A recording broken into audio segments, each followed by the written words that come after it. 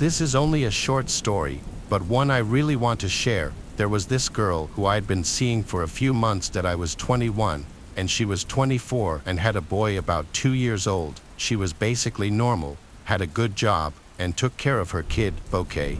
She was kind of a dim bulb, though, not very bright, that I was bored in the relationship and really didn't want to become a stepdad to the kid. So I ended it in a no problem, right? I run into her about a month or so later at a bar, and we end up going back to her place for a night of XX. The next morning, she makes coffee and breakfast that I go to school, and she goes to work that I get incredibly sick on my way to school and vomit multiple times that I make it to school, and I'm still puking. So I find the nurse or medical office and vaguely recall being loaded into an ambulance that it's all blank after that I come to in the hospital. And the doctor tells me that I OD'd on a huge amount of meth and had about 5 minutes left to live before they figured it out. Oh. And by the way, he tells me there are some federal agents here to talk to you. It turns out she planned this whole thing and decided that if she couldn't have me, then no one could. She went to jail but got a reduced sentence for turning on the family member who was making and distributing the meth. This happened when I was in my late 30s on a fishing trip to celebrate a promotion I had received from my job. Throughout my young adult years, I've always been out on the water and never once had come across anything or had a reason to be afraid. However, this one night of the trip took my fascination with fishing and crushed it. The night of my trip, I had stopped my boat to save fuel and found myself on my boat watching over the ocean. It was a quiet and calm night, and there was no land for miles, just the sound of the calm waves hitting the boat. So there I was, sitting on top of my boat somewhere in the mid-Atlantic, when I saw something. I got out my binoculars, and with the light from the moon, I was able to see something bobbing along the water. Because of how dark it was too difficult to see just what it was. My first thought was to get my wife, who was sleeping, but I didn't want to wake her. The closer it got, I then made it out to be a raft of some type, tied together with bamboo and a tarp strapped to it. Upon this raft was not a single soul. The chances of coming across a raft this far out at sea were small enough. In this part of the ocean, the scary part about this was thinking about the person or people who once sailed that raft, why they sailed, and how they met their fate. That is what stuck with me. As a child growing up in a quiet suburban neighborhood, the local playground was a place of joy and laughter, a haven where my friends and I could escape the world's worries. But one summer day, that all changed. It started out like any other day, with sun shining brightly overhead and the sound of children's laughter filling the air, but as we played on the swings and climbed the jungle gym, a sense of unease began to settle over us. It was subtle at first, a feeling of being watched, of something lurking just beyond the edge of our vision. But as the afternoon wore on, the feeling grew stronger, until it felt as though we were being stalked by some unseen presence. As we ventured deeper into the playground, the atmosphere grew increasingly oppressive, the air thick with a sense of foreboding. And then, as we reached the old abandoned slide at the far end of the playground, we saw it, a figure, dark and shadowy, lurking among the rusted metal. With a cry of terror, we turned and fled from the playground, our hearts pounding in our chests as we raced home. But even as we reached the safety of our house, we could still feel the eyes of the creature watching us from the darkness, its malevolent presence lingering in the air like a foul stench. In the days that followed, the playground became a place of dread, its once cheerful atmosphere replaced by an aura of fear and mistrust. And though we never spoke of what we had seen that day, the memory of the haunted playground would stay with us forever, a chilling reminder of the darkness that lurks just beyond the borders of our reality. I've read an awful lot of spooky night driving stories that involve some kind of dumb urban legend, guys at the side of the highway with an axe and a fursuit or whatever, ghostly apparitions that are 3-5 me. While I'm quick to call out stories like that, I do have a scary night driving story of my own. Although this one doesn't include anything remotely supernatural, I'm willing to bet it was 100 times more terrifying than anything that does. I'm driving back one Sunday from my mom's place in upstate New York, headed back into Manhattan to get ready for the working week ahead. It had been an exhausting weekend as my family had been celebrating Eid together, and I was about ready to pass out by the time it came to drive back into the city. I thought I had everything down. I had my coffee, I cracked my driver's side window, everything they tell you to do when you're driving while tired, but still, one moment I'm driving, concentrating on whatever NPR show was on, and then the next minute, I wake up to pure terror. All I can hear is this deep rumbling, so hard and loud it feels like it's vibrating the entire car, and coming right at me at like 70 miles an hour is the freaking highway guard rail. I slammed my brakes on, heard all kinds of honking behind me, and from what I understand, I only narrowly avoided causing a major pileup. But more than just a pileup, if I'd have sped off the road doing 70 like that, there's absolutely no way I'd be around to write this today. Please, take my advice. Coffee and cool air just isn't enough sometimes. Sleep it off. Don't risk your life. In the heart of the dense forest stood a lake, its waters dark and foreboding, shrouded in mystery and fear. Local legends whispered of a curse upon the lake, warning fishermen and adventurers alike to stay far away. But curiosity, as it often does, beckoned the bold to its shores. Among those drawn to the lake was Andrew, a seasoned angler with a thirst for adventure that overshadowed any superstition.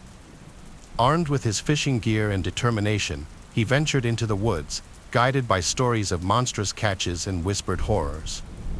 As he reached the edge of the lake, an eerie mist rose from its surface, obscuring what lay beneath. Ignoring the chill that crept up his spine, Andrew cast his line into the murky depths, eager to test his skills against whatever lurked below. Hours passed with little success, and the sun began to sink below the horizon, casting long shadows across the water. Just as Andrew prepared to call it a day, his line suddenly went taut, pulling him forward with unexpected force. With a grunt of surprise, he struggled to reel in his catch, the water churning and bubbling as whatever he had hooked fought against him. Heart pounding, Andrew finally managed to haul his prize onto the shore, only to stagger back in horror at what lay before him. It was no fish that writhed and thrashed at his feet, but a grotesque abomination straight from the nightmares of ancient lore. Its twisted form was a grotesque amalgamation of scales and tentacles, its eyes burning with a malevolent intelligence that sent shivers down Andrew's spine.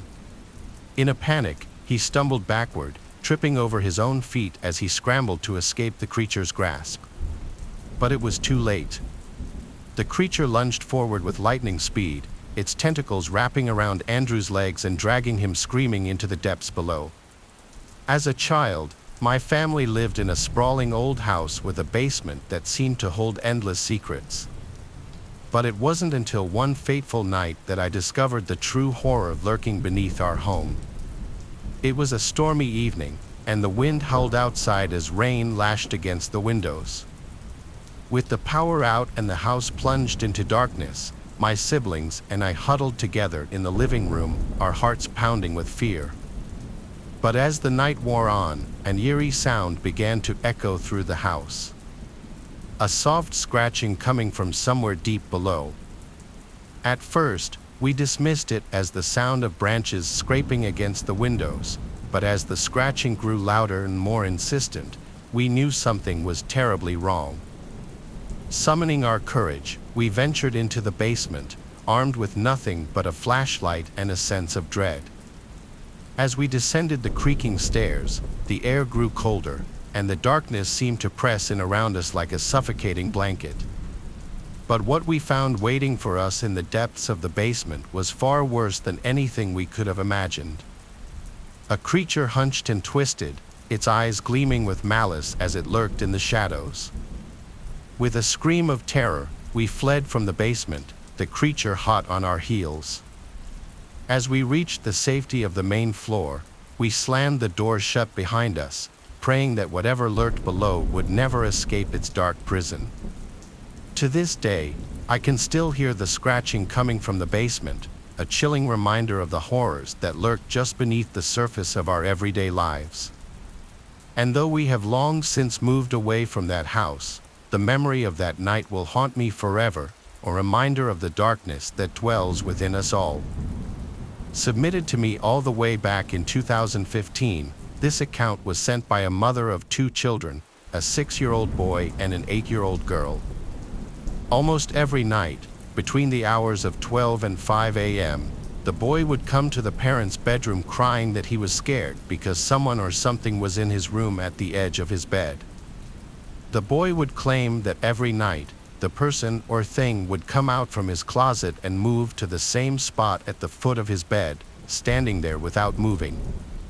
The first few times, the parents would check the boy's bedroom just to make him feel better. The closet door would always be open, and when questioned about why it was always open when it was supposed to be shut, he would insist it was because he was telling the truth about the thing in his closet. Every time the parents showed their son that the closet was empty, he would go back to sleep. Their 8-year-old daughter never had any similar issues. For a few nights, the parents allowed him to sleep in their room on the floor with a blanket. Eventually, though, after this had been going on for too long, the parents decided to humor him one more time and asked him to draw what the thing at the foot of his bed looked like. His drawing sent chills down his parents' spines. It depicted a grudge-like figure that seemed terrifying enough to give a grown man nightmares, let alone a 6-year-old boy. There also appeared to be something at the window, and when questioned about this, the boy said that he sometimes saw it at the window too when it wasn't at the foot of his bed.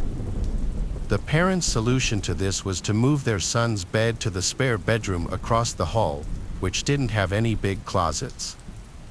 The mother who submitted this couldn't help but feel a little creeped out herself by the drawing, especially every time he came crying to their room in the middle of the night. My husband Jack is in the military. We have generally lived on base at every station we have been to because the surrounding towns can be very crime-ridden and sketchy, and with my husband gone most of the time, the extra security is appreciated. I work from home due to us moving so often. One afternoon, I was taking a break, had made a bite to eat, and was snuggling up on the couch with my dog. That's when I heard the sliding glass door open. It was so nonchalant I thought it was Jack. I saw the cat run from the kitchen and a shadow standing near the door entering it. I thought maybe he had come back for something, so I called out for him and was like, "What are you doing home? Did you forget something?" No answer. This is where I just got an eerie feeling. After I asked what he was doing here, I saw the shadow move and heard the click of the sliding door lock. From there, he walked to the laundry room and shut the door. I still had received no response, so I'm sitting on the couch, scared out of my mind, and I call my husband, hoping to hear his phone in the laundry room. I don't hear a ring, but he does answer. I asked him why he came home, and he didn't answer me. All he says is, "That wasn't me. Grab the dog and get in your car." I freak out. After getting off the phone with Jack, I grab the dog and run to my car. From there, I called the military police. Waiting for them was probably the longest 20 minutes of my life. When they got there, they cleared the house and found no one. They asked me to make a statement, and even they were baffled that someone would try this on a base. We still live here. I'm just so scared that he'll come back. I was about 13 to 14 years old at the time, and it was around the 4th of July. Every year around this time, the town I grew up in would have a 4th of July fair in the center of town.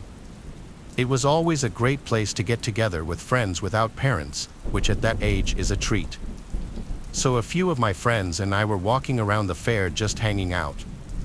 It was super hot that day, the middle of summer and all, and we were all in tank tops and shorts, mind you. We were still prepubescent at this point. We all blossomed a bit later.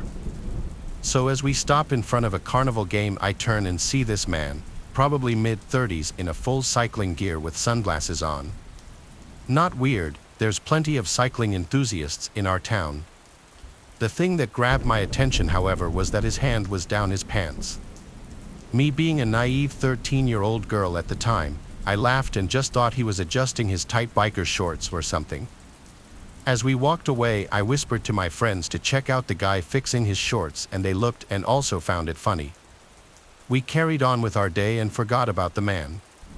Eventually, I don't really remember who approached us specifically, but an older friend of ours told us to get on the sidewalk immediately. When we complied, she told us that the man in the biking gear had been following us around the fair. We were kind of behind a lot of the carts, so we weren't in the main part of the fair where everyone could see, and continued to have his hand down his pants, masturbating as he was following us. Someone obviously called the police and arrested the guy. I heard later that they searched his car and found porn inside and a few other suspicious items, but I never heard any more about him or who he was. My friends and I never really mentioned it after that as well. I don't think we fully grasped the situation at the time and just kind of blocked it out. I mean, still to this day, almost 10 years later, it makes me squirm when I think about it. Let's not meet again ever, creepy cyclist. That was near the end of my first tour of Iraq, from November 2006 to August 2007. It was July. We were RVing with Iraqi police, with the majority of our platoon sitting idle in the surrounding area on our M1151S. In the distance, we heard a few shots of small arms fire, which our second lieutenant wanted to investigate. I was the driver to the second squad leader in Spartan 2, and we generally took the lead with us. Our platoon, which was undermanned with 2 squads instead of 3 or 4, rolled out with 2 additional Iraqi army trucks and 2 Iraqi police trucks towards the suspicious gunfire outside the main village. There was a cluster of buildings, like a mini village, with one dirt and gravel road about half a mile long, with a drainage ditch on the left and a canal on the right. This is where leadership failed on a few counts. First, air drone recon was called and responding, yet we did not wait for recon to proceed. Second, dirt and gravel roads are avoided as much as possible because of the ease with which IEDs can be placed and hidden. Third, a secondary road was located but had clearly been intentionally blocked, making the main road suspicious and even more dangerous. Lastly, upon proceeding down the road, the Iraqi police escort claimed that we were going into an Al-Qaeda stronghold and promptly abandoned the convoy, which was ultimately ignored by the 2LT. An Iraqi army Humvee took point next to my truck, and another Iraqi truck with the remaining 7 U.S. trucks proceeded down this road. Roughly halfway down, the lead truck stopped for some reason without radio contact. We had no idea why until I moved to the side a bit and saw a ditch across the road blocking safe passage forward. My squad leader got out to get some word with the Iraqis ahead and immediately jumped back in his seat. At that same moment, we came under small arms fire. He jumped back in, yelling about being shot at. Outside my driver's window, I saw 3 men pop up from tall grass about 50 meters directly beside my truck, firing AKs.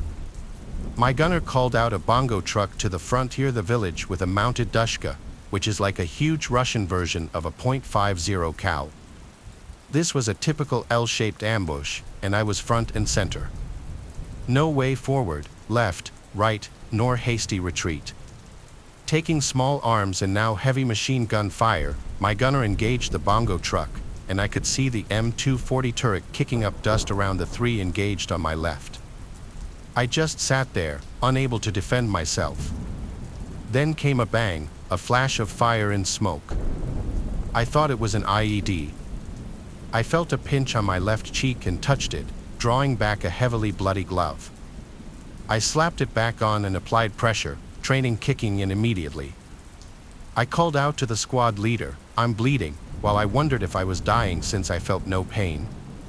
Unbeknownst to me, the time the fire suppression system had activated, the heavy gas made her voice sound super low, like the opposite of helium. It was like a movie betrayal in slow motion, and my senses were all messed up. I had enough of sitting there in the kill zone and started to reverse. The Iraqi truck behind me didn't get the hint until I rammed him about 2 or 3 times. Finally, we began to back slowly away, which isn't easy on a narrow road with one hand on the wheel, with only a single side mirror. No backup mirror, and the passenger side mirror was blocked from view. At some point, the medic had run up to my truck from about 3 back to jump in mine under fire. We managed to move the convoy far back enough that my squad leader could drive and the medic could tend to me. We eventually moved off the road and headed back to base while I sent up my own 9-line media on the Blue Force tracker. After being seen by medics and being flown by Blackhawk to Ballot Medical, I learned that I wasn't hit by an IED. The Dushka had penetrated the armor of my truck above the windshield, ricocheting off the roll bar beside my head, and finally breaking apart, spraying shrapnel across my face. A few inches and I could have had a stump where my head was. The PTSD is an SOB still to this day, and the VA says I'll most likely never be free of it. There was a thread on the main page asking cops if they have ever experienced anything creepy or odd at a crime scene. I posted the following story, and some people said I should submit it over here. I'm new here, so be gentle. This is the entire post, but the second story is the one that got the most attention. I've seen a lot of suicides, but one sticks out. This elderly female had her daughter living with her. She called us because she hadn't seen her daughter for 2 days and hadn't heard her moving around upstairs. The stairway going up was very narrow, and at the top was a direct 90-degree turn into the bedroom, and the mother was too elderly to climb the stairs, so she called us. We get there and enter the bedroom and find the daughter dead. She hung herself by tying the rope from her robe around her neck and the other end to the bedpost. Then she just laid on the floor and let her weight compress the rope. It seemed odd because she could have easily just sat up or lifted herself up to keep from being strangled. Almost would have thought her body would have done it on its own as a defense mechanism. Anyway, we untie her and check vitals, and she's gone. We need to check the body for signs of trauma, so we do that. As we're turning her over, the air escapes from her lungs, and she goes, and I feel the air blow over my arm, and it grossed me out big time. Anyway, we couldn't get her out of the room because the stairway was too narrow. Ambulance arrives, and we strap her to a backboard and lower her out the window and down the ladder of the fire truck. I felt terrible for the mother because she was in hysterics and her daughter being tossed out the upstairs window with the whole neighborhood watching. I never found out any details about her body afterward, so I don't know if she took pills and then laid down and passed out, etc., but that method of suicide struck me as very odd. Next, gun alarm called to a home where someone had committed suicide the year before. The house was still owned by the family, but it sat unused, and no one lived there. Another officer and I clear the house and advise dispatch that everything is kosher. No forced entry anywhere, but the back door was unlocked. We contacted the owner, and he told us he leaves it unlocked. Whatever. Anyway, we're in the house just looking around, remarking how it's a shame that the house just sits there unused. The other officer goes to take a leak, and I'm standing there in the living room when I hear footsteps upstairs. Now we check the entire upstairs, each room, every closet, bathroom, etc. My partner yells from the bathroom, "Are those footsteps?" He comes out zipping up, and we rush upstairs. Nothing. Doors to the rooms are open. We check each room again, each closet, everywhere. The upstairs is flat out empty. There wasn't even furniture left in the house. He's in one room, and I'm in another when I feel this coldness enter the room. It was just a cold that felt like it encompassed my entire body. Then it was as if someone in front of me was shoving me with both hands. It was a very distinct feeling of two hands shoving me backward by pushing my chest. I'm a cop. Normally, someone shoves you, and it's game on, but this time there was no one there, just an empty room. I must have sat there with a stupid look on my face for maybe a second or two, then I left the room completely creeped out. I met my buddy in the hallway, and he tells me I look weird. I tell him what happened, and he says, "Yeah, this place is creepy. Let's bounce."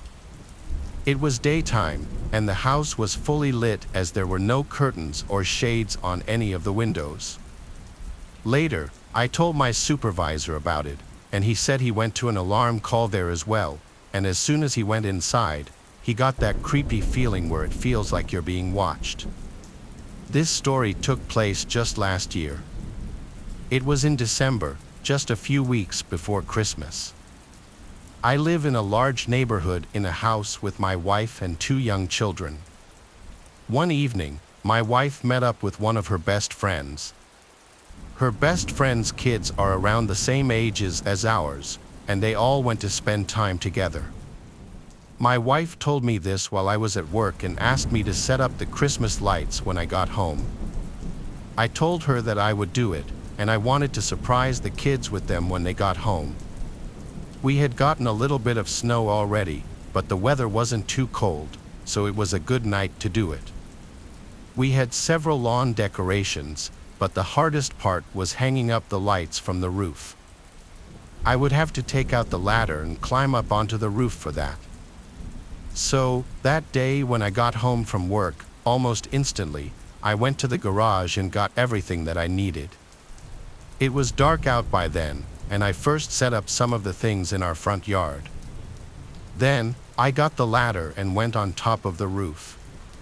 The lights went all the way around our house on both sides, in the front and back of it.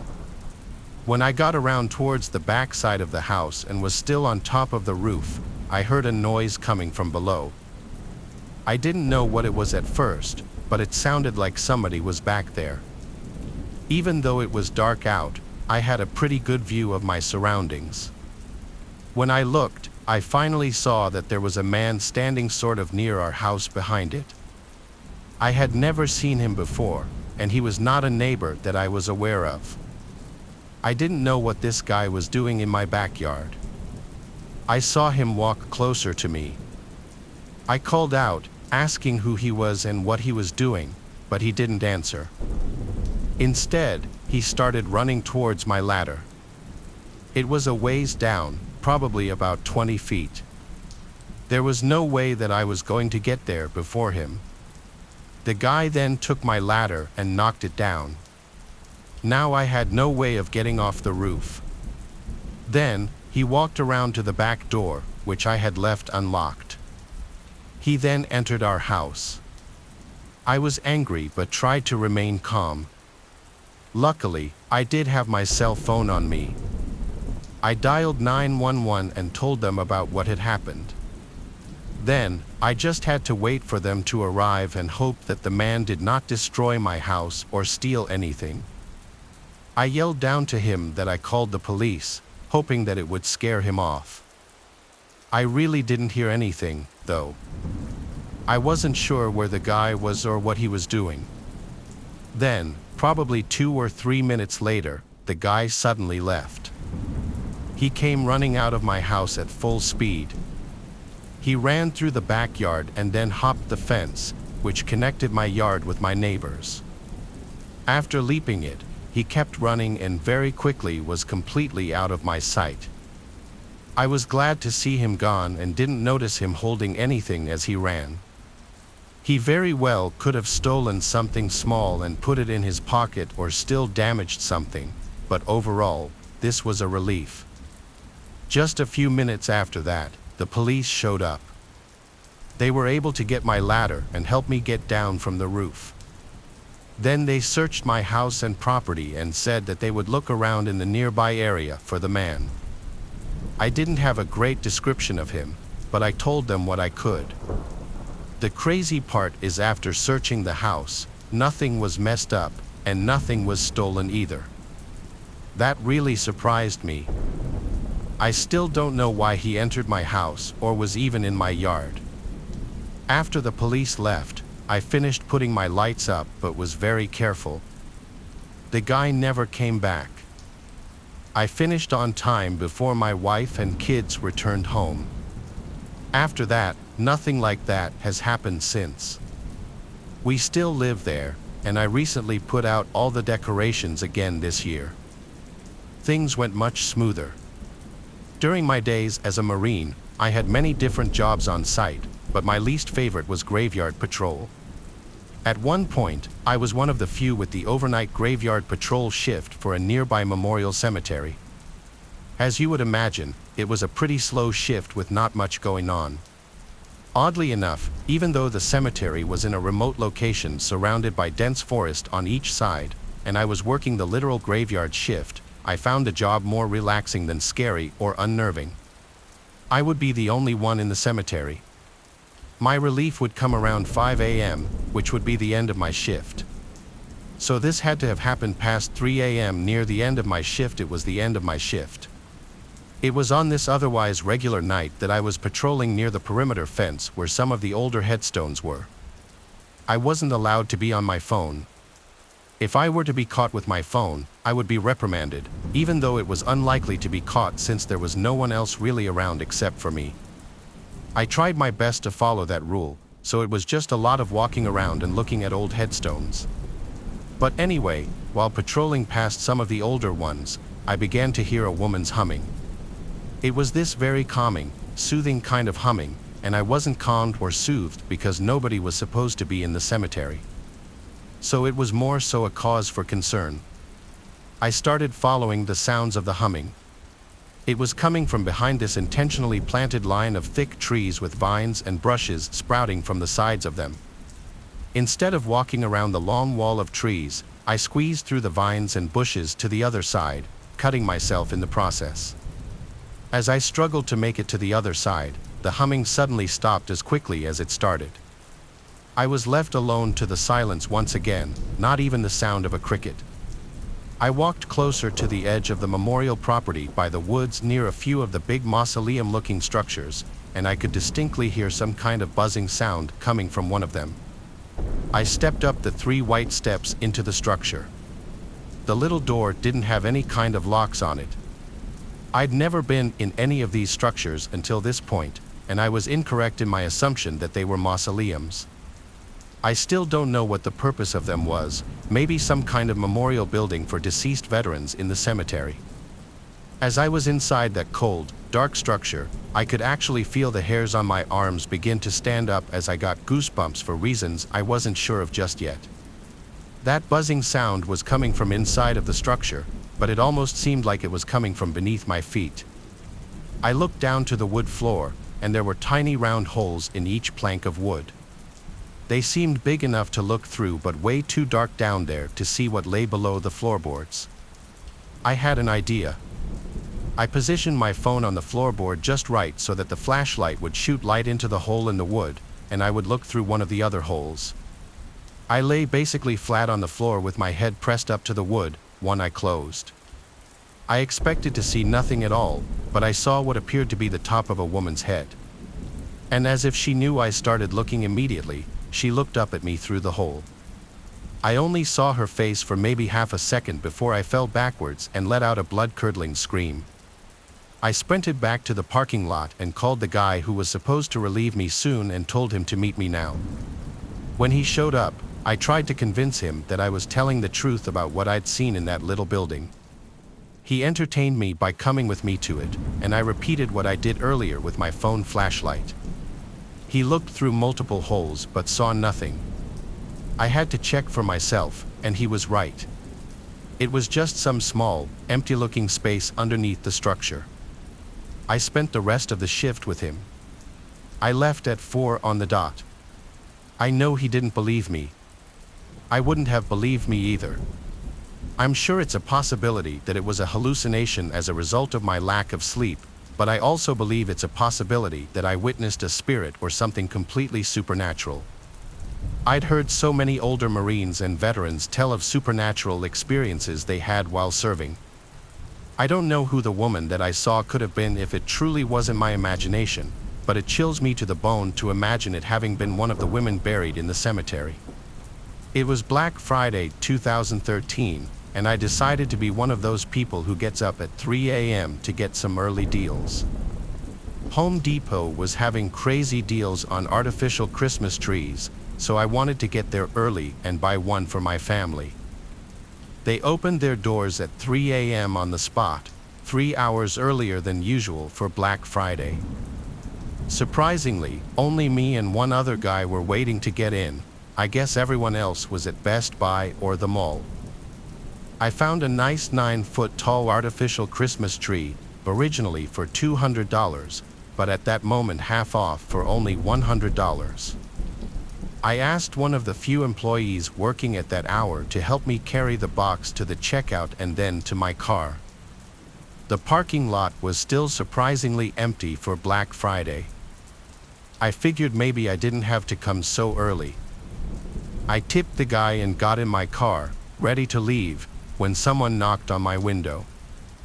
I lowered the window and saw some guy in his mid-20s, wearing a beanie, black and tall, leaning into my window asking if I had change.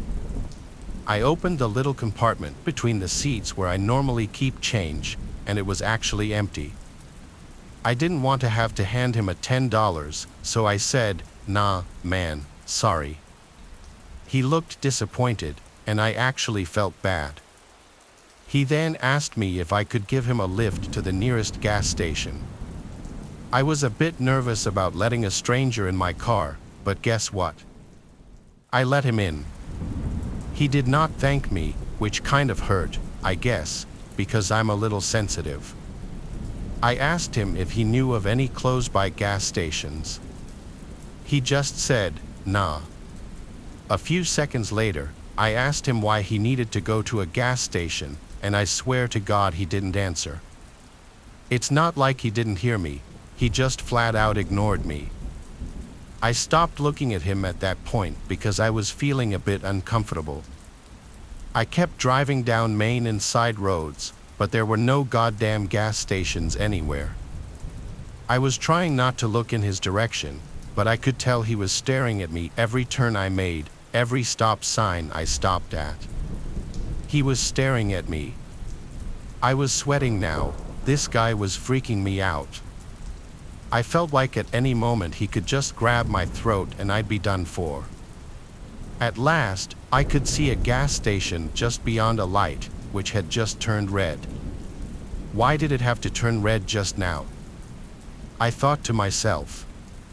I could still feel his stare, even as I looked the other way. I finally decided to sum up the courage and looked at him. I felt his cold, emotionless stare run straight through my eyes into my soul. Are you okay?" I asked him. He ever so slightly nodded his head, almost not even noticeable. The light turned green, and I pulled into the gas station. He stepped out and stood by the sidewalk and watched me as I pulled away. When I got past the intersection, I laughed out of joy and the ridiculousness of the situation. But then I realized something. I patted myself down and then began to panic. I was missing something, my phone. I was only a few blocks away, so I made a U-turn and headed back to the gas station. He was already gone.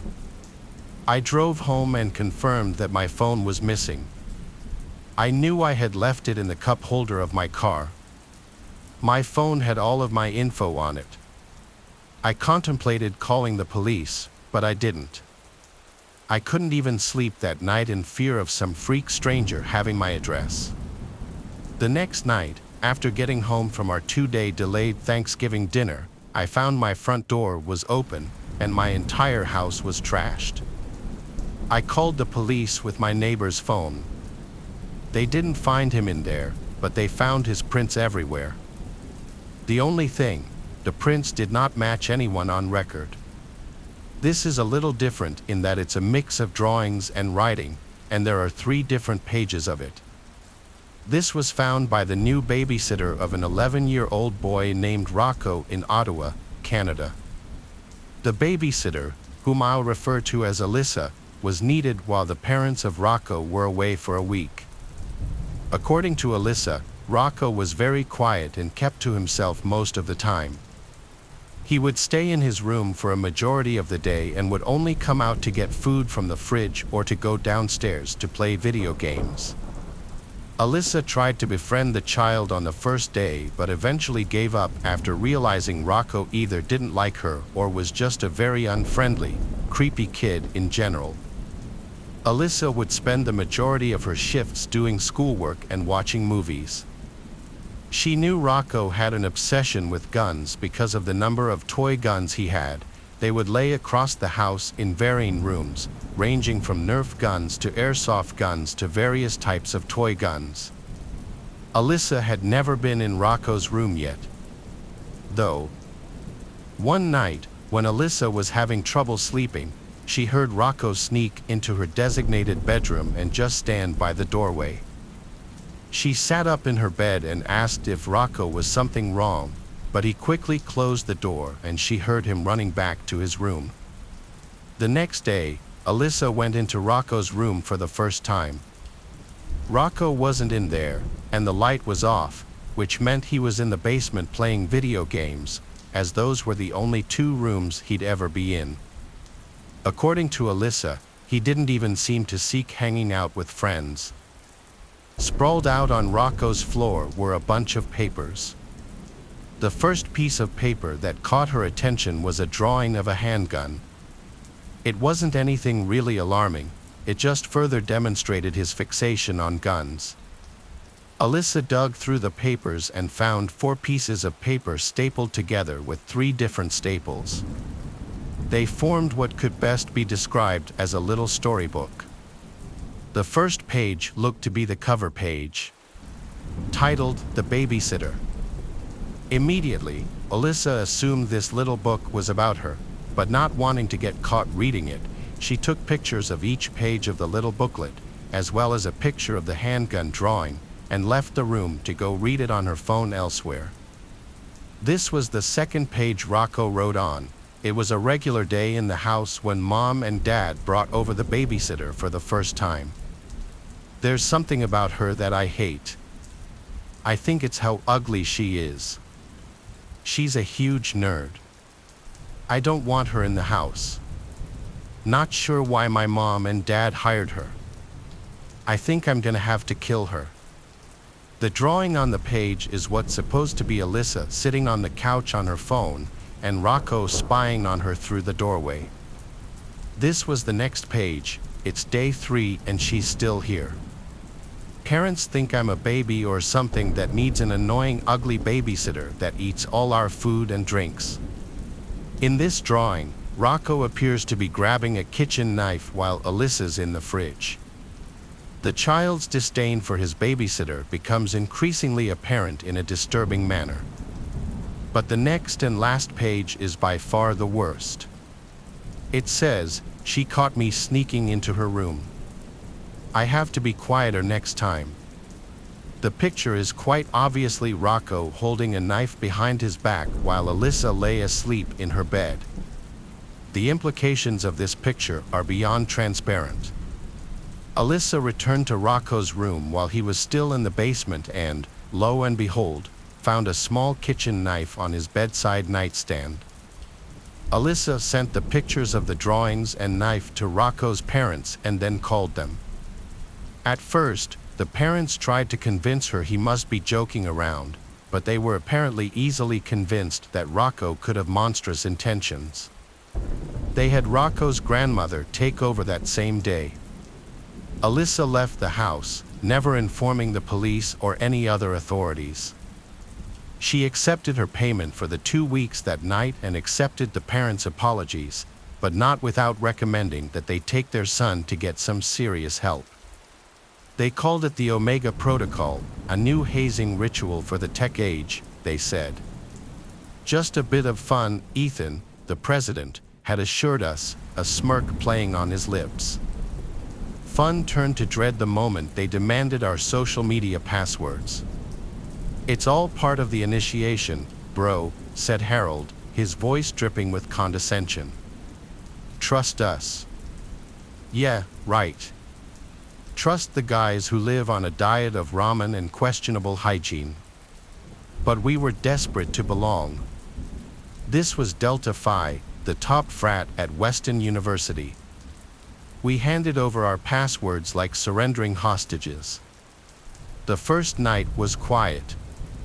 Then, the morning after, my phone buzzed incessantly, notifications from every platform I used.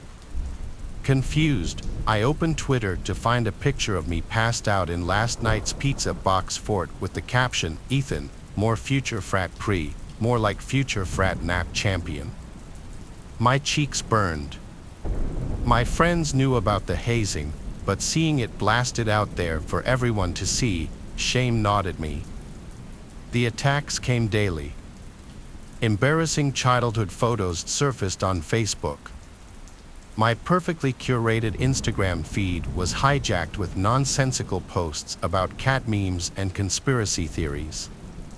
My Snapchats were filled with drunken videos of myself making incoherent pronouncements. The worst part: the isolation. Friends stopped texting. My family called, their voices laced with concern.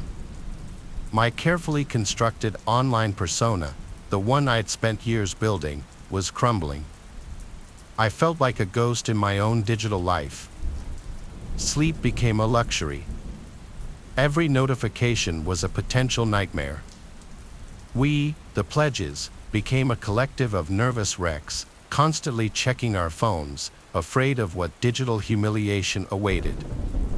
One night, fueled by a potent mix of fear and desperation, I snuck into the Delta Phi house. My heart hammered a frantic rhythm against my ribs as I crept towards the war room, the place where the magic, or should I say misery, happened. The door creaked open. Inside, bathed in the blue glow of a dozen monitors, sat the senior brothers, each with an evil grin plastered on their faces. They were like puppeteers, manipulating our lives through the strings of our online profiles. Suddenly, a hand clamped over my mouth. Harold's face, twisted with a menacing smile, filled my vision. Busted, pledge. The next few days were a blur: sleep deprivation, threats, and a constant barrage of online bullying. Ethan offered a way out: spread the word about the Omega Protocol. Tell everyone how awesome it is. But could I live a lie, knowing what it did to others? The isolation, the fear, it was a form of digital torture, and I wouldn't be a part of it. Exhausted but resolute, I went to the university IT department. My story, along with screenshots of the hijacked accounts, painted a disturbing picture. The investigation was swift. The university, facing a potential PR nightmare, cracked down on Delta Phi. The house was shut down, the brothers suspended. But the damage was done. My online reputation, painstakingly built, lay in shattered fragments. My trust in technology, once unwavering, had been broken. The fear still lingers, a phantom notification in the back of my mind, a reminder of the night we were owned, not physically, but online. In the digital age, that might just be worse. A year later, I haven't fully recovered. The scars, both online and emotional, run deep. But I'm rebuilding, one awkward post at a time. The house remains empty, a monument to a cruel and twisted form of hazing. A stark reminder that sometimes the most terrifying monsters aren't lurking in the shadows, but behind a keyboard screen. I work at a cemetery on the edge of my town. It's a small one, being only a few acres of land. I'd been working there for a year at the time, and I hated every minute of it. Not really because it was a cemetery, but just because it was boring. I was alone all night and sat in a small room for most of the time. There were 2 cameras set up on either side of the yard and one on the entrance of the tiny building I was in. My boss always told me that my job was to just be there, and if anything actually happens, then to call the police and let them take care of it. In the whole year before this, not a single thing happened. Again, it was a small cemetery in a small town, so not a lot of action was expected. On a Monday evening, I pulled into the parking lot and relieved my coworker from his day shift. I hadn't slept the best that day, so I brought a cup of coffee to help keep me up. For the first hour, I was sipping on my coffee and watching the cameras while also scrolling through my phone a bit. Come 1 a.m., I started to get really drowsy. I was nodding off in my chair, and the coffee wasn't really helping either. In the middle of the hour, I guess I fully fell asleep. What I think was 20 or so minutes later, I woke up to an odd sound, metal creaking behind me. I swiveled around in my chair. The door to my building was cracked open, swaying slightly from the wind outside. My heart hurt from the strike of fear it gave me. I got up and pulled the door further open, peeking my head outside and looking around. Nobody was in sight. I slammed the door firmly shut and made sure it was fully locked. It could have been a simple mistake, not fully closing the door, but it got my hair standing up. I rolled back the footage outside the building and didn't see anyone coming up to the building. At least after this, I was wide awake. I was constantly checking each camera. About 10 minutes later, I saw something move on the screen. It was the camera on the far end of the yard. Someone was walking through the cemetery. I watched as they slowly made their way past several gravestones, then stopped. I waited a few seconds before picking up the phone and dialing 911, still keeping my eyes on the screen. I spoke softly into the phone, telling the operator that I worked at the cemetery and there was a man trespassing. The woman on the phone started responding when suddenly the man sprinted through the yard and off of the screen. I let out an uncontrollable gasp, moving my eyes all around the other cameras looking for him.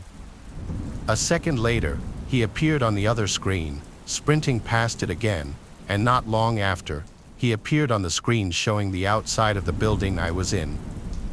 I told the woman what was going on, that I needed to be quiet. I put the phone down and stared at the camera. It was a man who was now standing right outside the door. Then he looked around at the face of the building before locking his eyes on the camera. It made me shiver, seeing him stare at the camera as if he could see me through the screen. "Hello. Can you help me?" I heard his muffled voice from the other side of the door. Then, without even waiting for an answer, he walked around to the back of the building. There were no cameras on that side, but I could hear his footsteps in the grass. He sounded like he was walking right up against the wall. Then out of nowhere, I heard his footsteps departing quickly. My heart was racing all the way up until the police came. I thought I'd sound crazy, but they found very defined shoe prints in the grass. They followed them far off, way past the cemetery border, but lost the trail before it led anywhere else.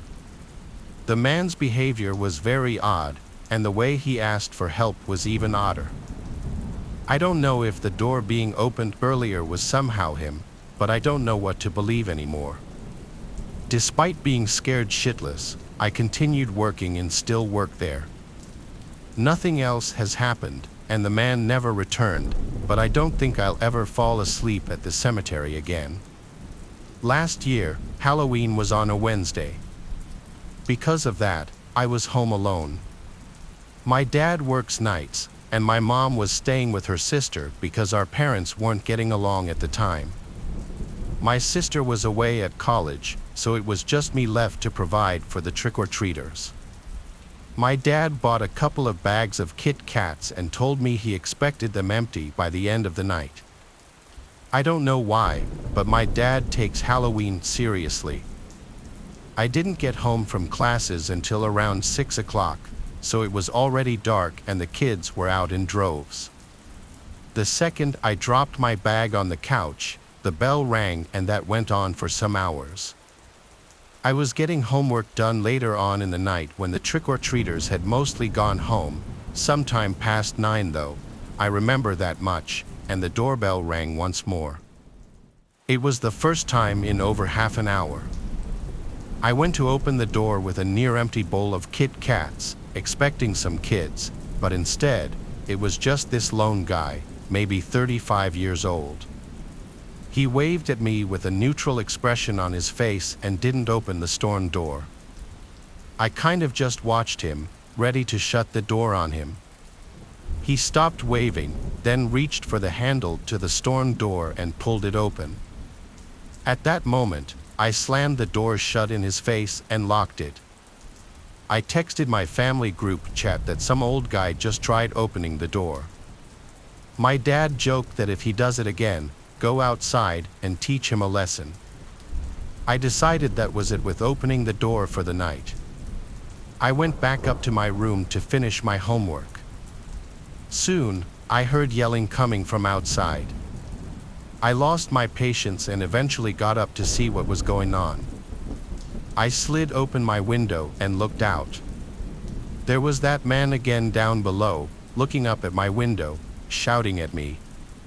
He's mainly yelling that he needed help finding his son. I didn't believe him for a second. I texted my family again. My dad just said to ignore it, he will go away. I left my room and shut off the light so that he'd go away. Then I went to the basement, which had no windows. I hung out down there to do my work, and all was quiet for a while. Then flick, the power went out. My initial thought was that the man outside tinkered with the electric box outside of the house. I stayed in contact with my family the whole time. After a few minutes, I heard the floorboards creaking above my head. Someone, as if I couldn't guess who, was inside the house. My mom and dad and sister all texted me to call the cops. I stayed put in the basement. I figured it was the safest place at this point. The cops were en route, so all I had to do was wait. The basement door opened. He stepped down the stairs only halfway, though. Even without power, a little bit of light from the upstairs poured into the basement, enough for me to see his legs. He was standing on the middle step of the staircase, and I swear he just stood there for like 2 minutes. I heard him mumbling stuff. I won't even pretend I could understand any of it. After the longest, most painfully uncomfortable moment of my life, the man said into the basement, "I can see you." The whole time his legs were actually facing me. Was he actually looking at me that whole time? Still, I didn't move, nor did he. He continued to stand there until there was a bang at the front door, and he walked up the stairs, shut the door, and I heard creaking above again. I waited 20 seconds before running upstairs to the front door. By that time, it seemed the man had left my house because the cops couldn't find him even with my help. Stupidly, I left the back door unlocked, so he simply let himself in. As for the power, he messed with the electric box outside, as I predicted. I don't know if he did this on Halloween intentionally or if it was just a coincidence, but something was wrong with that man. He didn't belong out in the streets. Enzo is an avid hiker who in 2016 was visiting his brother in upstate New York near Downsville. Enzo's brother owns a small house and a barn up there, and from time to time, Enzo and other family members would go up to visit. This was in the late fall, and so the foliage was already mostly orange and more than half of the leaves had fallen off the trees.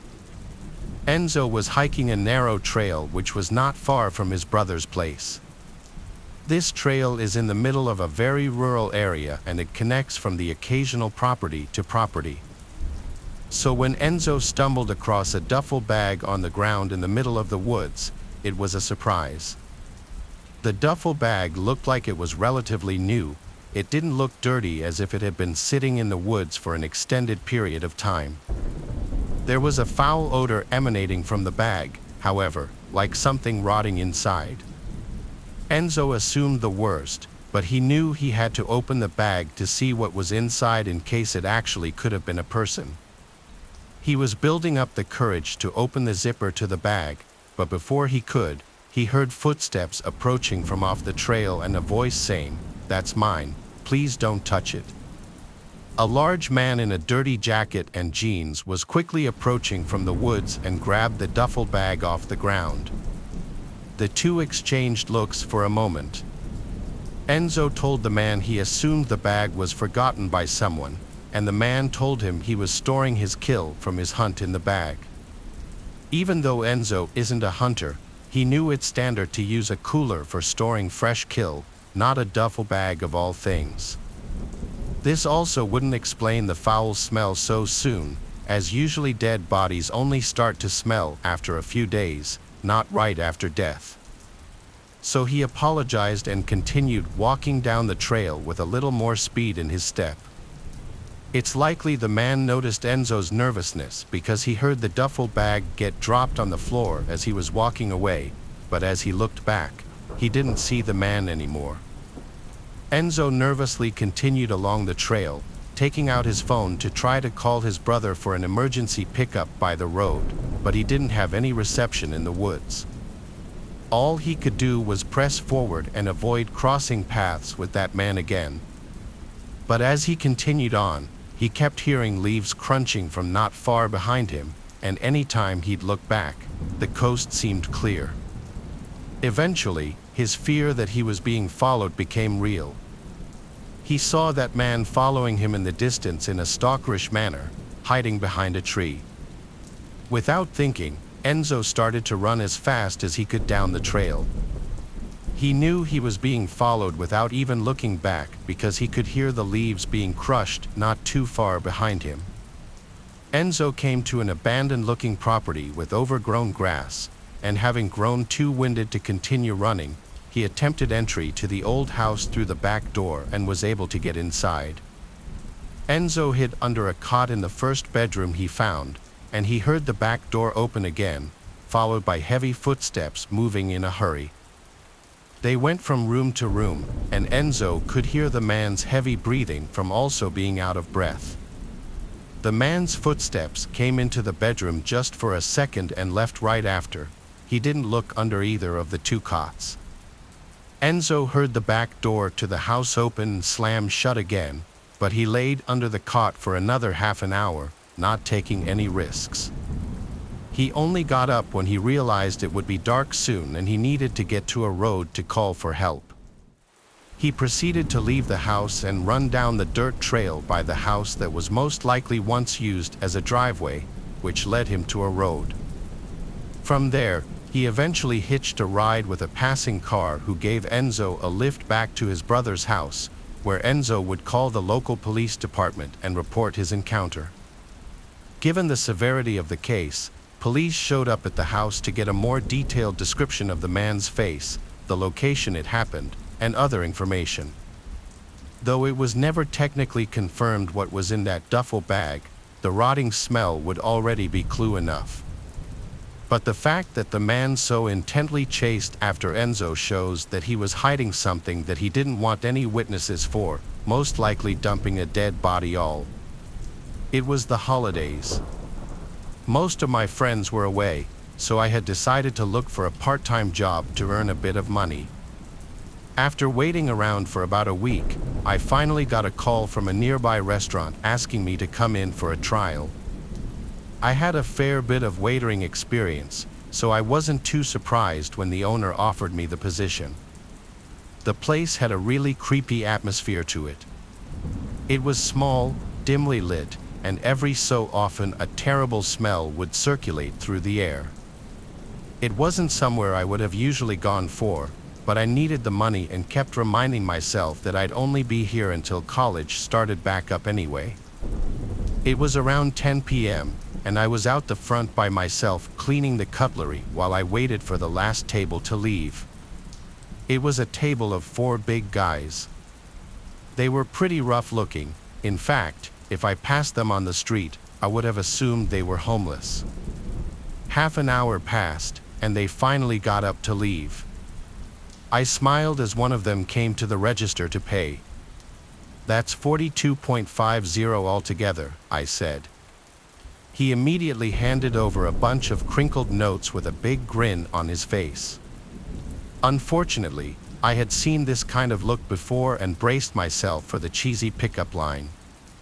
He said to me, "You doing anything tonight, cutie?" bringing himself closer to the register. "Thank you, have a good night," I replied, trying to make it clear that I was not interested. He laughed and walked out the door, mumbling something under his breath as he went. As soon as he was out of sight, I quickly cleared the dishes, cleaned down, and got changed out of my staff uniform. I waved goodbye to the last kitchen hand as I walked out the door and into the night. My house was only a couple of blocks away, so every night I walked to save gas. I had only walked for about 5 minutes when a loud whistle startled me. I looked off into the direction it came from and froze in fear. It was the same guy from the restaurant. He was on the opposite side of the street, signaling for me to come over with a large grin on his face. I took a pause before my instincts kicked in, and I started to quickly walk away. My house was still about 10 minutes away, and I could feel him getting closer with every step. Terrifying thoughts were racing around in my head, knowing very well that this could end badly. I turned the corner and started to sprint down the footpath. I felt tears gather up in my eyes as loud footsteps followed closely behind me. I didn't look behind out of fear, and all of a sudden a hand firmly grabbed my shoulder and yanked me backward. I turned to see the man. His face was red, and his grin had morphed into a furious expression. He put his finger up to his lips. "Don't scream, or I'll cut you," he whispered. At this point, I was ready to accept my fate when out of nowhere I felt a sudden burst of rage explode inside of me. I grabbed his face and dug my nails deep into his eyes. The man let out a loud, horrible noise as he clenched his face in pain. I took this chance and made a run for it. I ran all the way back to my flat. And after struggling to put the key in the door, I managed to get inside. As soon as I shut the door, I collapsed down onto the ground out of exhaustion and started to cry. My roommates all rushed down the stairs to see if I was okay. After walking me to a couch, I explained what happened. They were all shocked, whilst at the same time happy to see that I escaped from the man. I rang up the restaurant and quit the next day. It was a shame, really. The owners were so kind, and I really didn't mind the place, but I was too terrified to return knowing that that man could be waiting for me. I've started back at college now, and I'm slowly recovering from that incident. Sometimes I do get nightmares just thinking about what may have happened if I hadn't attacked that man like I did. This takes place during the first week of school, my freshman year at the University of Iowa. I was just starting to get comfortable with my roommate. He was dedicated to the idea of rushing a fraternity, and rush week was starting the next week. But the parties were starting Thursday of the first week. My roommate didn't want to go alone because it would be harder to meet people that way, so he wanted me to go. I happily agreed to go with him, even though I had no interest in rushing a fraternity. I still had intentions to go to parties. After all, I was attending a party school. My roommate wanted to go to one frat party on Thursday and then parties at different frat houses on Friday and Saturday. On this Thursday night, we were headed to perhaps one of the lowest ranked frats. I'm pretty sure it was an underground one too, but his logic in attending was to have a backup frat in case the higher ones wouldn't give him a bid. The frat house was really far from campus and in a much more slummy downtown area.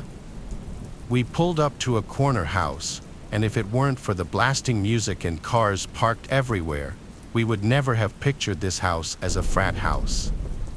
It literally looked like they settled with the first house they found. We knocked on the door to immediately be greeted by some short, chubby guy in a white t-shirt holding a solo cup. His shirt had sweat stains by his armpits and mid-belly area. He told us to come right in. The party itself was in a horribly dimly lit room with probably 50 guys bunched up into the living room. It was hot as hell in there. To make it even worse, I think I saw maybe 2 girls at the entire party, neither of them even close to attractive. I gave the party a good 20 minutes, talking with one overweight foreigner after another, all giving off anti-social vibes. Eventually, I waved for my roommate to get ready to leave, but a huge group of guys by the door made us decide to wait a little longer to avoid the awkwardness of leaving early. I continued to drink the cheap beers they were serving. I think I downed 5 cups before I could even feel a buzz. A heavy guide approached me with a tiny bottle in his hand and handed it to me, smirking and saying, "That'll get you shit-faced." I fake laughed and thanked him, expecting him to go away, but he just watched me as if he were waiting for me to drink it. So I did. It was maybe 2 shots worth of some kind of hard liquor. The guy then started making conversation with me, and every time I hinted that I was trying to get away, he would try to pull me further into this otherwise one-sided conversation. Things started to get really blurry pretty soon. I remember feeling dizzy all of a sudden, and the room seemed to be getting darker. That was the last thing I remember before waking up in a dark room, lying in a bed. I could hear the sound of music muffled behind closed doors, so I knew I was still in the frat house. It was a very dark room, however. I could still make out certain furniture in the room and a small closet door, not much else.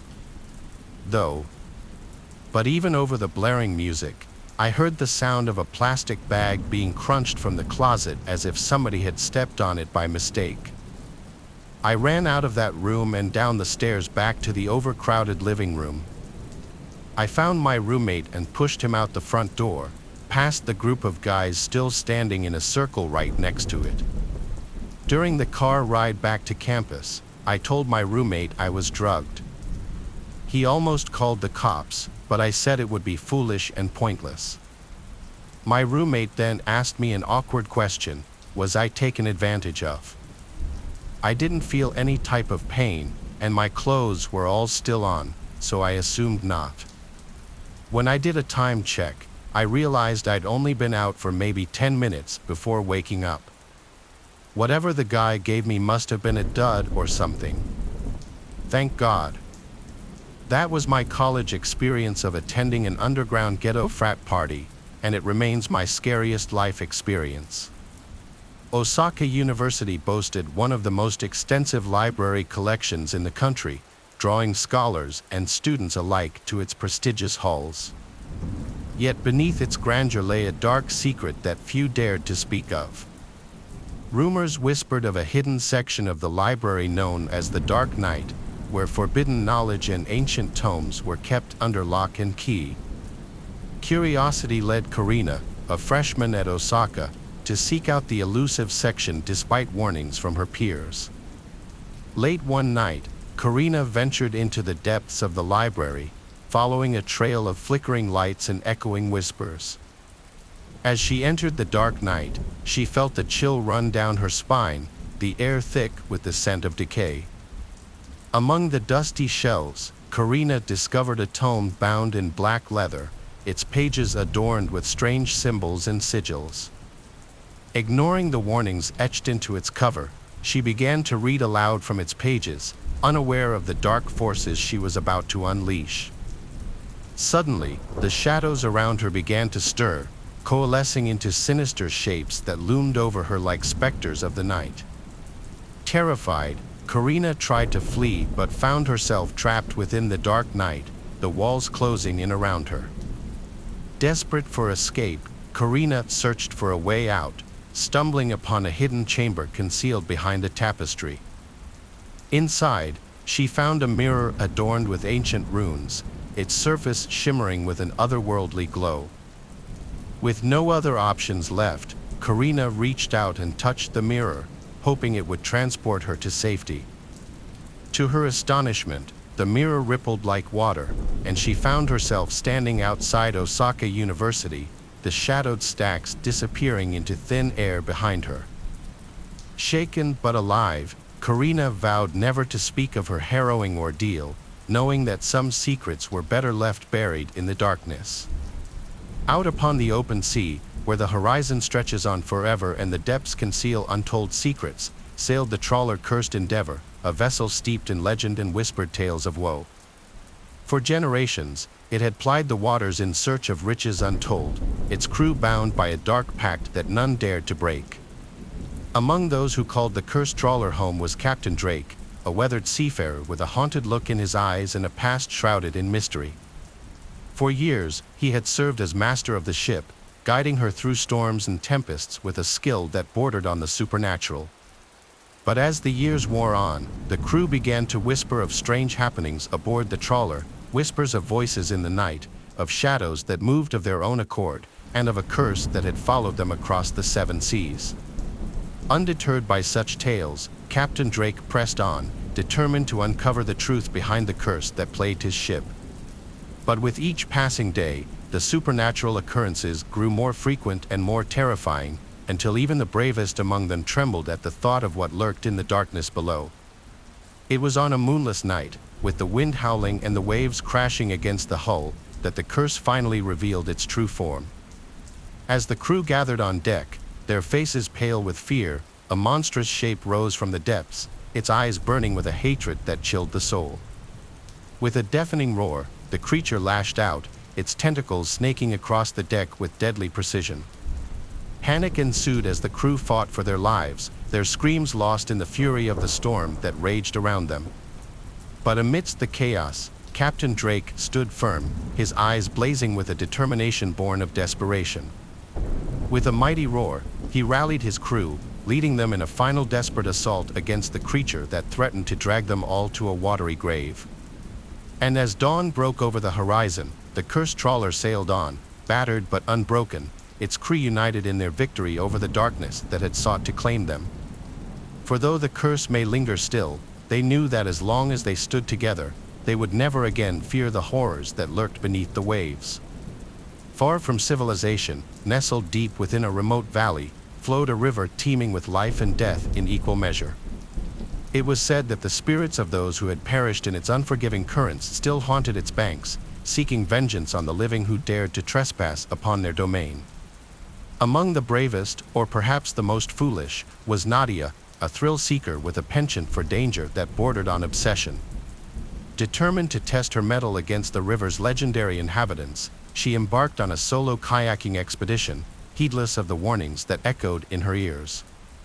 As she navigated the treacherous rapids, Nadia felt a chill wind sweep down from the mountains, carrying with it whispers of the past and the promise of doom. Ignoring the sense of unease that gnawed at her insides, she pressed on, her heart pounding with a mixture of fear and excitement.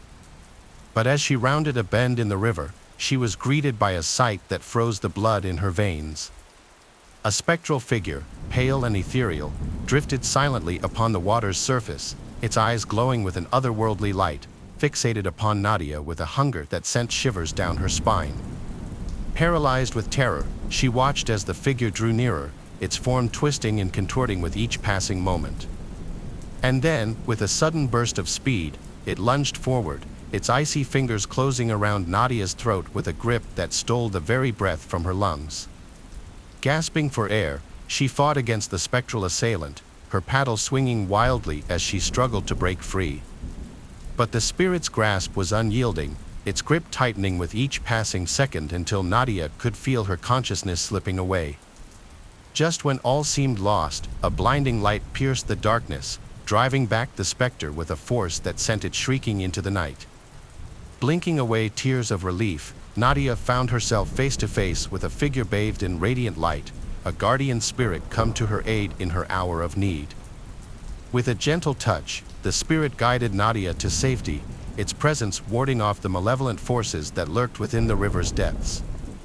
And as she emerged from the water, shaken but alive, she knew that she would never again tempt fate in the haunted waters that lay beyond.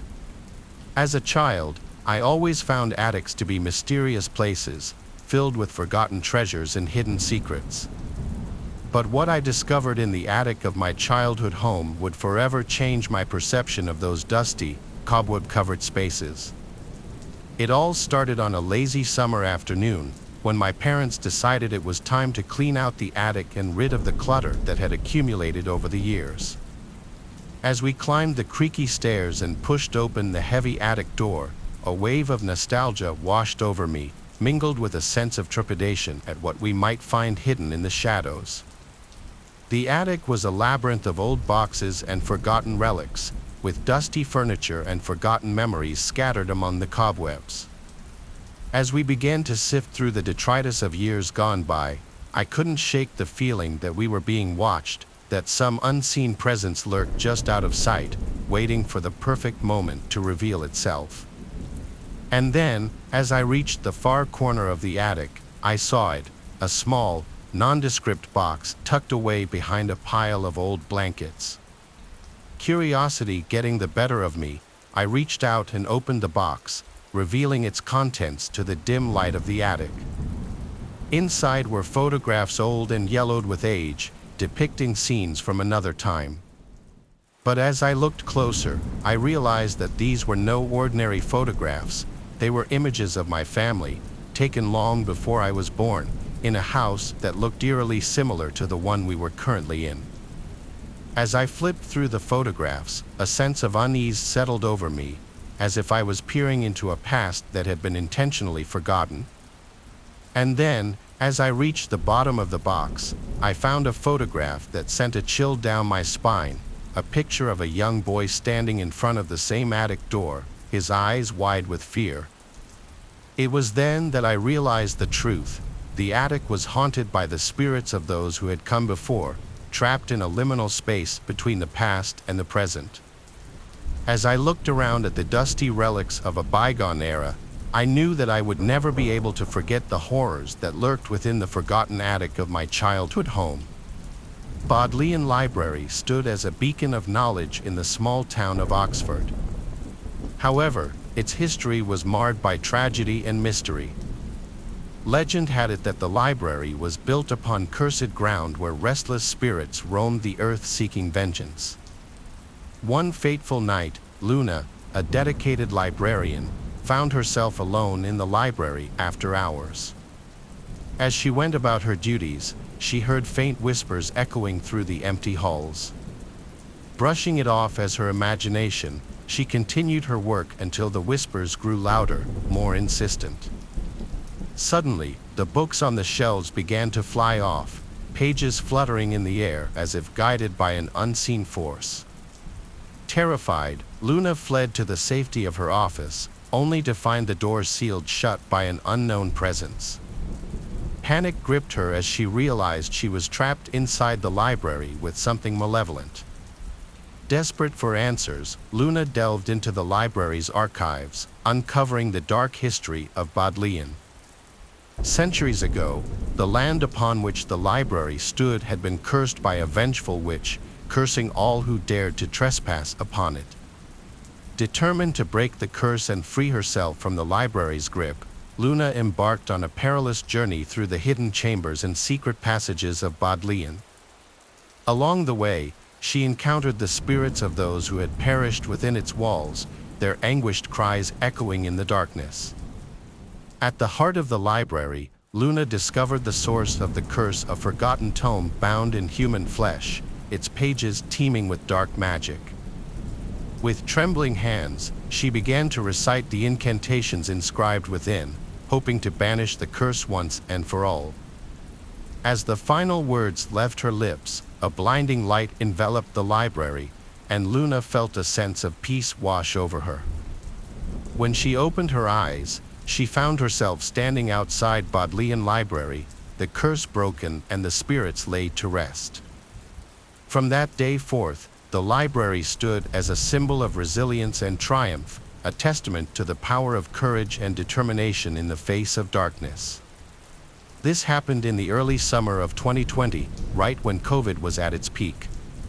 I'm sure most of you can relate to staying at home during quarantine and not being able to go out. With the constant boredom of staying locked away inside of my house, I decided to take a day for a fishing trip. I live in South Florida, a place where it's notorious to go fishing. My state was still on lockdown, but I didn't care. I drove about an hour's drive away to Key West and went under a bridge to where I was sure I would get a decent catch. The waves were a little rough, but it didn't matter. Fast forward to about 30 minutes later, I'm still fishing, waiting for a bite. I look to my left and see what appeared to be a blue tarp setup behind one of the pillars of the bridge. I thought nothing of it, but for whatever reason, I looked back and saw a man standing there looking at me. To be honest, he kind of startled me as I jumped a little bit and nodded my head as a hello. However, he didn't seem to acknowledge my greeting as he kept staring at me with this blank expression I couldn't even describe. By the looks of it, he looked homeless, worn, torn clothes and had a full-on white beard, kind of like what you would picture as your typical old fisherman. What made me unsettled, however, was that his right hand was always behind his back. I pretended to concentrate on fishing, but I could still feel his gaze looking at me. Suddenly, he then jumps into the water and is swimming directly toward me. Even with the rough waves and the current from under the bridge, he was extremely fast. I was out from under that bridge in less than 15 seconds and got in my car with my foot glued to the gas pedal. I also left my stuff behind as, obviously, my life was more worth saving than that. I drove about a few miles where I stopped at a gas station for a snack and then proceeded to go home. What that man was going to do to me or what he wanted, I don't know. I assumed he was probably a dangerous homeless person who didn't like people near where he lived. The next day, I drove back to the bridge and tried to get my stuff, only to find it gone. Not only that, but the blue tarp and the man were also gone. Nothing was left except for an old hunting knife left on one of the platforms where the pillars were held up. After seeing it, I knew that's probably what he was hiding behind his back. A few years ago, I was on the outs with a very dependent girlfriend. What started out as just casual dating turned into her practically living at my house, needing to constantly be in contact with me and always trying to spy on my social media accounts. She was extremely depressed and used my sympathy as a weapon to keep pulling me back whenever one of her crazy actions would push me away. It took my stupid younger self a long time to see the pattern. When I finally did and she realized that she was losing me, she ran over my dog, thinking that the grieving process would bring us back together. The worst part is, it kind of did. The pain of having to drive my dog to the vet and put him down was too much for me to handle on my own, and for once, she was there for me instead of the other way around. Until a few weeks later, when she drunkenly admitted what she had done. I have never been so mad about anything. I was brought up to never raise my hand to a woman, but my morals were serious. Why test it at that point? I couldn't get the trip to the vet to put the little guy down out of my head. How could this person that I loved have done something so psychopathic? I threw all of her things out and had to physically remove her from my house. I filed a restraining order, but before it went through, I had to threaten to press charges to keep her away.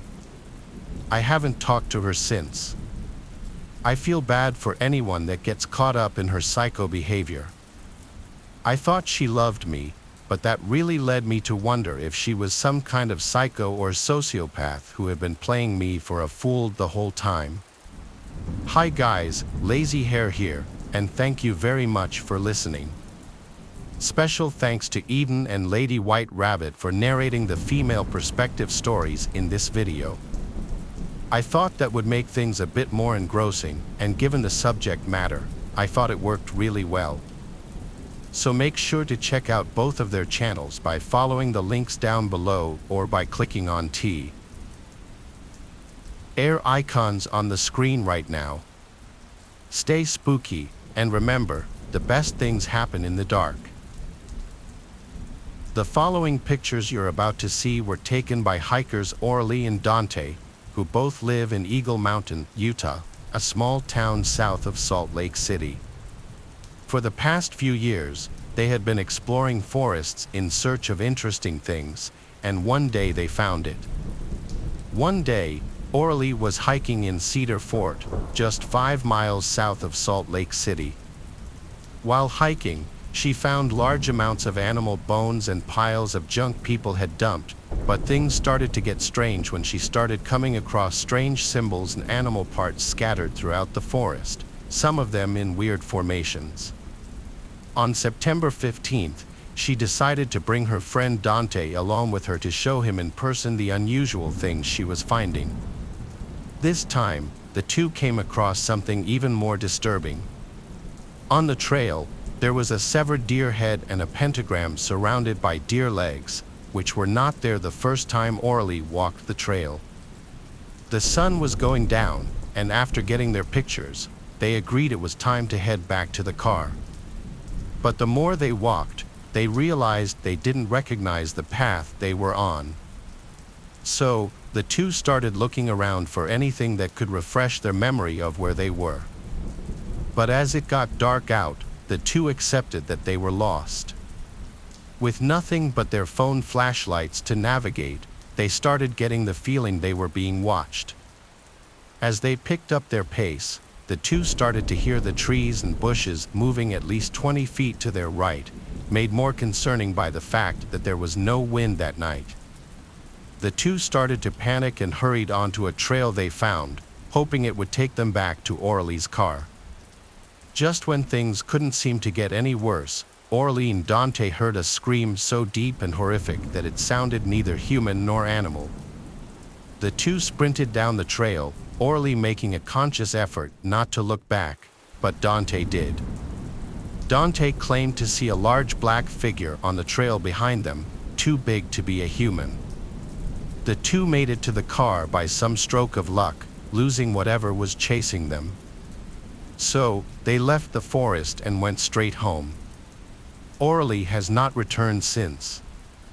The year was 2018 when 3 of my friends and I, all males in our early 20s, decided to travel to Bali for a week. It was cheap, and we had the time, so why not? Our itinerary included sightseeing, trying local foods, mountain climbing, visiting bars at the beach, basically a typical vacation in Indonesia. It was honestly quite a surreal experience. The country is absolutely beautiful, and the food was amazing. The only issue I had with the trip was the locals. Drugs were really prominent there, especially mushrooms. The streets were filled with druggies eager to sell us their products. I'm not exaggerating when I say that one dude even grabbed my arm because I ignored his 2-for-1 deal for a one-way trip to meet Jesus. I shrugged him off while my friends laughed it off, suggesting that I may be passing up the chance to meet our Lord and Savior. He looked rabid and frantic, like he was about to pounce on me like a dog diagnosed with rabies. I didn't feel too afraid, as we were confident that we could handle them. Half of them weren't even sober. However, that was only the tip of the iceberg. The horror began when we went back to our Airbnb for the night. We had an early day the next morning and were exhausted. The place was extremely cheap and didn't even have a proper locking mechanism for the door. It had 2 wooden doors that swung inwards, and the only way to lock them was to wedge a wooden block through the holes mounted on the door. It was quite a primitive lock, but I guess it got the job done. Everything was going well until the last night of our trip when we realized that the wooden block was missing. We looked everywhere for it, but to no avail. I figured that one of us must have misplaced it, and we settled for using a selfie stick. I know it sounds like a horrible idea, but since we didn't have anything that fit the holes to wedge the door closed, we turned in for the night, seemingly not expecting anything since we had already stayed there for 6 days without issues. I woke up to strange clicking sounds in the dead of the night. Getting out of bed, I thought it might be one of the guys, so I nonchalantly approached the noise. My friends were all sleeping, so I decided to investigate the cause of the racket. The noise seemed to be coming from the door, so I headed toward it, feeling extremely confused. Who could be at our doorstep at this time of the night? I noticed the doors were slightly opened, and the selfie stick was horribly deformed. I peeked outside and saw 3 people staring through the gap between the doors. They were really close to the entrance and were attempting to push the doors open. I yelled at them, questioning their intentions as I noticed one of them was holding the wooden block. I was shocked and puzzled by the situation, as I recognized one of the men. He did the overall cleaning for the airbands and pathways during the day, so there was no reason for him to be there at 3 a.m. The other dude asked if the wooden block belonged to us, claiming they found it outside the Airbnb. I definitely smelled something off, as there was absolutely no reason to do that at 3 a.m. I called for my friends, and the 3 men immediately ran off. I filled my friends in on the situation, and we stayed up until morning in case they tried anything funny. We decided to report it to the reception, but the description I gave them didn't match theirs at all.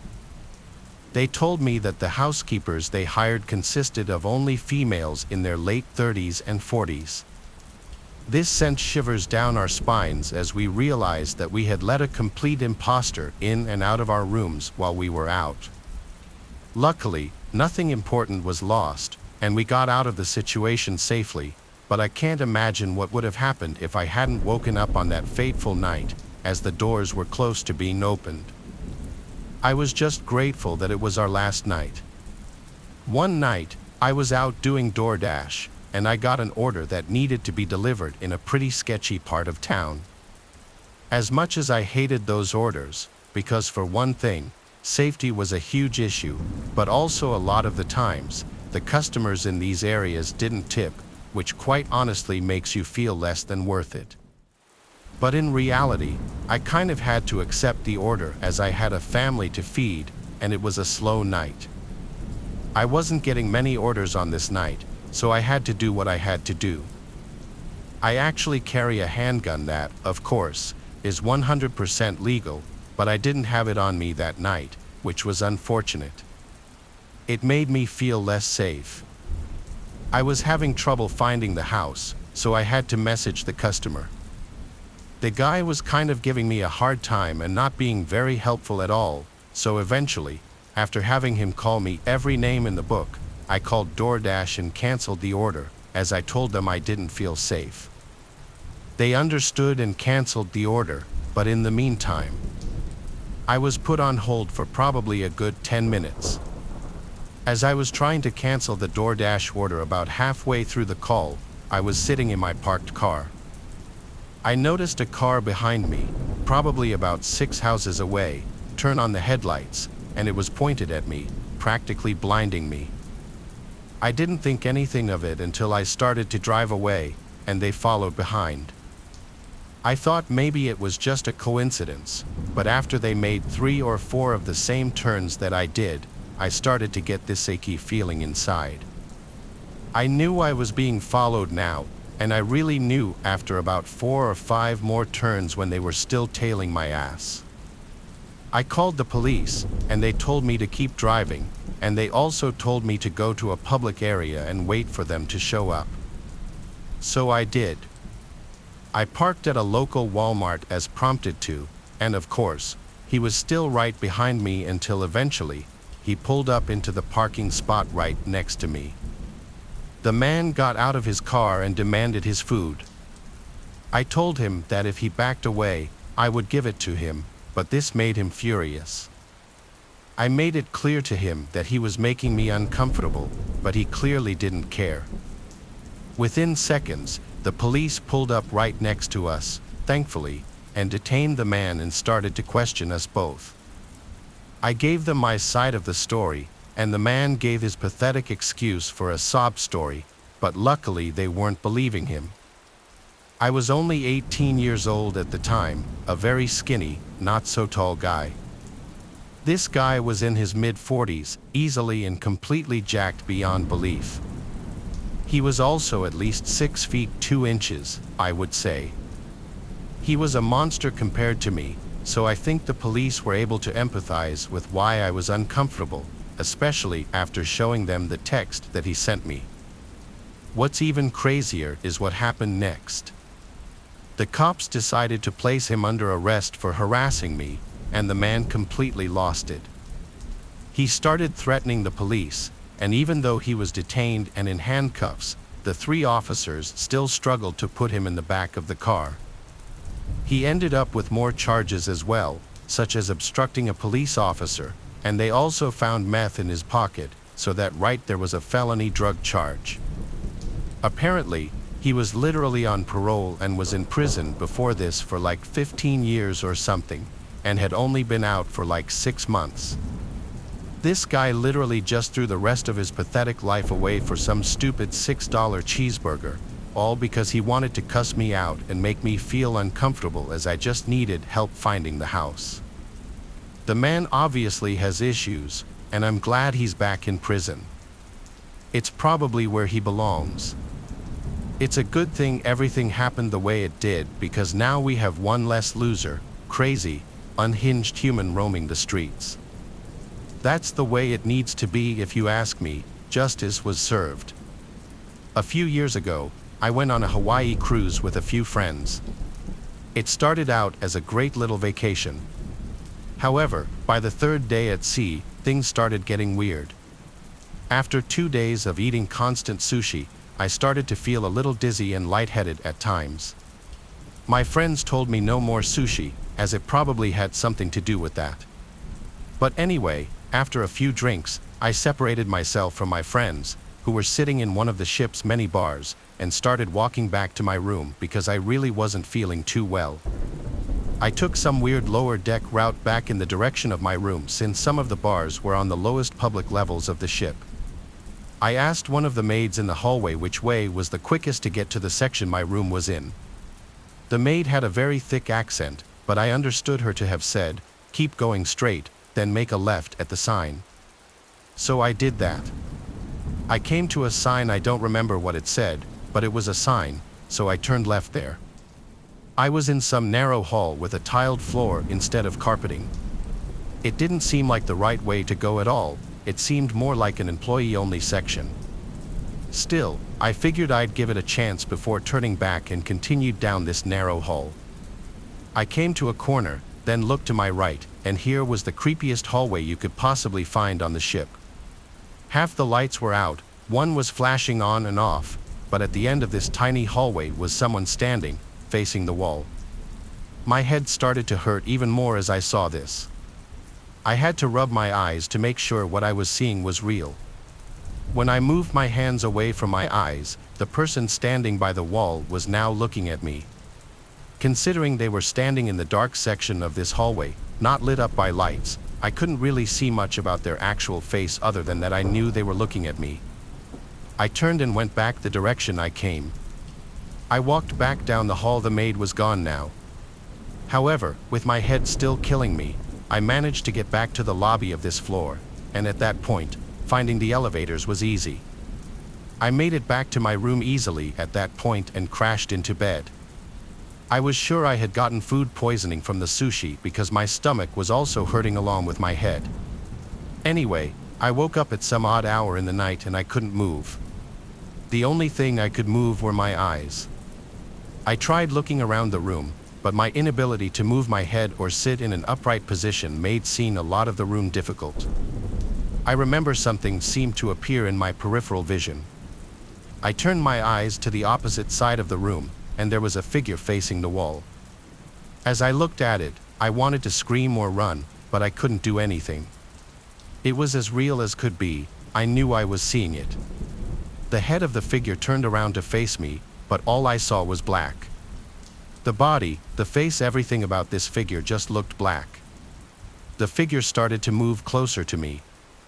The most disturbing thing about it, though, was that as it moved towards me, it didn't move its limbs, it seemed to just slowly float towards me. The figure stopped over my bed.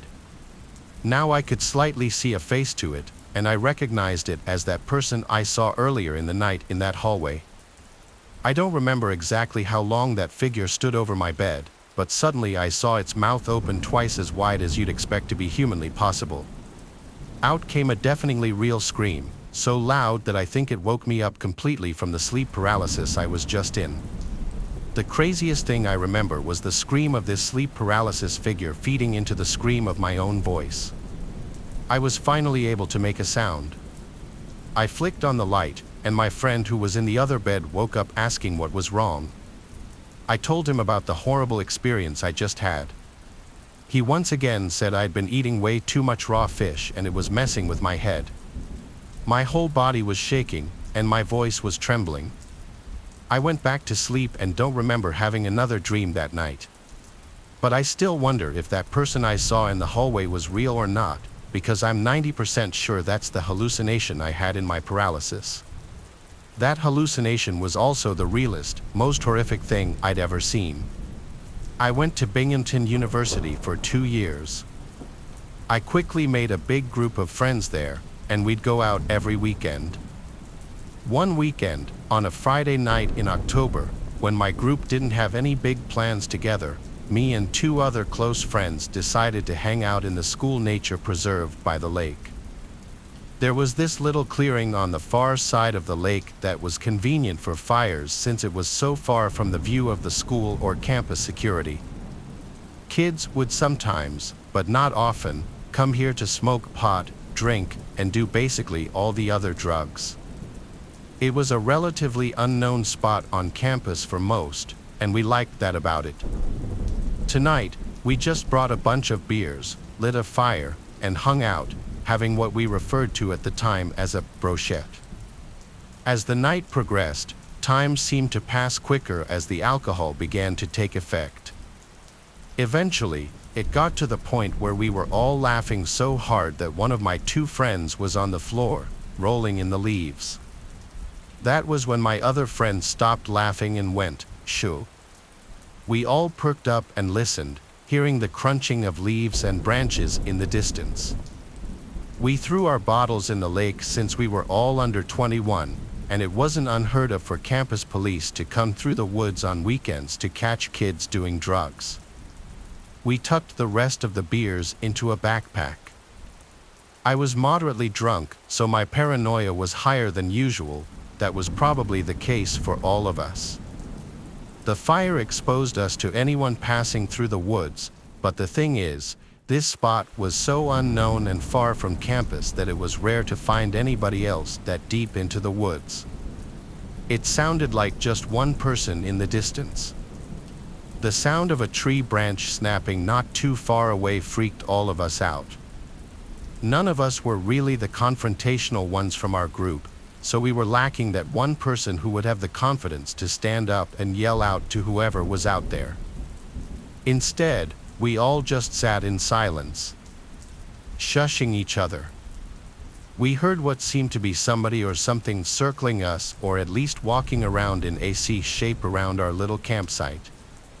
It literally started to feel like we were in the movie The Blair Witch Project, because these sounds in the near distance, like cracking tree branches and leaves crunching on the ground, kept echoing over to our campsite. We laughed about it at first, but I personally soon became terrified of who or what it could be. Out of the blue, a huge thud made all 3 of us jump. At first, I didn't understand, even though I saw what caused the sound. It took me a few seconds to digest the fact that a branch had been thrown into the center of our little fireside. One of my 2 friends took off running, while my other friend and I sat behind, looking at each other, half laughing, half concerned. I felt like we didn't know yet if this was some kind of joke or not. Then my friend let out a scream of pain as he was struck in the face by another tree branch. I grabbed the backpack, helped my friend up off the floor, and we hauled ass back in the direction of our dorm. When we made it to the road separating the nature preserve from our dorm, we stopped to catch our breath. But whoever was out there proved to be following us when we heard footsteps coming closer to the road. We continued to run back to the dorm, and when we got back to our floor, we found our other friend in his room already. We looked out of his room window down to the woods. There was someone pacing back and forth by the woods, and every time a car passed, they would walk back into the woods. Eventually, whoever it was went back into the woods for good, never to be seen again by us. We continued our drinking session in the dorm room, and within 10 minutes, we were all laughing about it. It wasn't until the next morning that we all realized how terrifying that experience actually was. We never really went back into the woods past dark after that. A couple of years ago, I was at home by myself one night. It had been a long day of work, and I was happy to be back home. I lived in a smaller house that I was renting, which I moved to because of my work. On this night, I ordered a pizza online and was going to have it delivered. A while later, the doorbell rang, and I knew that was the pizza. So, I went to the front door and opened it. A man was standing there with the pizza, and I took it from him and gave him his tip. Before I closed the door, though, the man asked me if he could come inside and use my restroom. Now, I really don't know why, but I said yes. I didn't want to say yes. I didn't want the guy in my house because I didn't know him at all, and obviously, I should not have let him. I don't really have an excuse or an explanation, but I guess it was just a reaction to say yes, so I did. The guy didn't immediately come across as strange or anything, so I told him that it was just down the hall and to the left. The house was not that big, and it was pretty easy to figure out where everything was. So, the guy went down the hall and into the bathroom. I was slightly nervous because I didn't know him at all, but less than a minute later, he left the bathroom and then walked back to the front door. Then he left. After that, I was able to have my pizza. However, hours later, I was still up. I was just relaxing in the living room, and it was probably around midnight. Suddenly, there was a knock on my front door. I didn't know who it could possibly be at this hour. I walked over to the door and looked through the window. It was the pizza delivery guy from earlier, but he was not in his pizza uniform anymore. When I looked at him through the window, he saw me. After seeing that he noticed me, I felt like I had to answer, so I opened up the door and was really curious to see why he was here.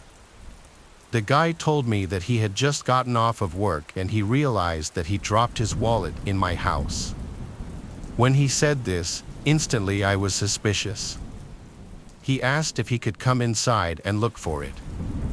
Now, I had been inside for a few hours and didn't see a wallet, plus I had been to the bathroom and never saw it there either. I was sure that I would have. I told the man that I didn't think it was here, but I could quickly look for him. He said no, he knew where it was, and he knew that it was here. So, I started to ask him where it was, but he then just walked right into my house. He said he would just be a second. The man blew past me and went towards the hallway. Then I watched him enter the hallway, but instead of going to the bathroom, he went into my bedroom, which was directly across from it. He then closed the door, and I heard it lock. I started to walk over there and I said that was not the bathroom, but he didn't answer me. By now, I had a really bad feeling about this. I had no idea what was going on or what he was doing. I called out to him several more times, but he said nothing in response. After a few more minutes of me being very confused, I decided to call the police. I dialed 911 and told them of the exact situation. Then I waited. I went near the front door of the house and did not want to go near my bedroom. The entire time, the man stayed there, and I didn't hear him at all. The police were pretty quick to arrive, and I met them outside. Then they entered my house. Sometime later, they came out with the man. He had been found hiding in my bedroom and was refusing to leave. I'm glad that I called the police on him. I really don't know what exactly he was doing. I'm sure that he probably got fired from the pizza place after that as well, but I still haven't ordered from there since. A couple of years ago, I was at home by myself one night. It had been a long day of work, and I was happy to be back home. I lived in a smaller house that I was renting, which I moved to because of my work. On this night, I ordered a pizza online and was going to have it delivered. A while later, the doorbell rang, and I knew that was the pizza. So, I went to the front door and opened it. A man was standing there with the pizza, and I took it from him and gave him his tip. Before I closed the door, though, the man asked me if he could come inside and use my restroom. Now, I really don't know why, but I said yes. I didn't want to say yes. I didn't want the guy in my house because I didn't know him at all, and obviously, I should not have let him. I don't really have an excuse or an explanation, but I guess it was just a reaction to say yes, so I did. The guy didn't immediately come across as strange or anything, so I told him that it was just down the hall and to the left. The house was not that big, and it was pretty easy to figure out where everything was. So, the guy went down the hall and into the bathroom. I was slightly nervous because I didn't know him at all, but less than a minute later, he left the bathroom and then walked back to the front door. Then he left. After that, I was able to have my pizza. However, hours later, I was still up. I was just relaxing in the living room, and it was probably around midnight. Suddenly, there was a knock on my front door. I didn't know who it could possibly be at this hour. I walked over to the door and looked through the window. It was the pizza delivery guy from earlier, but he was not in his pizza uniform anymore. When I looked at him through the window, he saw me. After seeing that he noticed me, I felt like I had to answer, so I opened up the door and was really curious to see why he was here. The guy told me that he had just gotten off of work and he realized that he dropped his wallet in my house. When he said this, instantly I was suspicious. He asked if he could come inside and look for it.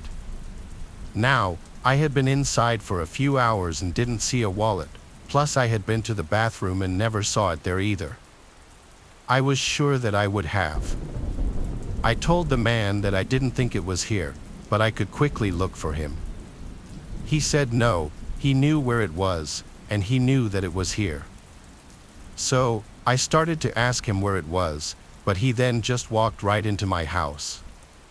He said he would just be a second.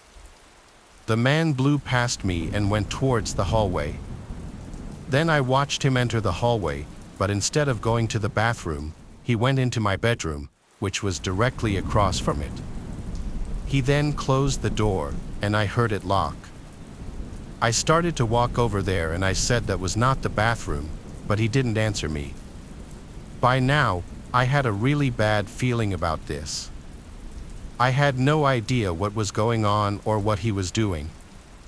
I called out to him several more times, but he said nothing in response.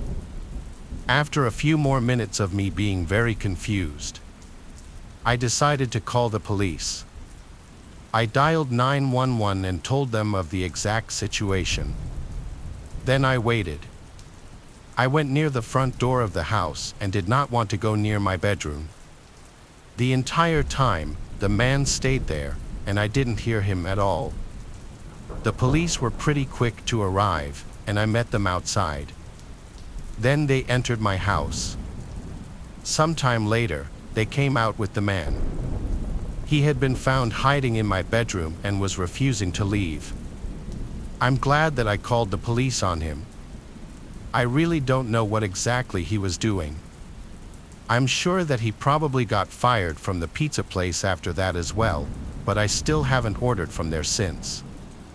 I've always loved libraries, their quiet atmosphere, the smell of old books, and the chance to dive into a world of fantasy always drew me in. So, when I got a job as a librarian at an old library on the outskirts of our town in the USA, I was over the moon. But my joy quickly turned to fear when I realized this library harbored eerie secrets.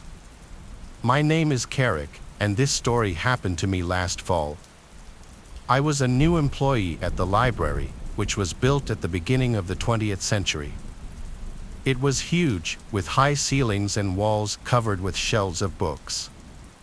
Most of them were old, with yellowed pages and worn covers, but that didn't scare me. On the contrary, I was captivated by the atmosphere. The first few weeks were ordinary.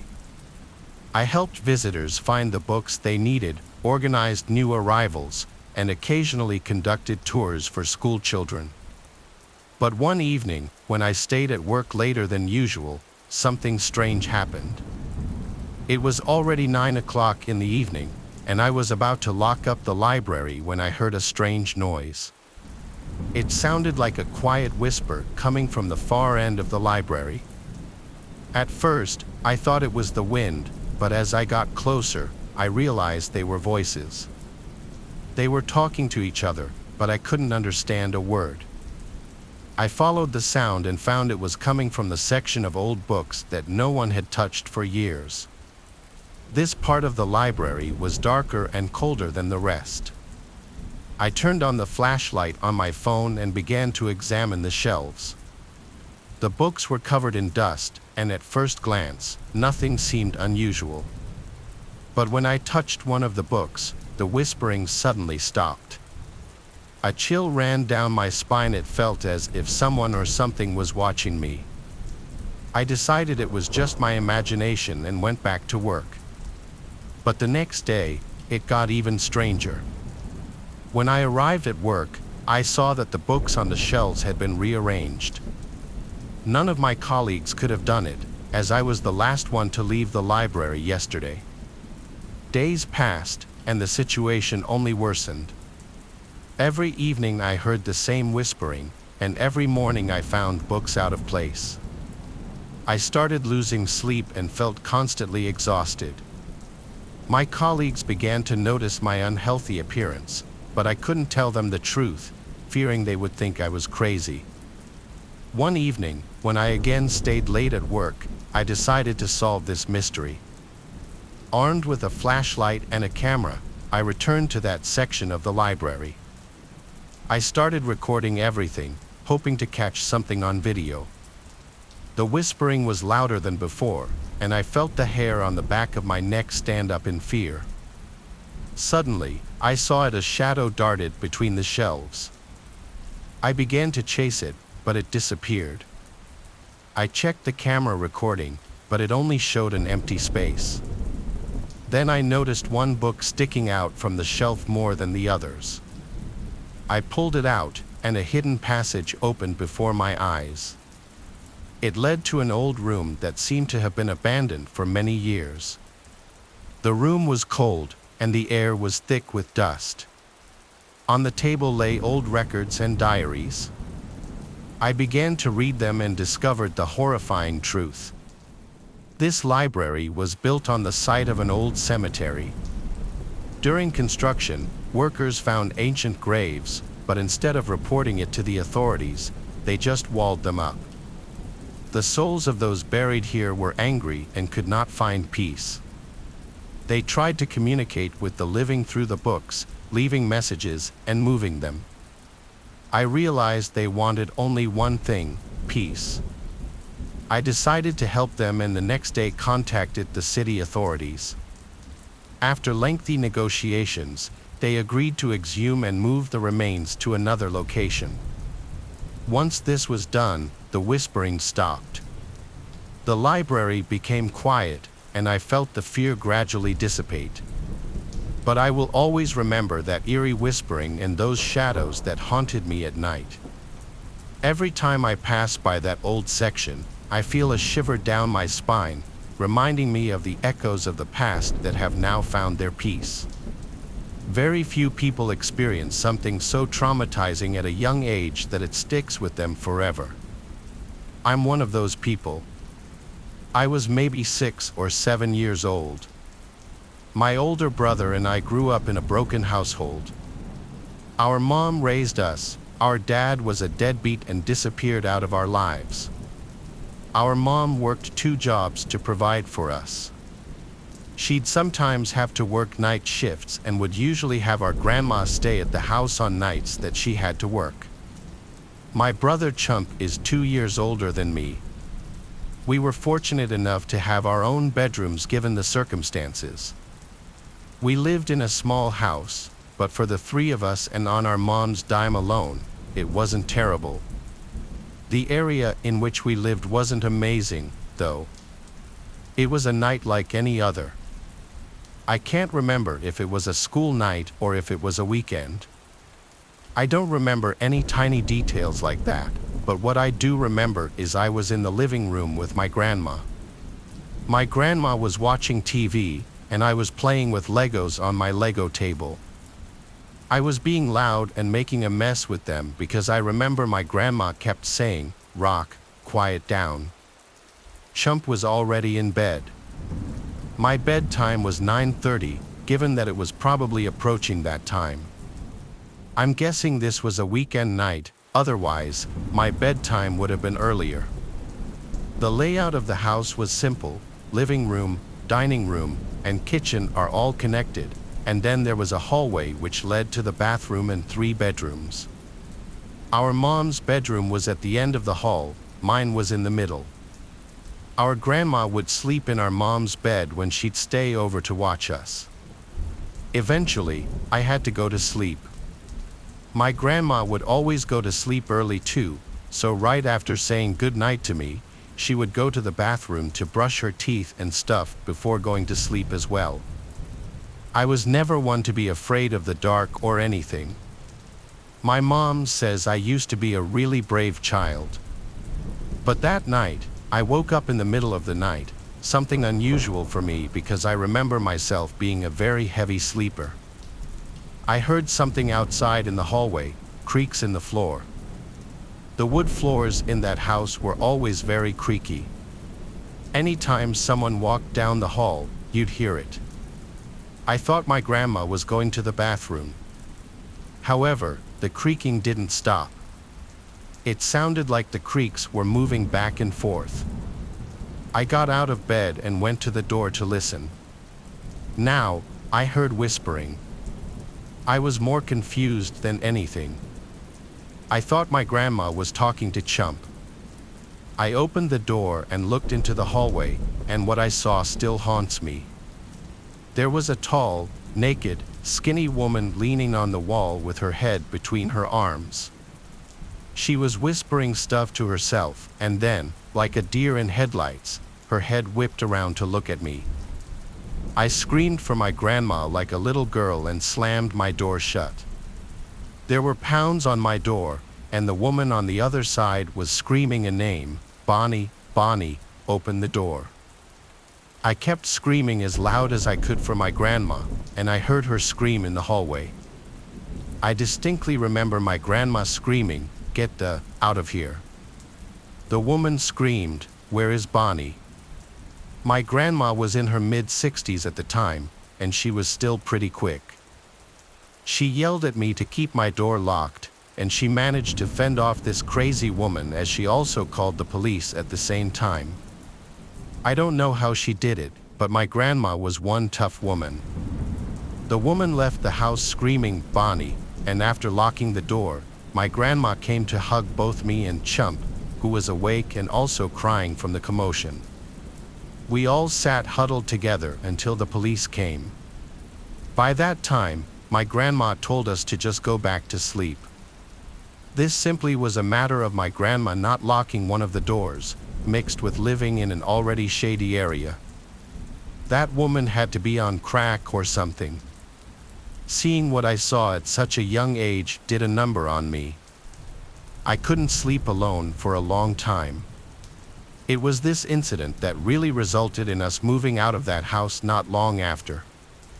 There I was, traveling around the country in my car. I had been driving for over a week from the city I lived in, and so far, I had slept in my car to save money. It wasn't until I got to a big enough city that I decided to treat myself to an actual bed that would be comfortable.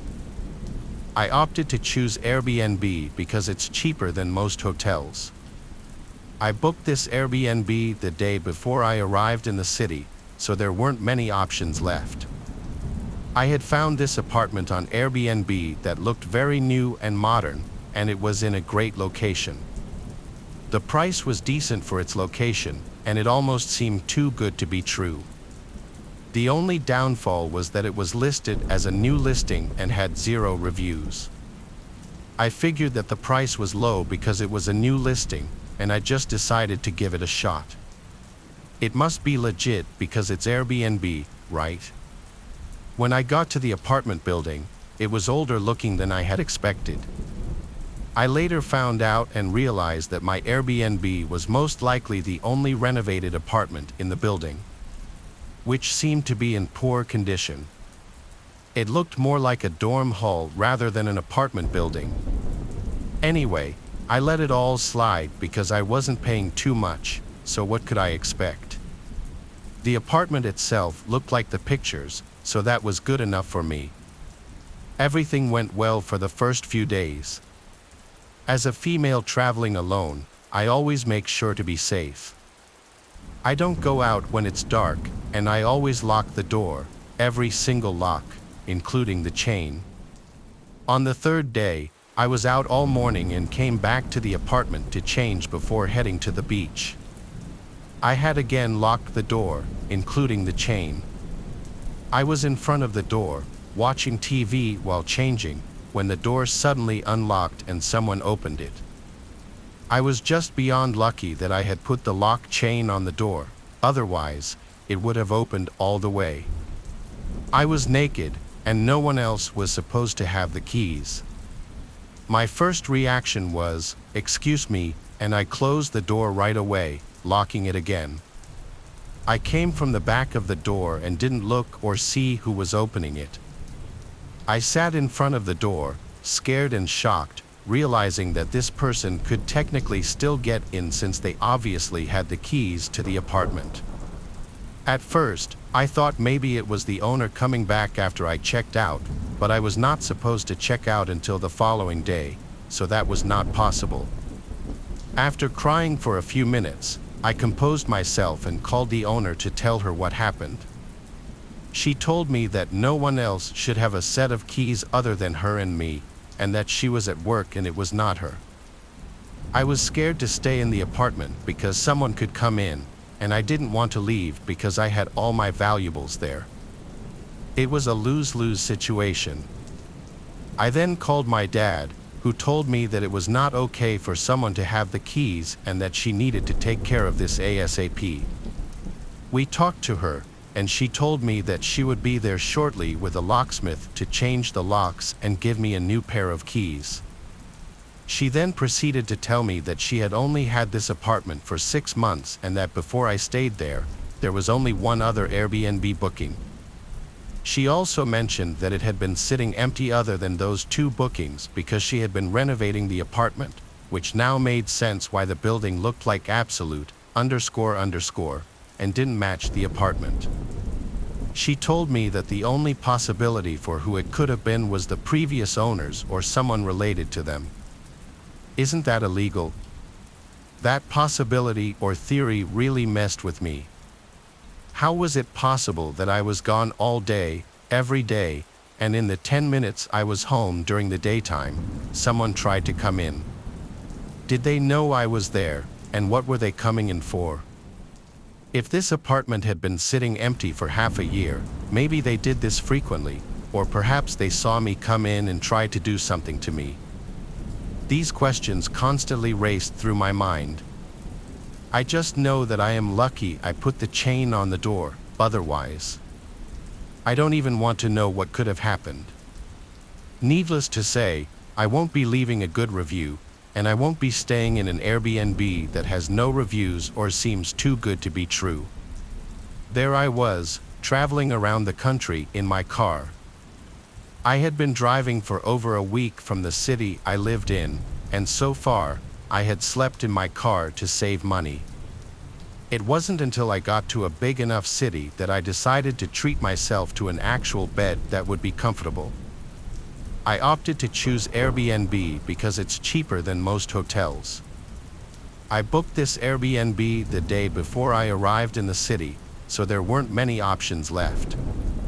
I had found this apartment on Airbnb that looked very new and modern, and it was in a great location.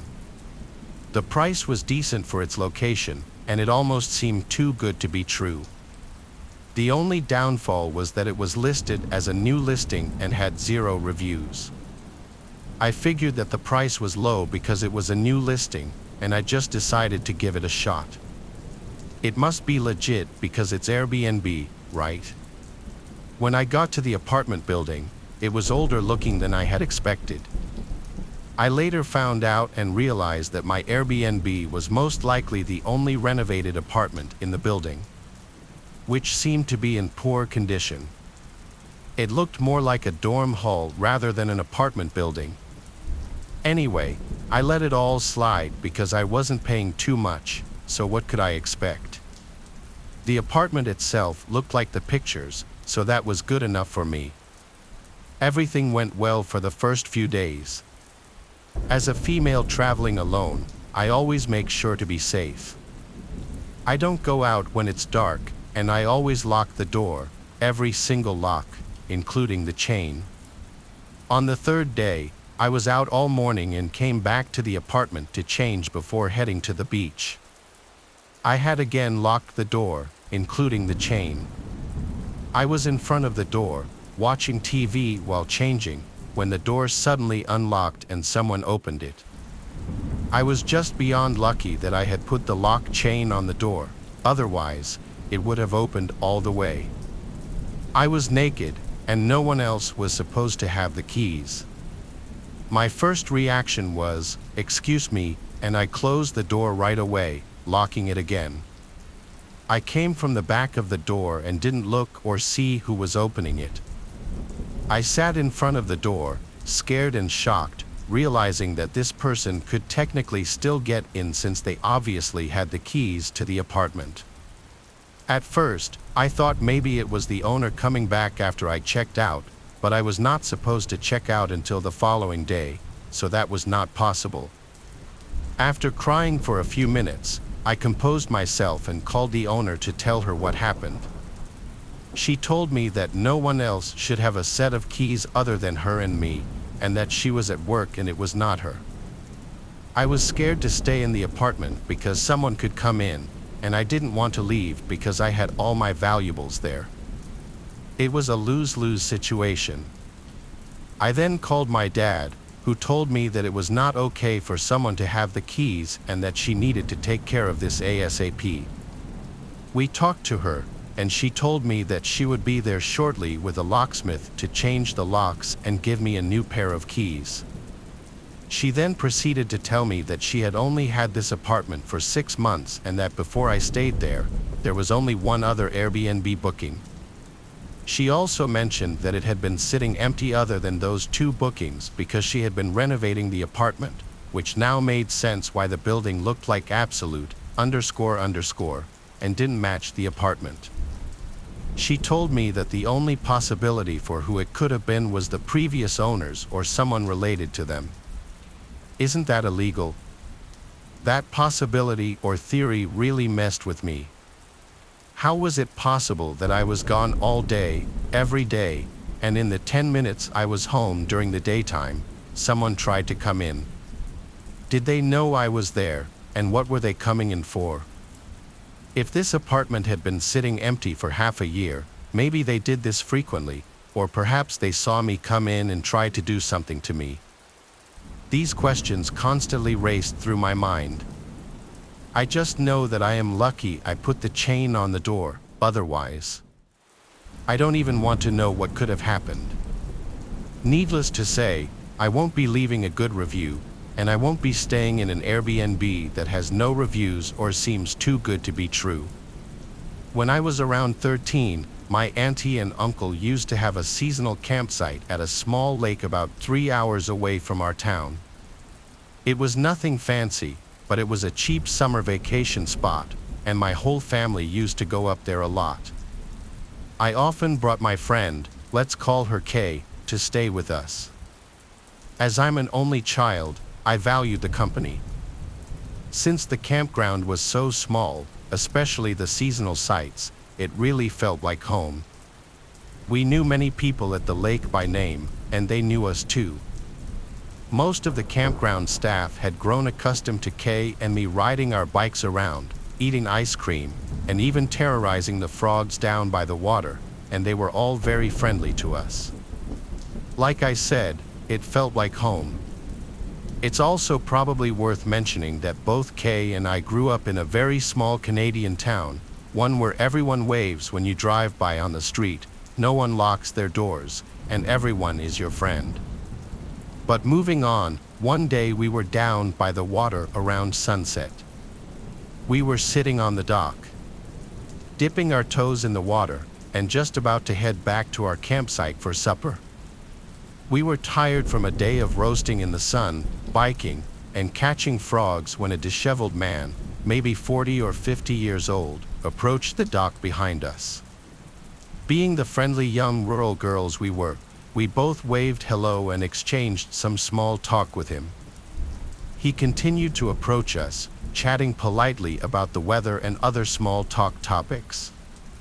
He was wearing a stained beer t-shirt, one of those ones you used to get for free in a box of beer in the early 2000s, and dirty jeans. He had straggly, greasy hair and was missing a tooth. For a lot of people, this might immediately set off red flags for you, but again, we were from a small town, and this dude looked like half of my dad's side of the family, so neither of us was fazed. During the course of our conversation, he sat down beside me on the dock, dipping his feet in the water alongside ours. He continued to chat with us, asking what we had been doing that day, where our campsite was, and who our parents were, that kind of thing. He said he knew my parents and that they were friends. I probably should have been smarter than to continue to talk with him, but being an only child, I had always felt comfortable chatting with adults and I didn't bat an eye at the conversation. Plus, he knew my parents, so what could go wrong? Eventually, he started asking us about boating. He pointed to a boat off the dock, a fancy one with a gold glittery finish, and he asked if we liked it. We did. He told us that it was his boat and that it was the fastest and coolest boat on the lake. He asked us if we'd ever been to any of the secret islands on the lake. We said no. I remember thinking how odd this was, as the lake was truly not that large or impressive, so a secret island seemed strange but also hella enticing. He told us he owned one of the islands and its name was Zeke. He asked us if we wanted to go to see Zeke with him. We hesitated slightly, but ultimately, we wanted to go for a boat ride. By now, the sun was nothing but an orange glow slipping into the horizon. We were just standing up to go towards the boat and my uncle came down the hill to the lake in his truck. He honked the horn and yelled at us to get our asses in the truck. We were supposed to be home by dark, and now we were in deep trouble. He threw our bikes in the box, and we got in the truck. My uncle quizzically asked us who the man we were talking to was, and we told him he was some guy that my parents knew, and we also told him that he was going to take us to his secret island in his cool boat. When Kay pointed out the boat to my uncle, he told us that the boat belonged to Phil, the owner of the convenience store at the lake. He then began to lecture us about why agreeing to go on a boat ride with a perfect stranger is not a good idea. He confirmed my suspicion that there were no islands on the small lake. We both began to feel kind of freaked out, which only continued when my parents told me about the man and they were sure they didn't know him.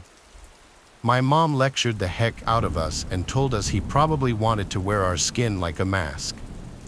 When I was 14 years old, my family and I went on a boating trip out of Melbourne's western Port Bay. I remember being at the helm with my father, steering the little boat over the waves, and then the next thing we knew, my big brother was shouting that water was coming and happened so fast. Mom and Dad were shouting for us to stay together, and then suddenly, the boat tipped over, and we were in the water. We later found out that the bottom of our boat had been almost completely rotten and that its owners had been extremely and willfully negligent in renting it to us. We had no choice but to start swimming. Since it was late in the evening, no one had seen us go down, so it was up to us to rescue ourselves. I was a reasonably good swimmer, and we all had life jackets on, but it was still around 2 miles back to shore. Land looked like it was a long, long way away. Darkness fell as we were swimming, but my dad started to struggle, and my big brother swam back to try and help him. My mom and I stuck together and kept going, but we soon lost sight of my father and brother. Seagulls cried out above me, and I kept imagining that they were warning me of an attack from sharks that were no doubt swimming in the waters around us. I could see land, but it didn't seem to get any closer. Finally, after more than 3 hours in that water, I felt the sandy bottom against my feet. I'd reached the mud flats of what I believed was the mainland, but my mom, dad, and brother were nowhere to be seen. I was weak, cold, and exhausted. I dragged myself through the mud, which at some points was almost up to my waist, and this was even more terrifying than the swimming. The mud kept on sucking me down, and I was terrified that I'd sink and be suffocated. My muscles ached, my lungs burned, and I felt like I was about to pass out at points, but at the same time, I knew the clock was ticking, that it was essentially down to me and me alone to get help from my family. The clock was ticking in my head, and I needed to get my family the help they badly needed. When I finally made it ashore, I realized that I was on French Island, an island with an old disused prison on it that has only about 40 people on it.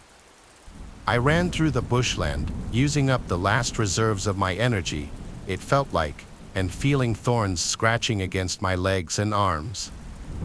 I ran for a long time too, stopping every so often to catch my breath before continuing through the bush. Finally, I found a house, and after banging on the door, someone opened it, and I told them what had happened. I just remember crying and crying as they tried to comfort me and how I begged them to help find my family. They told me everything was going to be okay and that they'd contacted the Victoria Coast Guard. I appreciate that they were just trying to console me, but I knew they were wrong. The next morning, the bodies of my mom, dad, and older brother were recovered from the water off the coast of Fairhaven. Words can't express how devastated I was, and I was filled with this overwhelming survivor guilt, thinking that I should be the one dead. For 5 long years, I was a wreck, and I think I might be dead from drink and drugs if it wasn't for the birth of my first kid. For a long, long time, I avoided any kind of large body of water, which included swimming pools, before my therapist suggested that I undertake some exposure therapy. This would involve brief trips to a local pool, but at first, my anxiety was so bad that even if my head was above the water, I just couldn't breathe. I tried for 4 months, but nothing worked until a local swim coach heard my story and offered some help. Over the next year or so, the therapy started to chip away at my fear until finally, I was able to look at the sea without feeling like I was about to have a panic attack. My proudest moment has been taking part in a charity swim across the Rip, which is an infamously rough stretch of water. We helped raise money for a domestic violence charity here in Australia, which is a cause very close to my heart for reasons that could well make for another true scary story. It might have taken me 20 years, but I no longer let my fear control me. I now understand that what happened wasn't my fault, but the irony of needing water to heal the very trauma that it created has never been lost on me. This happened shortly after I turned 15 years old. As a birthday gift, my parents had given me an Xbox. I was even given my own monitor, which allowed me to play in my room. My room was upstairs, and in the weeks after my birthday, I of course spent a lot of time up there. It was a Saturday night. I was talking in an Xbox party chat with two of my school friends. Both of my parents went out of town at a work convention for the weekend, so I was home alone. I had my headphone volume pretty loud, but during a pause in our conversation, I heard a thumping sound come from downstairs. If you've ever been home alone as a kid, you'll know that any abnormal sound gets your mind imagining the worst. I turned down the volume and took one headphone off my ear. Nothing happened for the next 5 minutes, but shortly afterward, I heard the same noise again. I told my two friends about it this time, and they both encouraged me to go check it out, joking how someone might have broken in. I laughed and agreed to do it during the next break in our game. When that came, I took my headphones off and started walking towards the stairs. I began walking down them, and as I did, I began to hear soft whispering. I was only halfway down, but I completely froze up. I intently listened, trying to make out whether what I was hearing was actually real or not. Eventually, I crouched down to get a look into the living room. There, I saw 4 fully grown men, all completely covered in black, silently walking around. I genuinely couldn't process what I was seeing. All I knew is that I had to get back upstairs.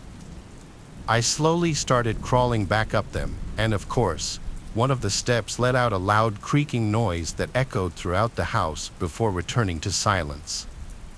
There was no way they didn't hear it. Thinking quick, I ran to my room, put on my headset, and told my friends to call the police to my house.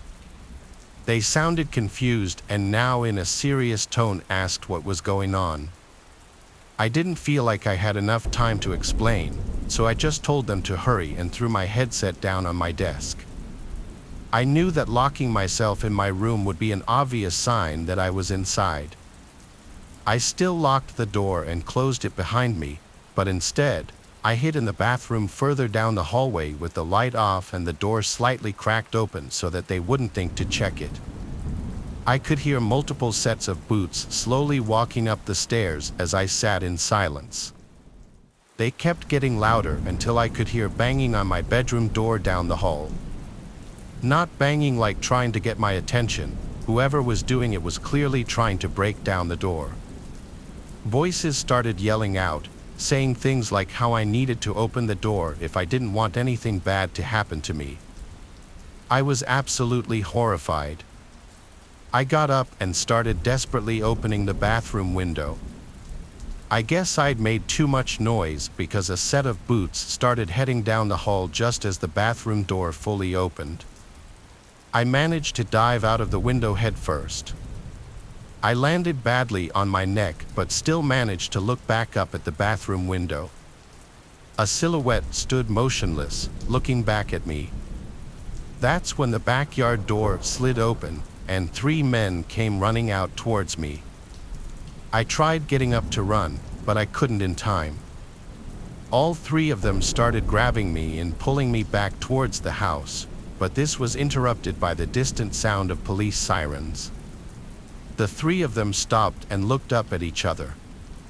They then sprinted to the backyard fence, climbed it, and I never saw them again. A few moments later, the police showed up in the backyard. I told them which way the men had gone, to which a couple of them started off in that direction while another stayed with me. The only man that was caught that night was the one inside the house. The other 3 that ran were never found. As police were asking me questions, my 2 friends who I was playing Xbox with pulled into the driveway on their bikes.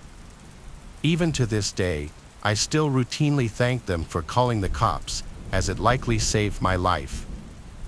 Found left behind in the house were 4 different knives and a couple of fully loaded pistols.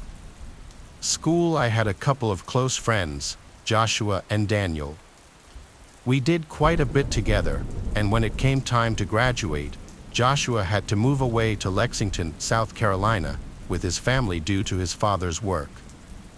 After we graduated and he had completed his move with his family, my friend Daniel and I were invited to pay a visit for a weekend to his new house. We decided out of boredom to start hiking around in the nearby forest and countryside, which we found had a scenic river. It was a beautiful area and felt quite peaceful, but we ended up getting lost. We decided to keep following the river as we lost track of which direction was upstream or downstream.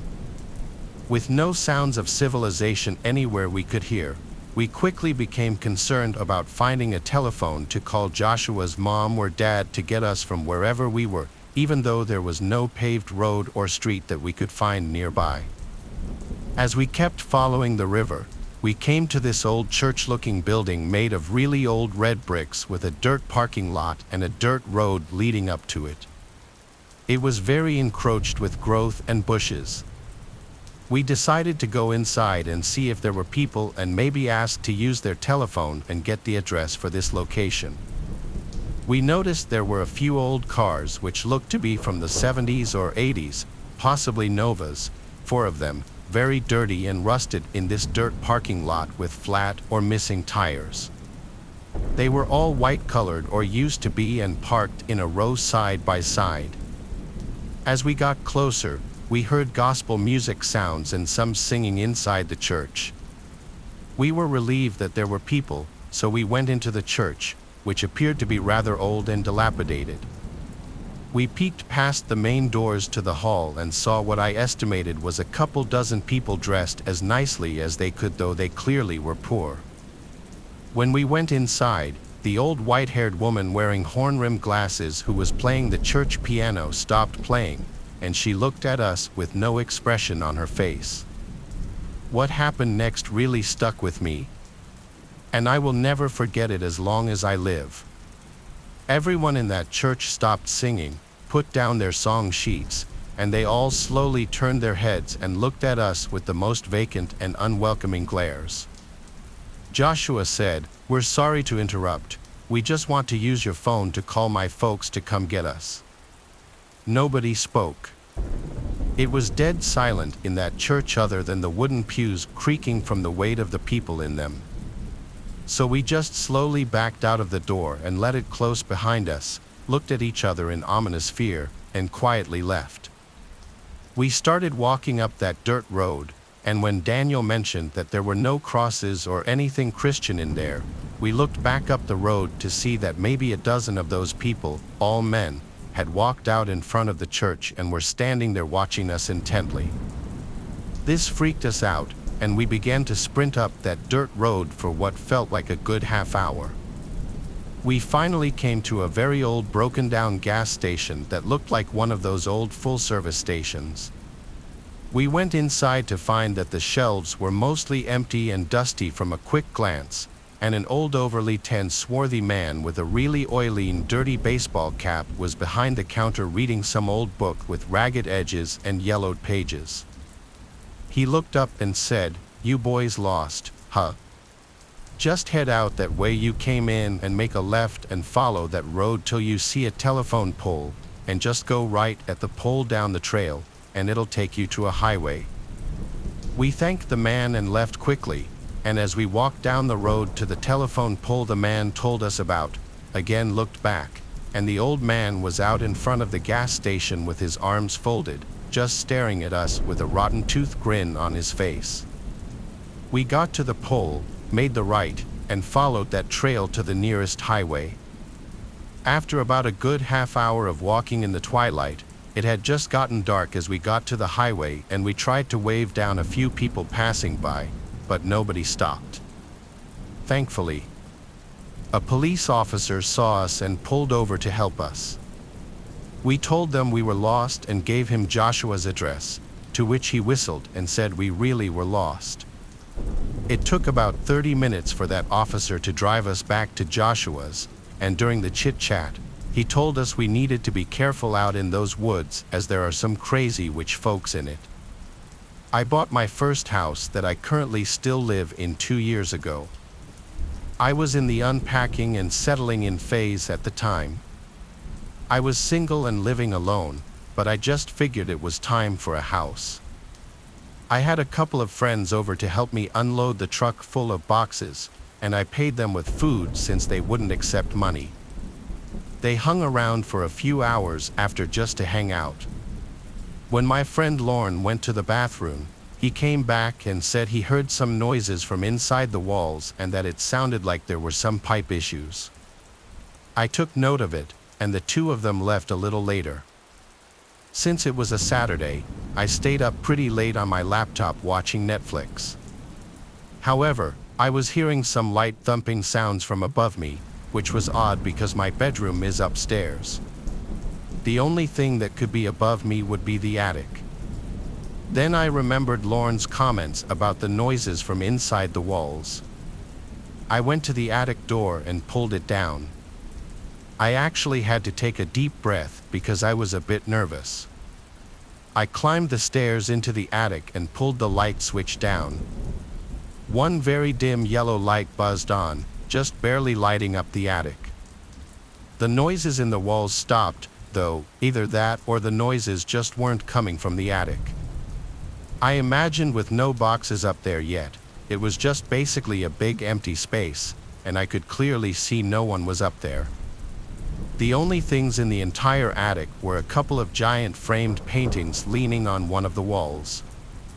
I went back down to my room and tried to get some sleep, but I heard the noises again. Now I started to fear there was a small animal in the walls, like a raccoon. The sound still seemed to be coming from directly above my room. It had to be in the attic, so once more I went up into the attic and looked to where I thought would be directly above my bedroom.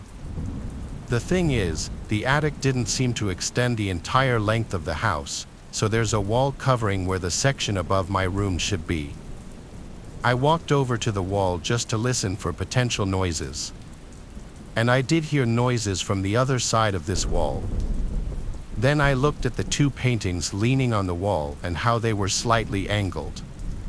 My heart started to race. I walked to the paintings and slightly angled one upwards off the wall, revealing a big hole in the wall. It took a few seconds for the reality to sink in as I held the painting at an upright position. The painting was suddenly pushed out of my grip to fall flat on the floor. I nearly had a heart attack. Out from the hole came the sickly-looking girl. She seemed to be high on something. She was shaking, making weird noises, and she would start this creepy laughing. She grabbed onto me and dug her nails into my shoulders so hard I screamed, and I pushed her as hard as I could off of me. She fell backwards into the secret room, and I ran to the exit and shut the attic door behind me. I locked myself in my room as I called the police and reported that a crazy, dangerous person was in my attic. Cops arrived within 5 minutes. 3 cop cars ended up pulling up, and there were a total of 5 police officers in my house. 4 of them went into the attic, and I heard the struggle. The girl screamed like a creature, and it sounded like she was trying to attack the officers, which led to her getting tossed. They finally managed to get her in cuffs and carry her out of the attic and outside to one of the cars. The girl had to be like anywhere from 25 to 30 years old, but like I said, she looked sickly.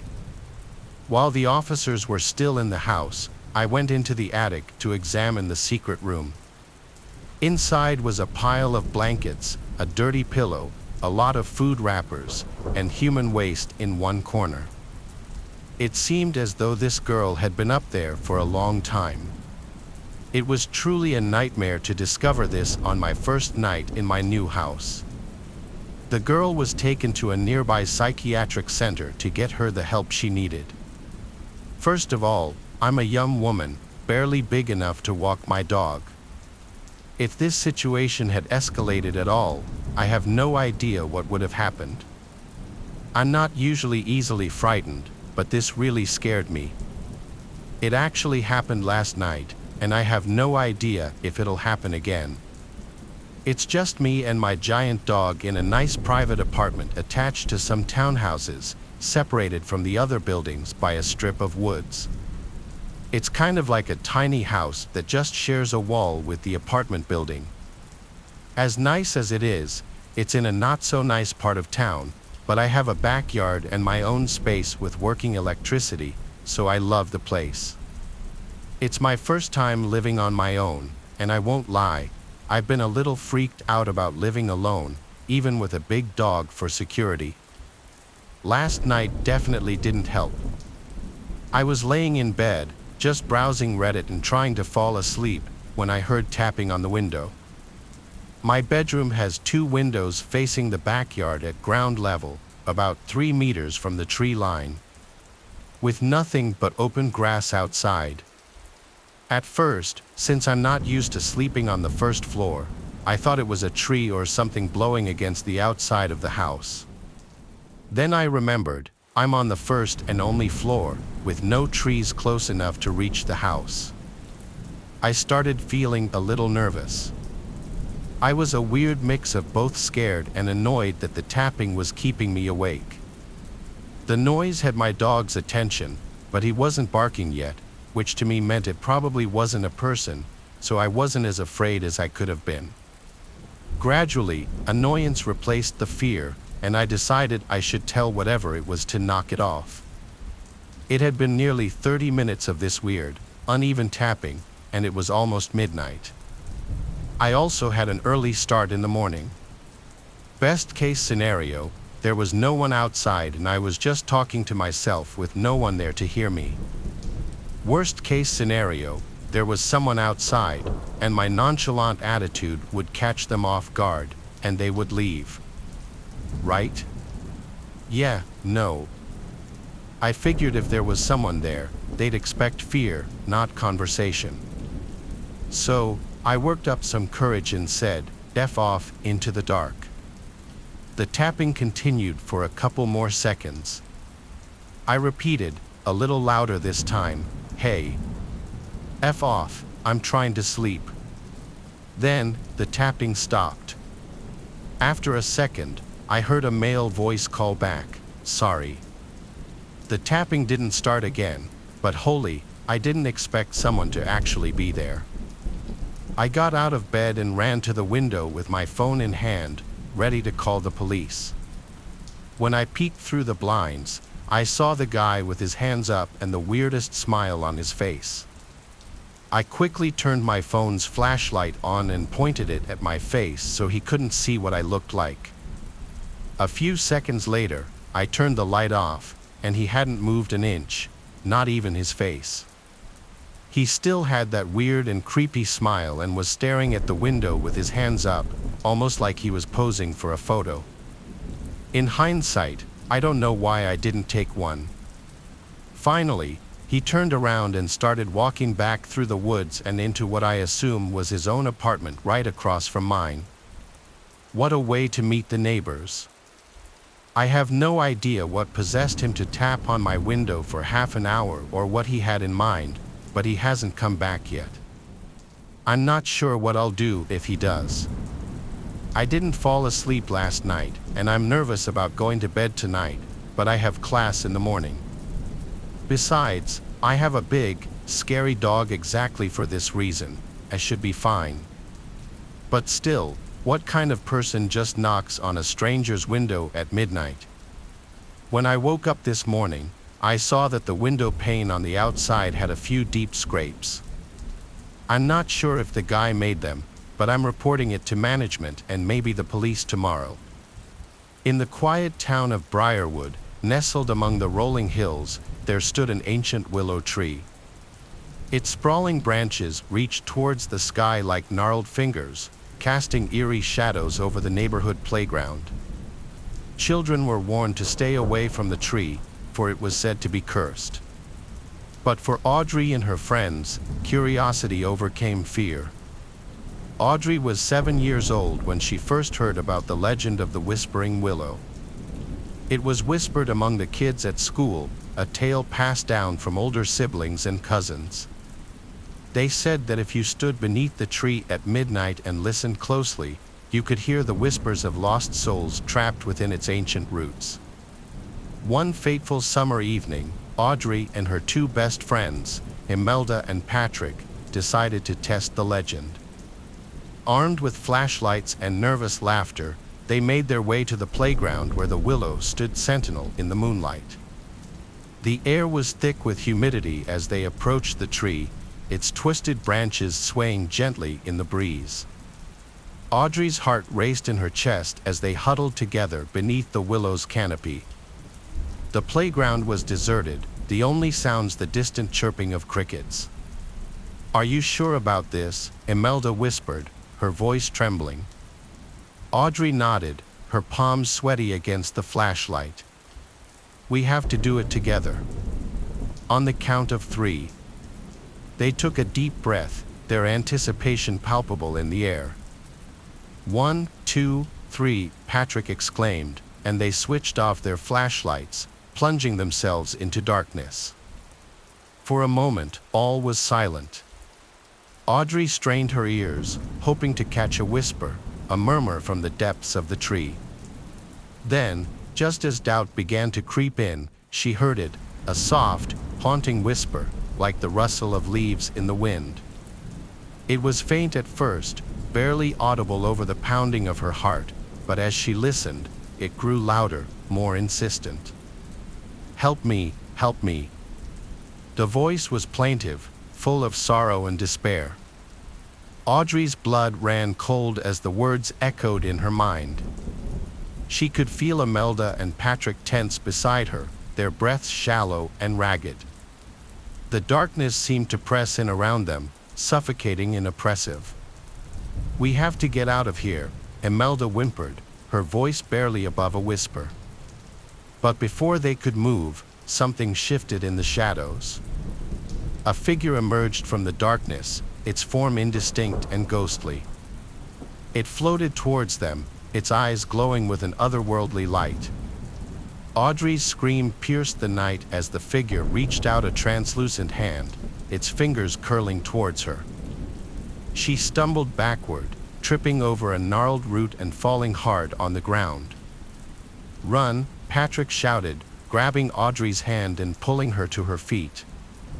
They sprinted towards the playground's exit, their hearts pounding in their chests.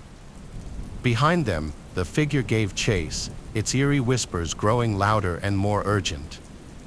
"Help me. Don't leave me."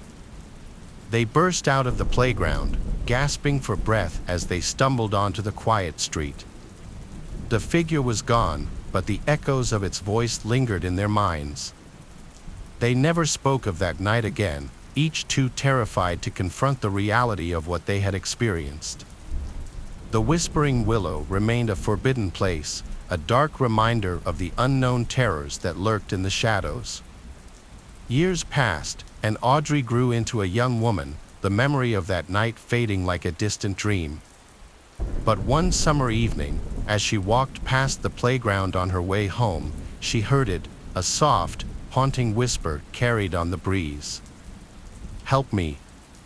Audrey's blood turned to ice as she glanced towards the willow tree, its branches reaching towards the darkening sky. In that moment, she knew that some legends were born of truth, and that the Whispering Willow held secrets that were best left undisturbed. Though so, I take my dad's ashes up to Glacier National Park every year. I lived in Colorado when the story happened, and I was headed south through Idaho after I had visited Montana. My car broke down in Selman, Idaho, and a nice man helped me out. I was headed through the mountains to Boise to visit a friend. It was about a 5-hour drive. Before I entered the truly mountainous section of Idaho, I saw a hot spring on the side of this two-lane highway along the Salmon River. I decided to take a dip after the stress of having my car break down. The hot spring had a bathhouse up at the top near the road and a wheelchair ramp that went down to the area near the springs. People had created little bath-shaped sections in the river that were separated by river stones.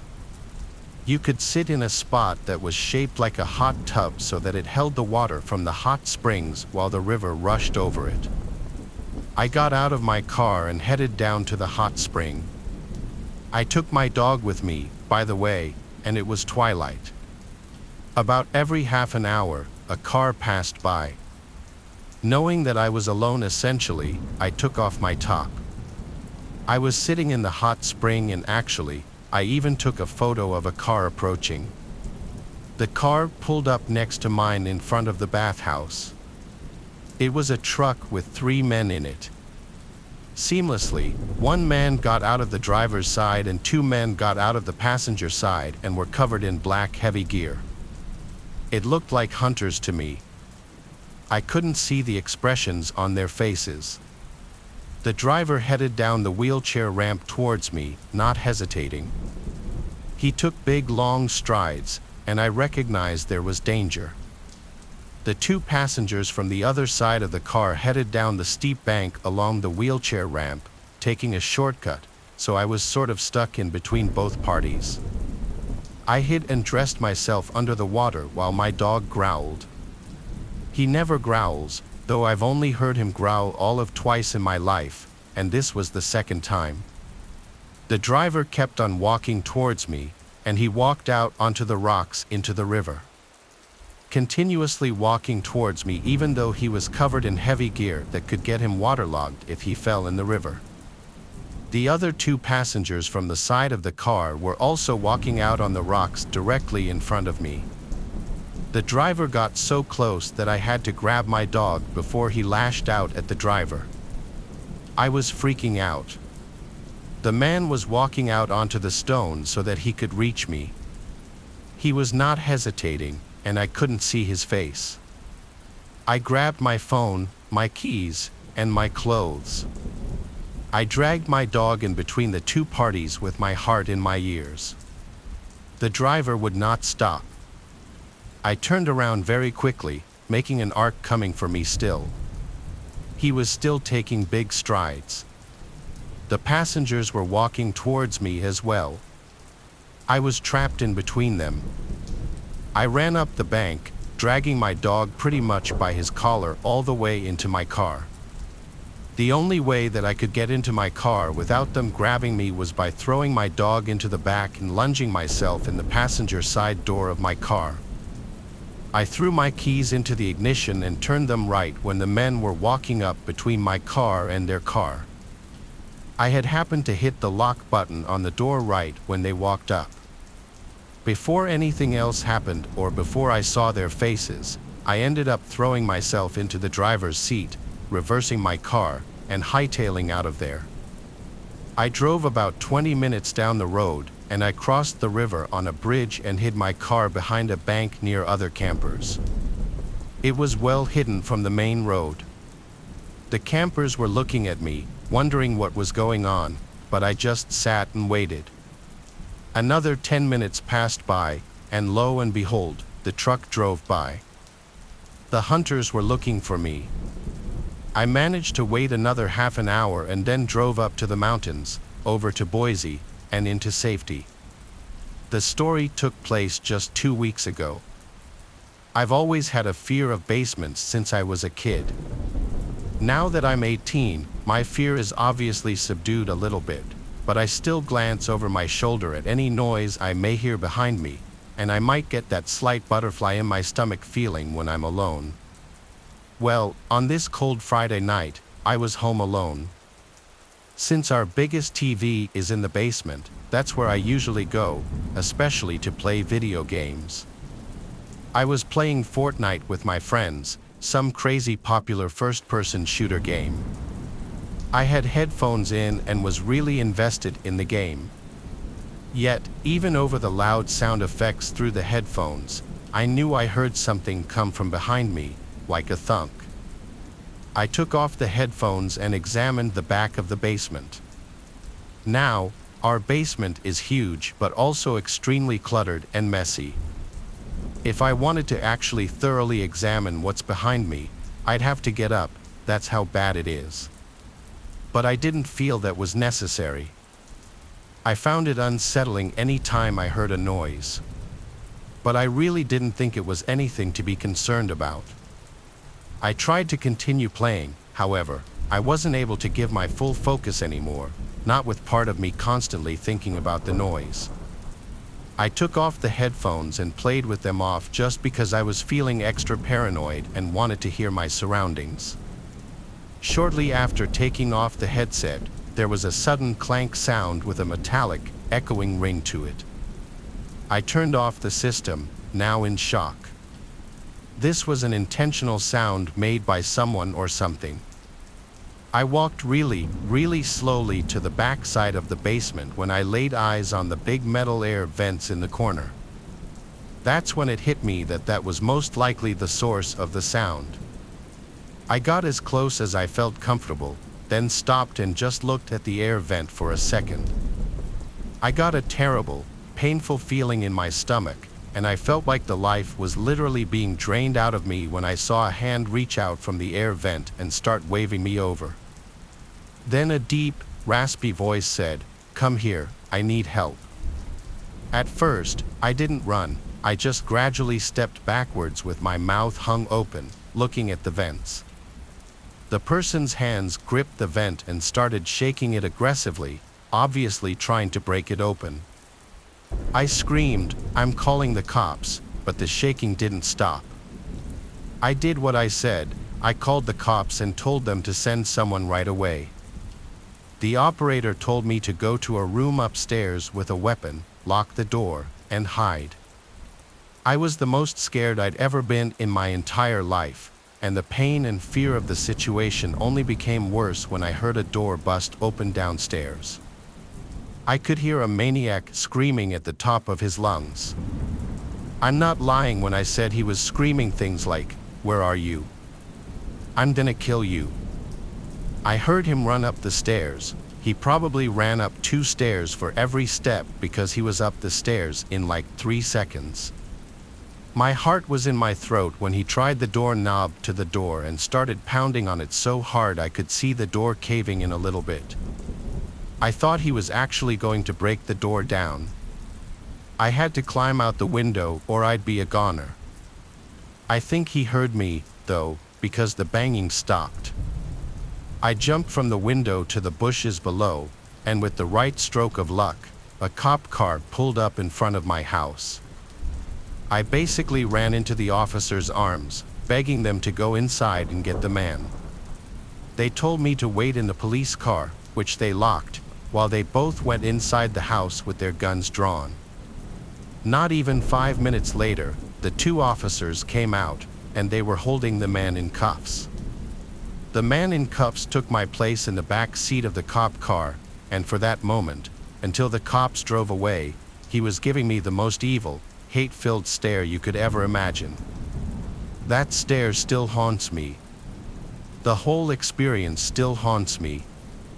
I still hang out in the basement occasionally, but nowhere near as much. It was Valentine's Day, and my girlfriend and I were college students at a small school in Kentucky. Due to the way the college works, it's hard for a lot of students to afford to keep up with having their cars on campus. This means you typically have to walk everywhere unless you have a bike, and I was among the unlucky this semester. The evening had rolled around, and we were thinking of semi-romantic things that we could do together.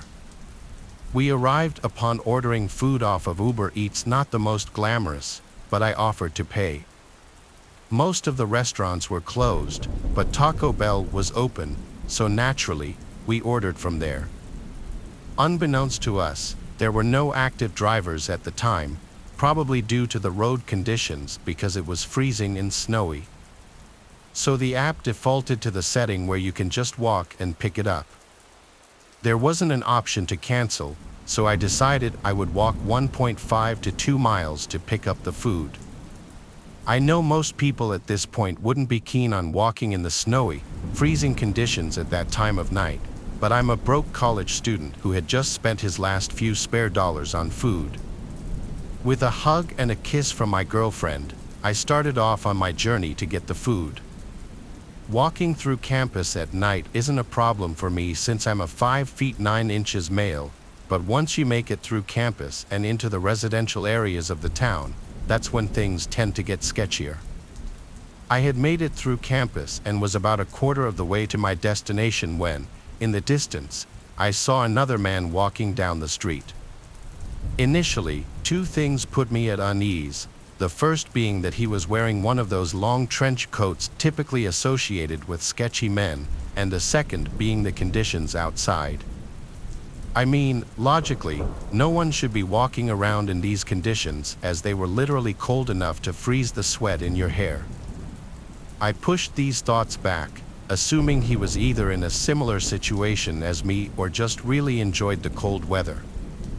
I did switch sides of the street, though, as I'm a tad socially awkward and hate talking to random people I don't really know. We both continued our walks and passed one another, and it seemingly went off without a hitch. Neither of us acknowledged the other, and we just kept walking. Being the wary person I was, I looked over my shoulder often in these kinds of situations. He was walking the same direction he had been, which was good. I kept walking and still threw the occasional glance over my shoulder for safety. About 2 minutes after the mystery man and I had passed, I glanced over my shoulder and noticed the man was now walking in my direction and a bit faster than I was. This creeped me out, and I started to walk even faster. I couldn't outrun him because it was too icy. At this moment, I noticed the man picked up speed too, until we were side by side on opposite sides of the street. When he called up to me, he started yelling, and I saw something fall from the sleeve of his jacket, almost like he was concealing it. It fell to the ground with a loud clatter, like a piece of metal bar or a large metal knife. At this moment, I grasped the danger of the situation, and my fight or flight instincts kicked in. Ready to defend myself, I pulled out my pocket knife as I noticed him starting to make his way across the street. It was at this moment that I said something to the effect of, "Hey man, I don't want any trouble. I've got a knife on me." The man stopped in his tracks and said, "Oh, I thought you were someone else who just attacked me." I played it off cool with a small gesture and thought I was safe. I continued on my track to Taco Bell, and after this experience, I was all the more wary. As I was looking over my shoulder, I noticed the man from before on the same path that I was on. I just walked as fast as I could to Taco Bell while throwing glances over my shoulder. At some point, the man just mysteriously vanished. I made it back to campus without any more events, but I had my hand on my pocket knife at all times.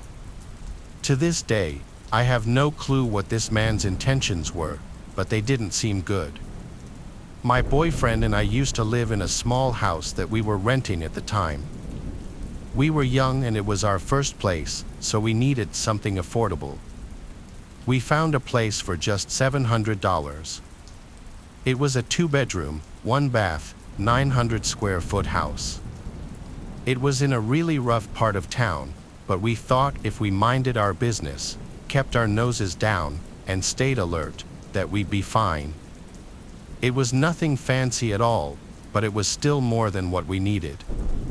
We both had jobs, only being paid $10 to $15 an hour, and we were both also full-time college students.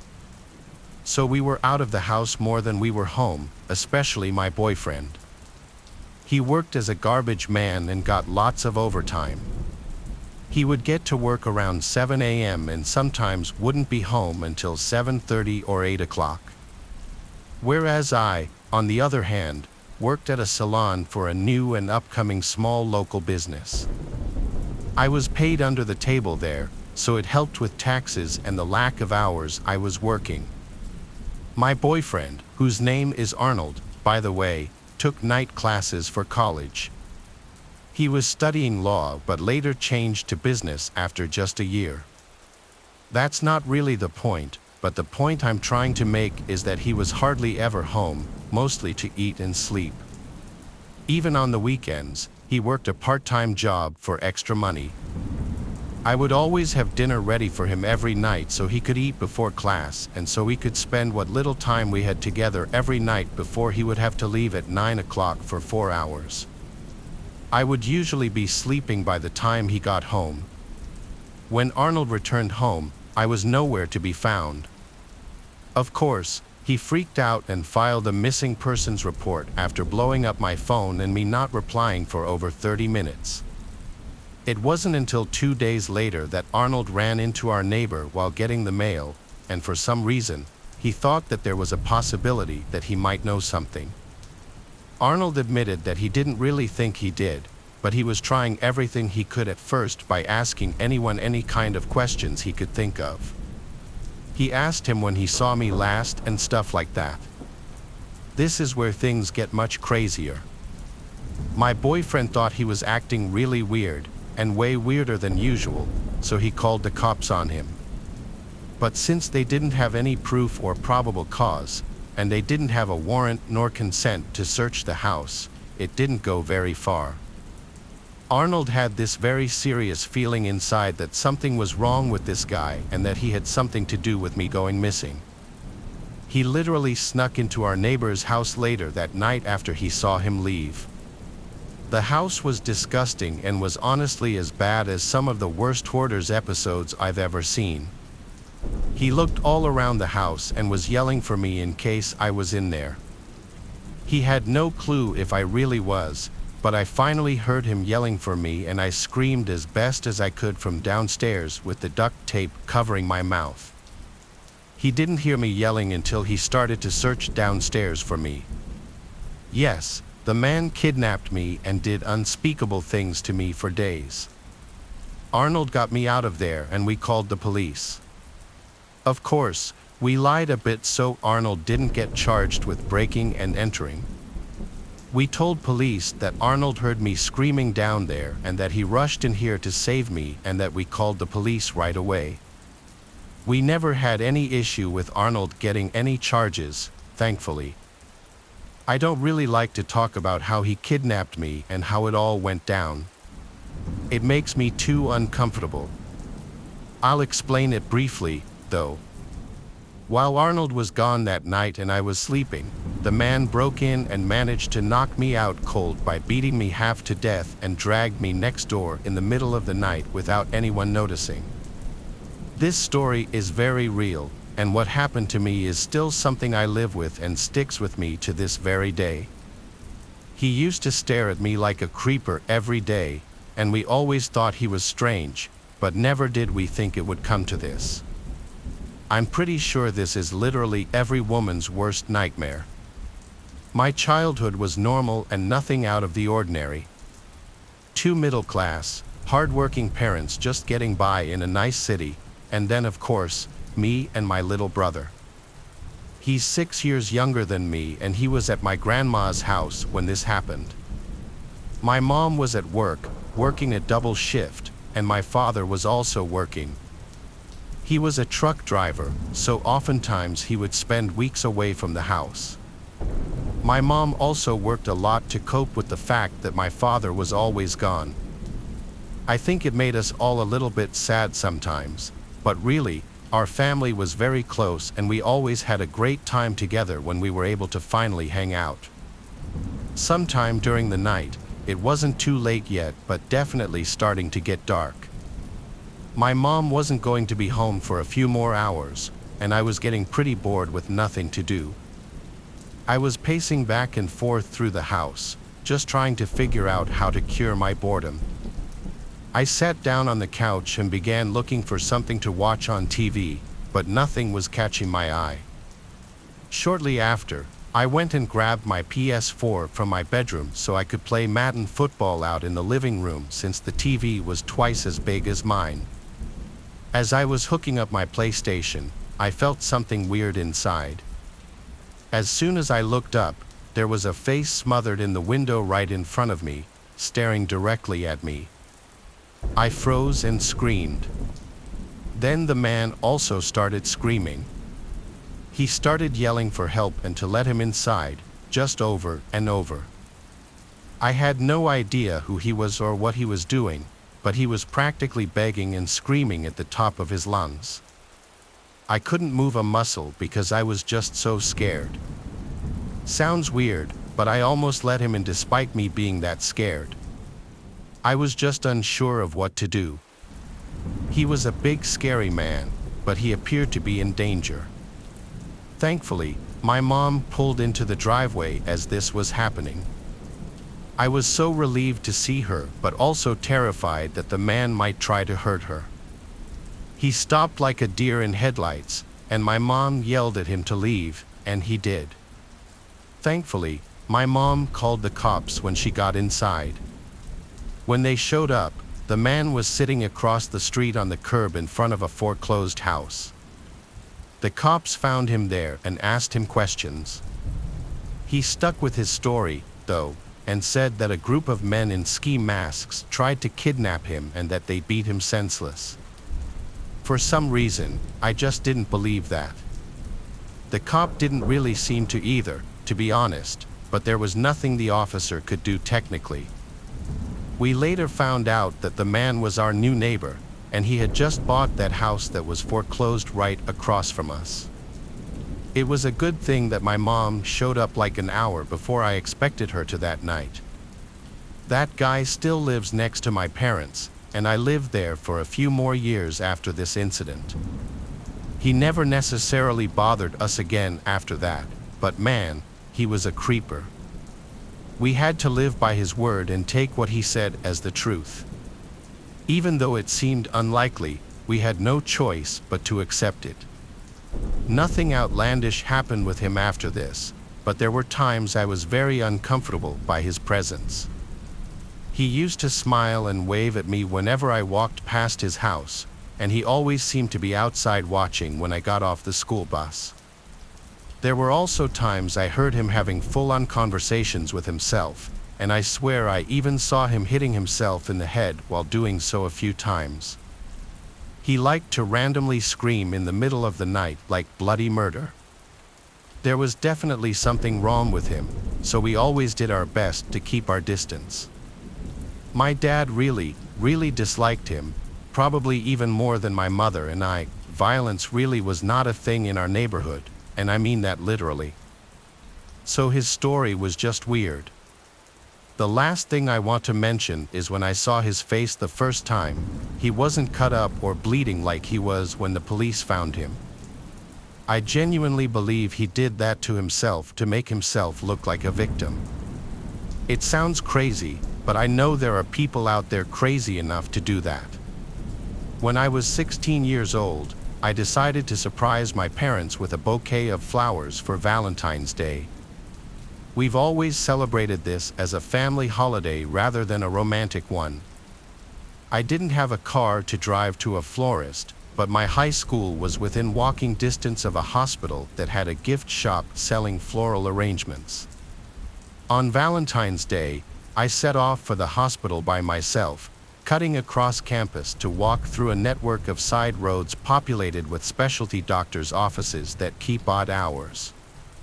The sort of buildings where traveling doctors mainly hold surgery consultations or prefer small procedures a few times a month. The trip there passed without incident. As I was walking back, though, I noticed an unkempt 1990s car close behind me. While my memory of the car is hazy, I am left with the impression that there were at least two men inside whose faces I could not see. Initially, I assumed that the driver was simply afraid of hitting me, which is why they weren't passing by.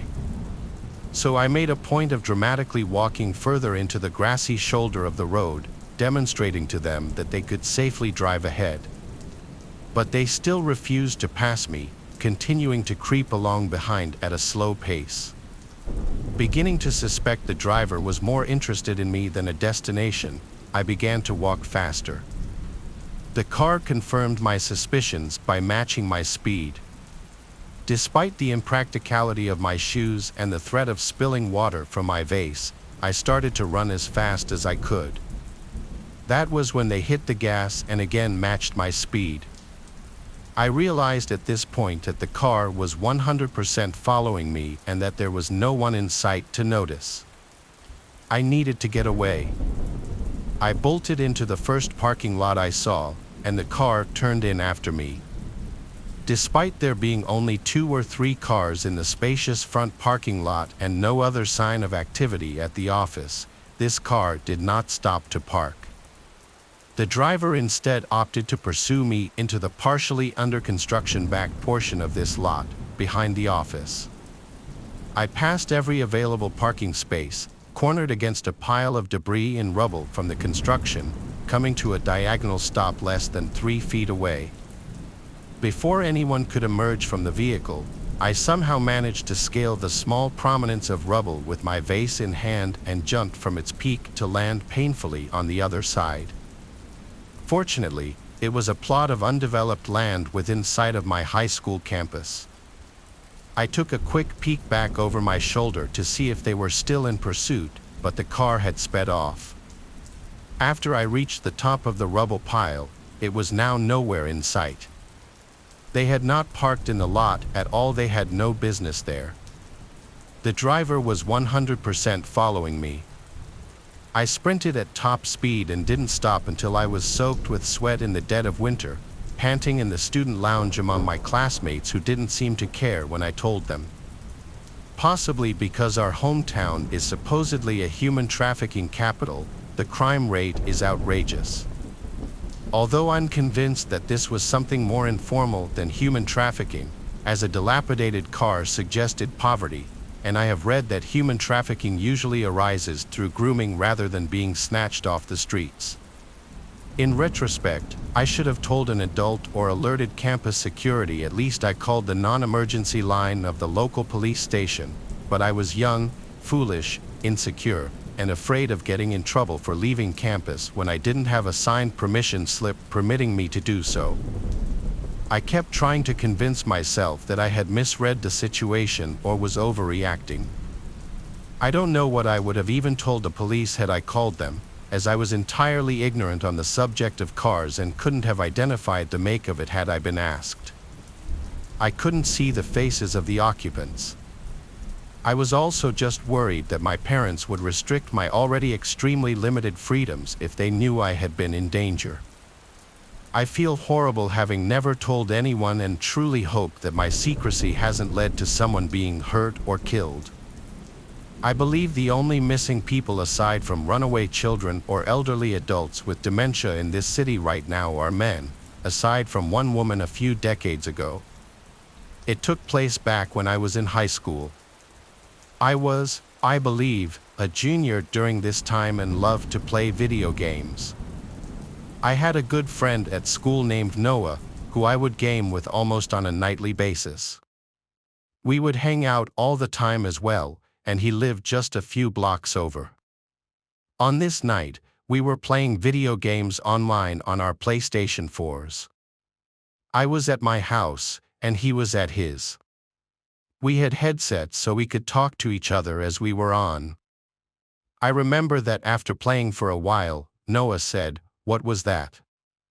It kind of came out of nowhere, and I assumed that he was just talking about the game. I asked him what, and he didn't answer me at first. Then all of a sudden, he said, "What the?" and it kind of abruptly went quiet. I heard some other noises but couldn't make them out. I didn't know what was going on. I asked Noah what he was doing, but he did not answer me. Everything was silent for a while. After, I sent Noah a Snapchat asking him what that was all about. I was really confused, but Noah did not immediately open it. So, I got curious and was kind of concerned. I decided to walk over to his place. Maybe he was playing a prank on me, but I felt like I should go ask him. We were such good friends, and it wasn't that weird for me to do that. So, I left my house at whatever time it was, probably like 10 p.m. It was dark out, and after walking a few blocks, I arrived at Noah's Street. It was quiet, and we both lived in a pretty typical neighborhood for the most part. When I reached Noah's house, I wasn't sure if his parents were home or not because most of the lights in the house appeared to be off. I walked up to the front door and knocked on it. At first, there was no answer. It was very quiet. But a short time after knocking, I heard what sounded like somebody who may be in the backyard. After waiting a while, I knocked again. I couldn't see into the backyard from where I was. I continued to wait at the front door, wondering if I should investigate the noises I had heard in the back. Maybe Noah had gone outside, but I didn't really know why he would. Then finally, I heard someone walking towards the front door inside. The door then opened, and Noah was standing there. He looked very serious and told me to come inside quickly. I got in, and then he closed and locked the door. He said a man had been inside his house, and he was calling the police. He added that he thought the man just left. Noah went back and got his phone from his bedroom and dialed 911. He told me that his parents were gone, and he was home alone. We both waited for the police in his parents' room because it had a lock on it. Nobody else entered the house or was in it while we waited. The police got there shortly after and spoke to us. I guess what happened is when I was gaming with Noah, he heard a noise from behind his house. It sounded like the back door, which led to the kitchen, was opening. It must have been left unlocked or something because an unknown person did, in fact, enter. After hearing the footsteps, Noah ran to his closet to hide. He was able to hide but did not have his phone and couldn't call the police. Then I must have heard him running to his closet, and he said that he completely forgot about me on the headset. The headset was also not wireless, so he had to take it off to hide in his closet. While hiding, he heard the person walking around inside of his house. He hid all the way until I arrived at his place. When he heard the knock on the door, he said the man started walking around quickly and then left the house. I realized that I must have scared the guy off by knocking on the door. Noah was grateful to me for doing so. He then was able to leave, lock all the doors, get his phone to call the police, which was on the floor near his bed, and let me in the house. I don't know why the man entered the house or how he seemed to know that the door would be unlocked, but I'm really glad that I went over to Noah's. Let me give you some context before the story begins. When I was 18 years old, I lived a pretty normal life. I had just finished high school the year before the story takes place.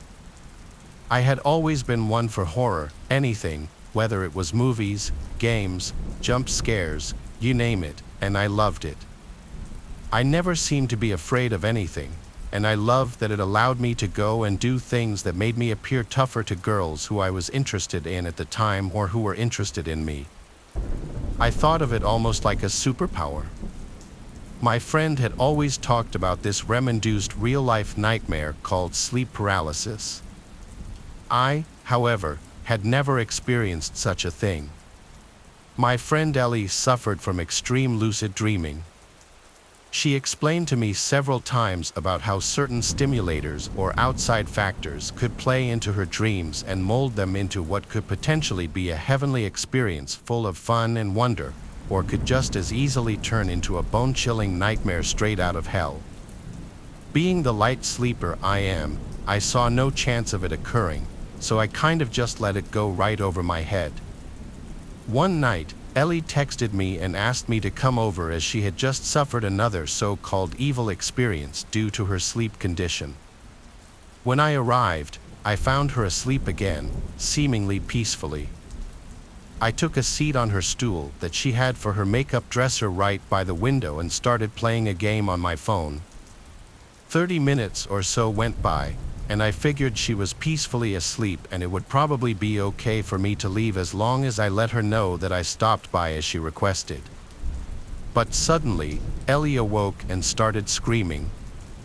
This was a different kind of scream, though, a type of scream I had never heard before, especially from her. It was almost mumbled. I don't know how else to describe it. Her eyes bulged open, and I ran over to her side. I asked her if she was having a bad dream. She started shaking. I grabbed a hold of her to try to calm her down, but the tremors grew. I asked her what was going on, but no response. I figured this was just another one of her so-called sleep paralysis episodes. I did my best to comfort her. After about 40 or so seconds went by, she regained full control of her body. I made sure she was okay and then left to go back to my house, as it was almost 2 o'clock in the morning. Right as I got home, I received a very panicked text reading, "The hallucinations won't stop." I asked her to clarify what she meant, but no response. After about 20 minutes went by, I took it upon myself to head back over to her place. When I arrived, I noticed the illumination of red and blue covering her front porch and the surrounding road signs. I ran up to her house, desperately trying to find out what happened. As I approached the house, I noticed Ellie was speaking with one of the officers on the scene. When I went up to talk to her, Ellie and the officer walked me over to a more secluded area. What I found out still sends chills up my spine to this day. Apparently, when I had gone over to Ellie's that night, she wasn't asleep at all, she was pretending to be. Evidently, right behind me was a tall, skinny homeless man hiding in her closet. The police had also found a very large kitchen knife on him as well.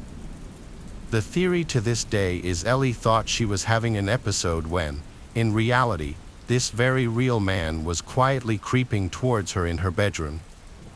Supposedly, when I had entered her house, it was enough to spook the man into hiding, and my presence was enough to keep him hidden. This gave Ellie the time to call 911 and report the situation, which in turn resulted in the police arriving almost immediately after I had left. Thankfully, the man was taken into custody rather quickly. To this day, I don't know what to think about that night, other than that I could have very easily saved her life simply by keeping her company during what I thought was a very stressful situation. This, in turn, could have resulted in some very scary and heinous acts that would have taken place if I had been there any later. I hope I never experience such a thing. That would be what finally trips my fear factor without a doubt. This happened when I was a young child, maybe around 7 years old. My parents had me late. My 2 older siblings are both at least 10 years older than me. I was woken up in the middle of the night by a commotion downstairs. It was my parents. I cracked my door open and heard them freaking out about something, though I wasn't sure what it was. I went to the stairway and stood at the top, calling down, "Mom, Dad." My mom came to the bottom of the stairs and said to me, "Go back to bed." I listened without asking any questions. I could tell they were stressed about something, though. I tried to go back to sleep when I heard the front door downstairs slam shut, followed by dead silence. I presumed they had left the house, but wasn't sure why. Either way, I listened to my mom and went back to sleep. I woke up again to sounds downstairs. It was the sound of the front door closing and then footsteps, but no talking. Naturally, I assumed they were back home and just being quiet so they wouldn't wake me up. I heard occasional steps and thuds from downstairs, drawers and cabinets being opened and closed, and I thought for sure I heard the fridge opening too. I thought it was my older brother Jethro. He's 10 years older than me and was already driving at the time, so him getting home late and rummaging through the fridge wasn't abnormal at all. These are all things I was telling myself, logical explanations for what I was hearing. Eventually, I heard footsteps coming up the stairs, getting louder and closer until they reached the top and made their way to my door. My door quietly and slowly opened. I didn't sit up or move, I just had my eyes open, facing the door as I was still lying down. There weren't any lights on outside of my room, so whoever was walking around was doing so in the dark. All I saw was a black mass at my doorway, resembling the shape of someone's head. I said every name, starting from Jethro to Mom to Dad, then I just asked, "Who's there?" They didn't reply, they just closed the door. I was left there, confused but mildly creeped out. I heard footsteps going downstairs. I was convinced it was my dad, now just coming to check on me after getting home, though I wasn't sure why he was ignoring me.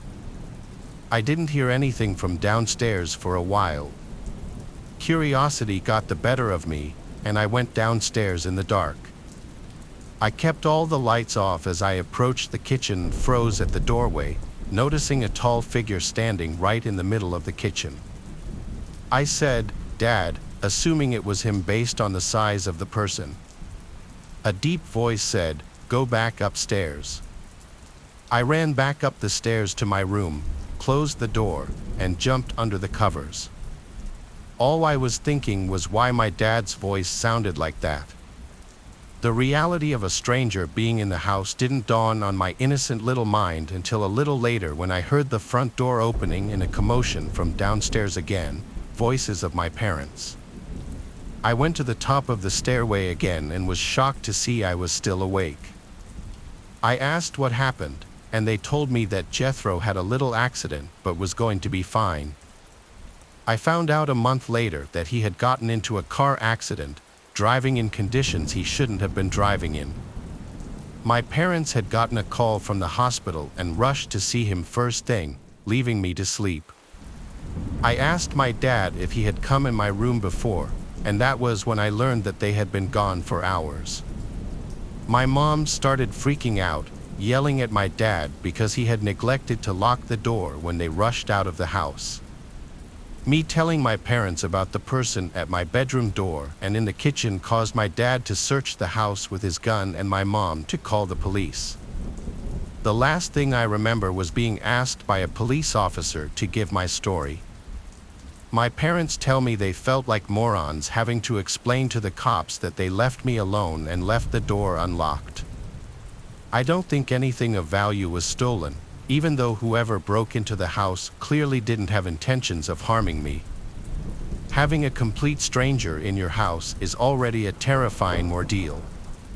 Now imagine going through that at 7 years old. I'm an 18-year-old girl living in Baltimore, Maryland. For those who don't know, Baltimore hasn't always been the nicest of places to live, though I've mostly gotten along just fine. And luckily, I no longer live in the city, just right outside of it. You can still expect, though, that I was raised to be hyper-aware of my surroundings and very wary of strangers. At this time, my school would just let me out for spring break and we got the announcement for an extended break. At that time, I didn't drive, and neither my sister nor my parents could pick me up. With all my friends now living near me, I really had no choice but to Uber home. I wasn't new to Ubering to and from school. I've actually always had pretty good experiences with Uber up until this point. Either I get the usual quiet, relaxing kind, or I get some really friendly people with interesting conversations. On the day when my driver picked me up, at first it was perfectly fine. We made some polite conversation and we actually were getting along just fine. Now keep in mind there were only 2 more common routes to take me back to my home. Both routes only took about 15 minutes and all included very few main roads and mostly back roads. I also have a habit of looking at my Uber driver's phone whenever it's in that little phone holder. As soon as this guy started going off the suggested route, I became immediately more alert. I continued to converse with this guy, acting like I didn't notice a thing, still glancing at the GPS on his phone the entire time he was off route. Then he pulled onto the highway. Then I got quiet. It wasn't like the conversation just died down naturally. He just stopped answering me. I immediately became nervous. The guy wasn't taking me anywhere near my home. He was actually going down freeways that would have taken me into a whole different state. I immediately texted my friend group chat with what was happening, showing them the guy's profile and everything, texting them that if I don't respond within an hour to any of them to call the police. I was way too scared to press the safety button on my phone because I knew it wasn't uncommon for Uber drivers to purposely take super long routes to get more money. Still, I gathered up all my courage and I spoke up to him, letting him know that I was suspicious of him. "Excuse me, I'm sorry, but is this the right way? All the times I've Ubered, I've never been taken on the highway before," I said to him. Pretty much immediately, he started to reassure me that I was safe and he was taking a quicker route. Yeah, right. As I mentioned before, a normal trip home would have only taken about 15 minutes, maybe even less.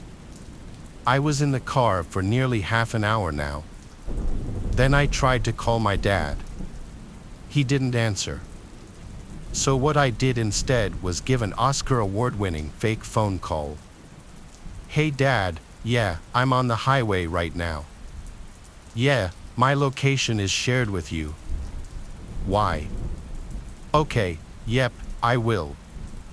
I'll talk to you when I get home. Bye, love you too." My Uber driver was staring at me for the duration of that entire fake phone call.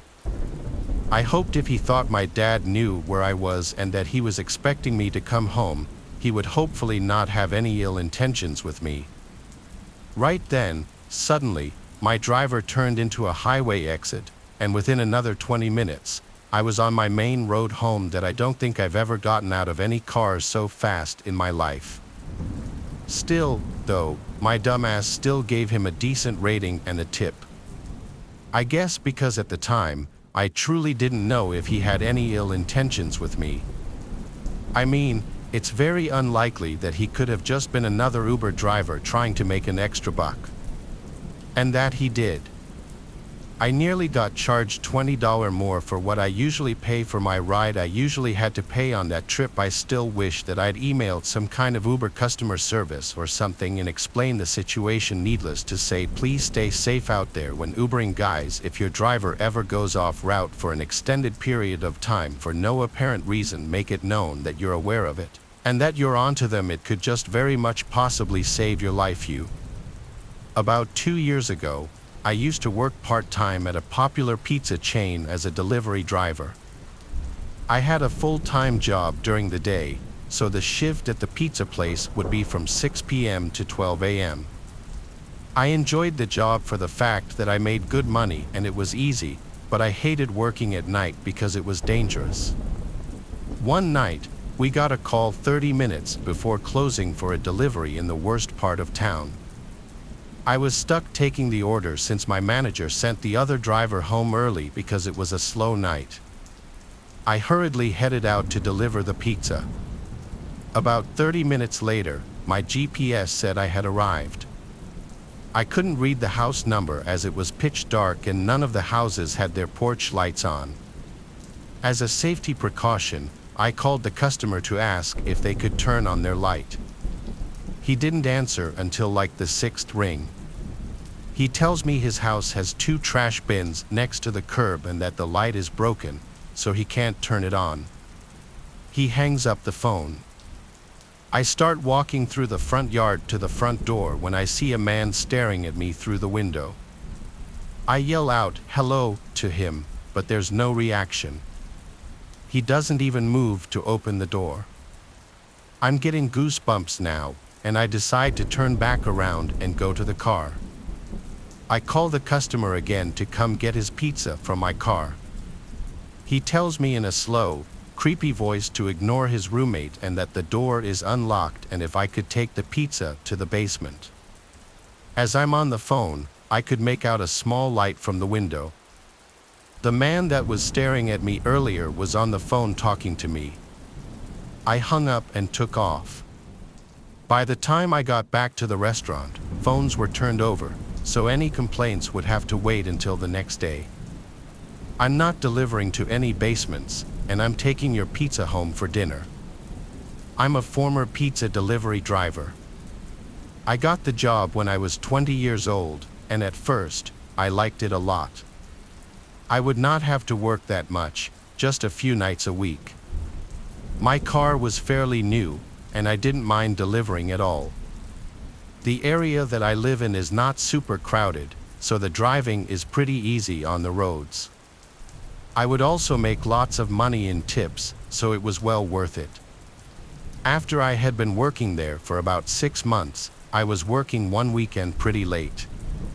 It had been a busy night. I remember going on countless deliveries but making quite a bit of money. It got late, and the deliveries slowed down significantly. I was sitting inside of the restaurant when we got another order for me to deliver. By now, it was probably like 1 something in the morning. It was an order of just cheese bread. I took the order, got the address, and then headed out to my car to deliver it. I had been to this area before, but not the exact street or address. The location was about 10 minutes away. And when I arrived, I saw that it appeared to be a pretty typical house. I was on a residential street, and I parked on the side of the road. I walked up to the house with the cheesy bread. When I got to the front door, though, I noticed there was a note taped to it. It said, "Please use back door." When I saw this, I'm not going to lie, I got a little bit of a bad feeling. But I knew that there was probably a logical explanation. Maybe the door didn't work, or there was too much junk in front of it. The reason for my bad feeling was probably just because it was so late at night and really dark out. So I walked around the side of the house and then went into the back. I looked around for the back door and then was able to find it. I walked up to it and knocked. Then I waited for about 30 seconds or so. There was nothing. I was about to knock again, but then I thought I heard some footsteps inside. I waited, and then the door opened up, but I didn't see anybody. It was like whoever opened the door had stayed behind it and then moved out of the way quickly. Inside of the house, it was completely dark, not a single light was on. I was very confused. I did not go inside but kept standing there and announced that I was there from the pizza place. I did not get a response at all in return. As I waited there by the open door, I was wondering what I should do. The bread was not paid for, so I couldn't just leave it. As I continued waiting, a short time later, I thought I heard the sound of the front door to the house open and close. I couldn't be sure, though. I asked if anybody was there. I knew that somebody had opened the door for me and seemingly wanted me to go inside, but I certainly was not going to do that. So I just kept standing there. Then I noticed some movement to my right and sort of behind me. I looked, and there was a man standing there. He was at the entrance of the backyard and sort of on the side of the house.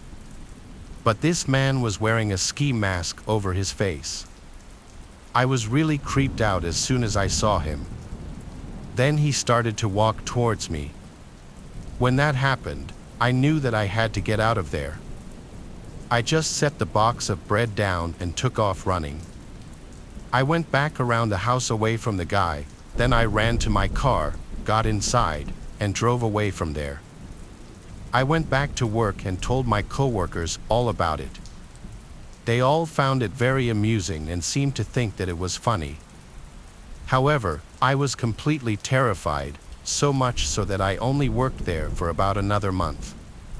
Then I quit, and I got another job. I still think about that from time to time. Was it some crazy prank, or did the man have bad intentions? I really don't know. I worked at Walmart 6 years ago when I was in college.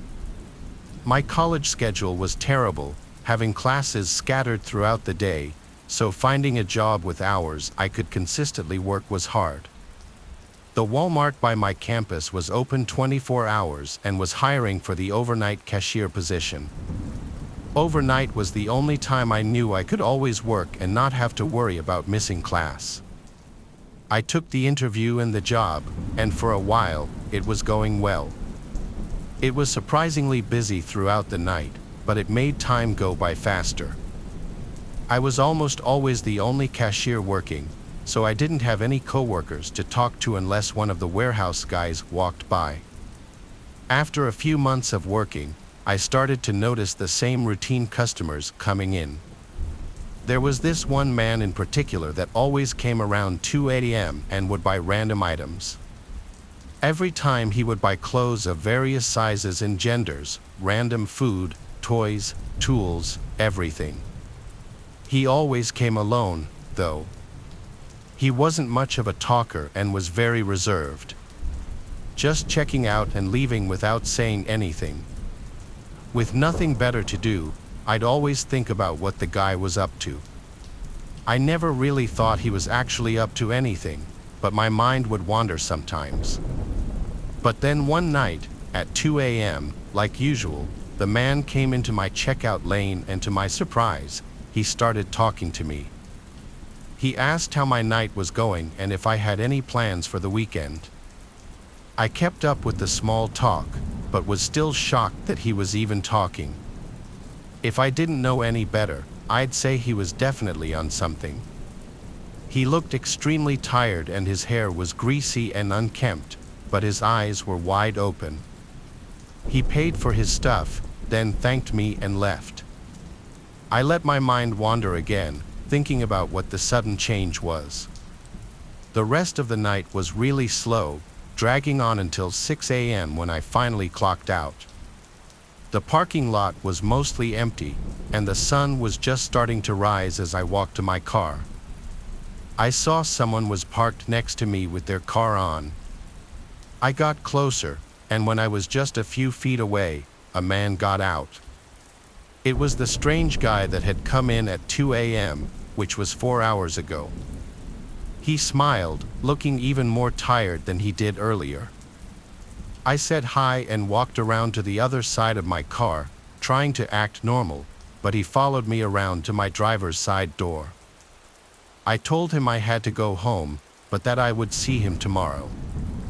He didn't say anything but just continued smiling and staring. I opened my door and started to get in, but the guy suddenly grabbed my arm, holding me tight. I looked back at him, and his smile was gone. He forced me out of my car and started pulling me toward his car.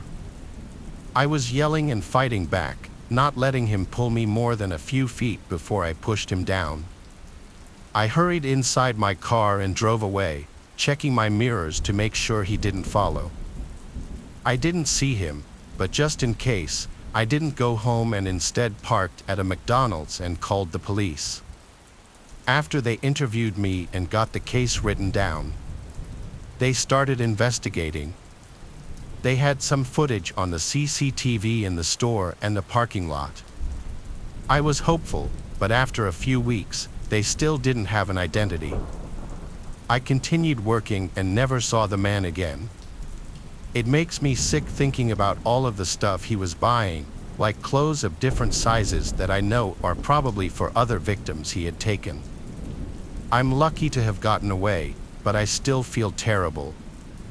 Part of me was really hoping he'd come back, though, so that I could attempt to stop him from getting away again. Eventually, the Walmart stopped doing 24 hours, so I lost my job anyway. It's been 6 years, but I hope he got caught somehow or does soon. Walmart was never my first choice as a place to work, given the low-quality rep it has.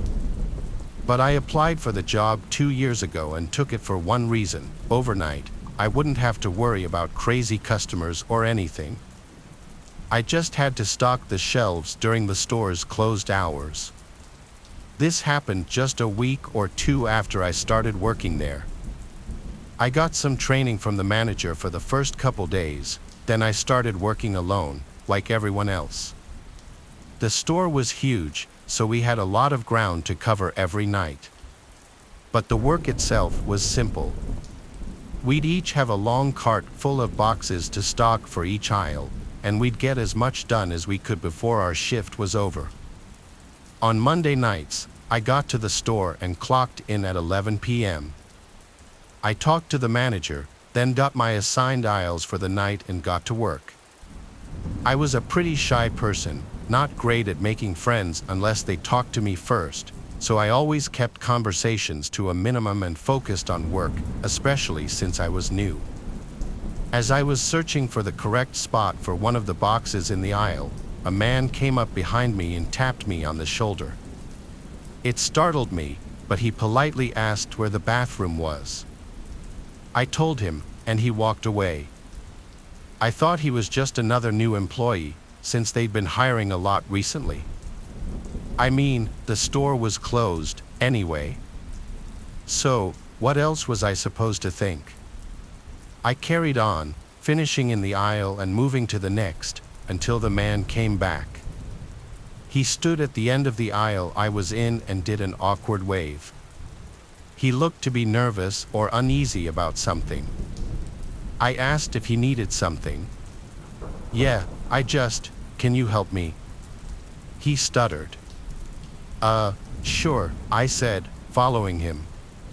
I had no idea what he needed, but thinking he was a new employee, I thought he must have made some sort of mistake and didn't want to tell the manager in fear of getting in trouble. We passed an aisle with another worker in it, and he gave me a funny look, just as I was starting to question things. The man stopped. We were at the front of the store, by the front service desk. "It's right here, if you could just reach it for me," he said, stepping aside and pointing at the other side of the counter. I walked in front of him and leaned over the counter, looking for what he was pointing at, but then I felt a sudden, dull object being pressed into my back. The man grabbed me aggressively and held me down, telling me to be quiet. I realized the object was likely the barrel of a gun, and my whole body went numb with fear. "Open it," he said in a hushed voice, referring to the cash register at the front desk. I told him I was just an overnight stalker and didn't have access to that stuff, but he didn't believe me. He got more aggressive each time he asked me. Before another employee walked by, the man yelled at him to open the register, but the employee looked just as scared as me. I told him I could call the manager to come up and open it for him, begging him not to do anything else. He agreed, and I picked up the store phone to call. But the other employee made a sudden run for it, which must have caught the man off guard. He shoved me against the counter, knocking the wind out of me, then ran across the store. I stayed there and managed to call 911. Luckily, everyone was okay, and the man actually didn't chase the other employee but just left the store instead. Everything was caught on store cameras, too, showing him hide just before closing and even got a pretty good face shot. He was later identified and arrested, where they found that he was actually using a fake gun that he'd spray painted all black. I still work at Walmart today, and I've gotten a lot closer with some of my coworkers, but I still find myself staying alert, sometimes nervous that someone else could be lurking around in the huge store without me knowing. My wife and I take yearly vacations to different places. It's our way of taking a break from regular everyday life as well as getting to spend some quality time together. This year, we had a cabin booked in Washington State.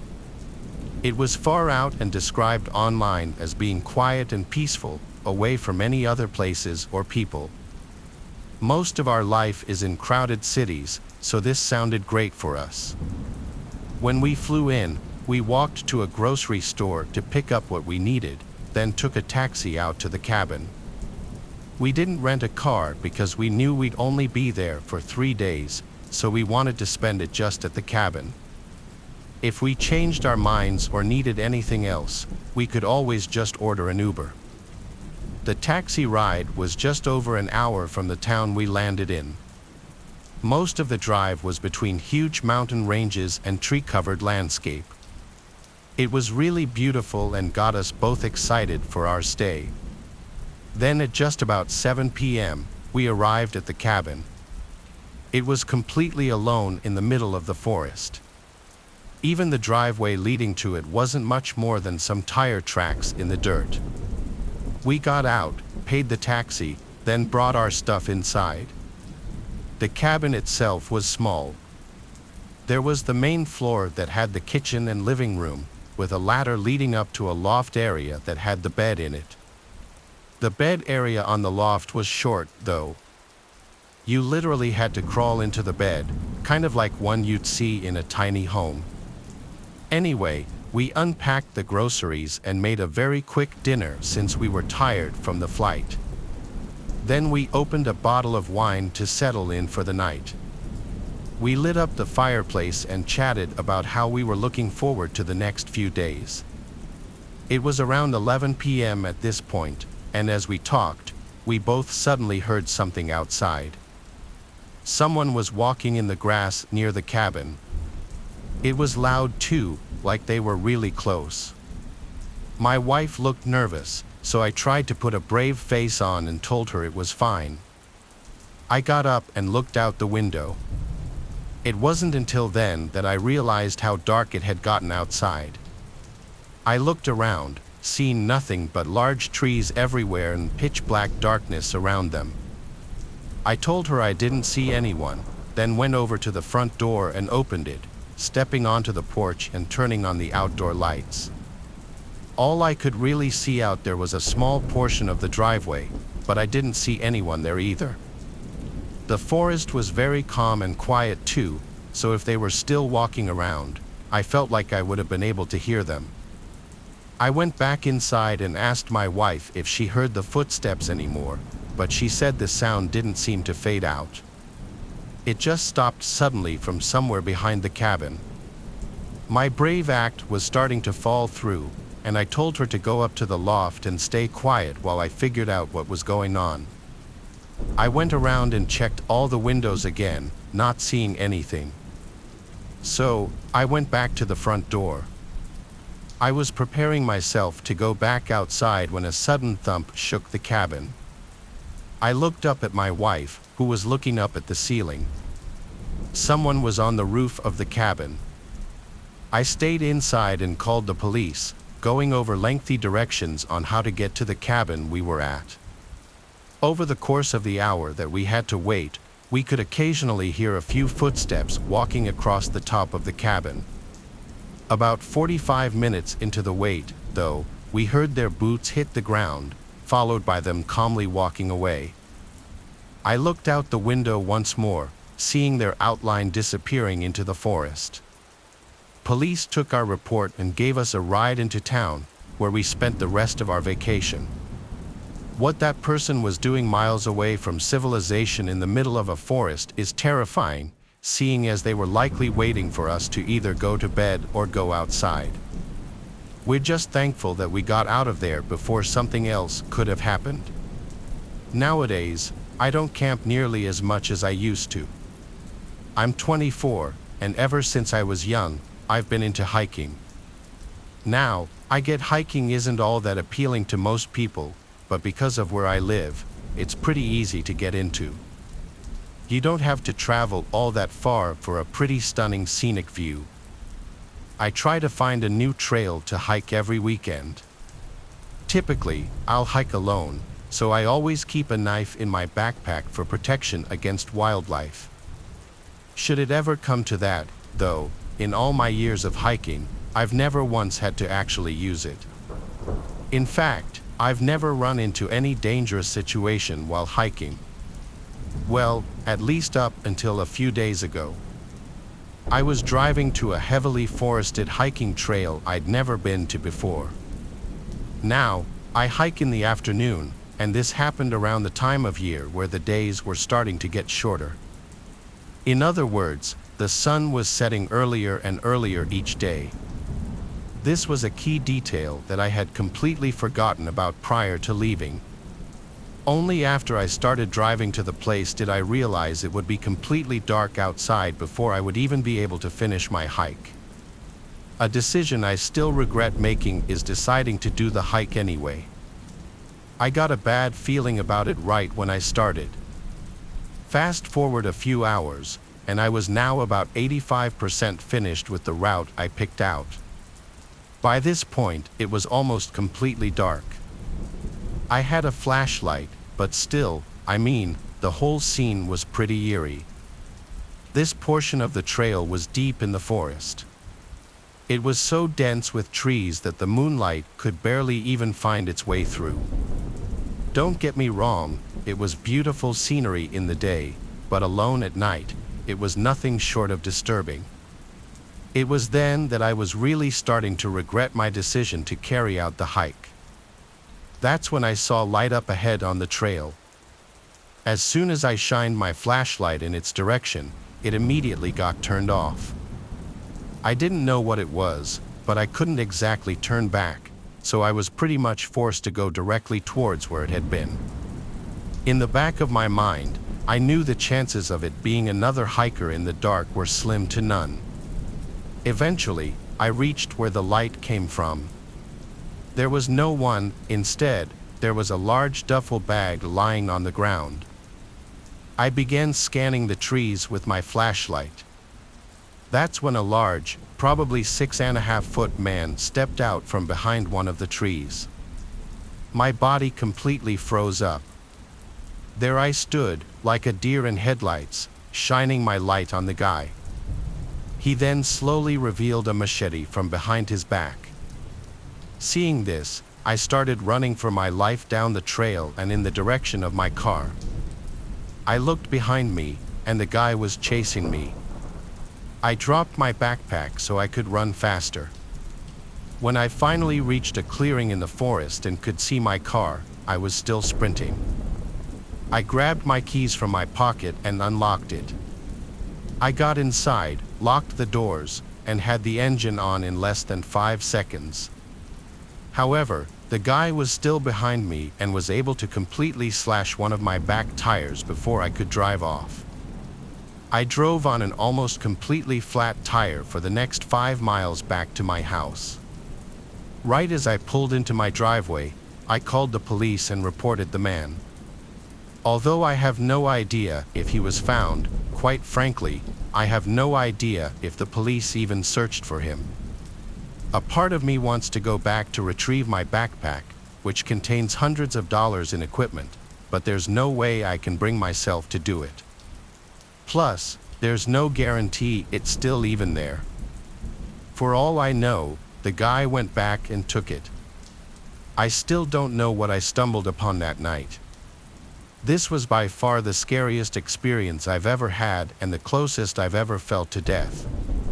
On the 4th of July, back when I was 17 years old, is when this story takes place. During this time, I was in high school and living with my parents. Our house was in this neighborhood kind of near a park. It was a dense neighborhood with lots of other houses nearby. Each year on the 4th, there would be a huge firework display at the park near where we lived.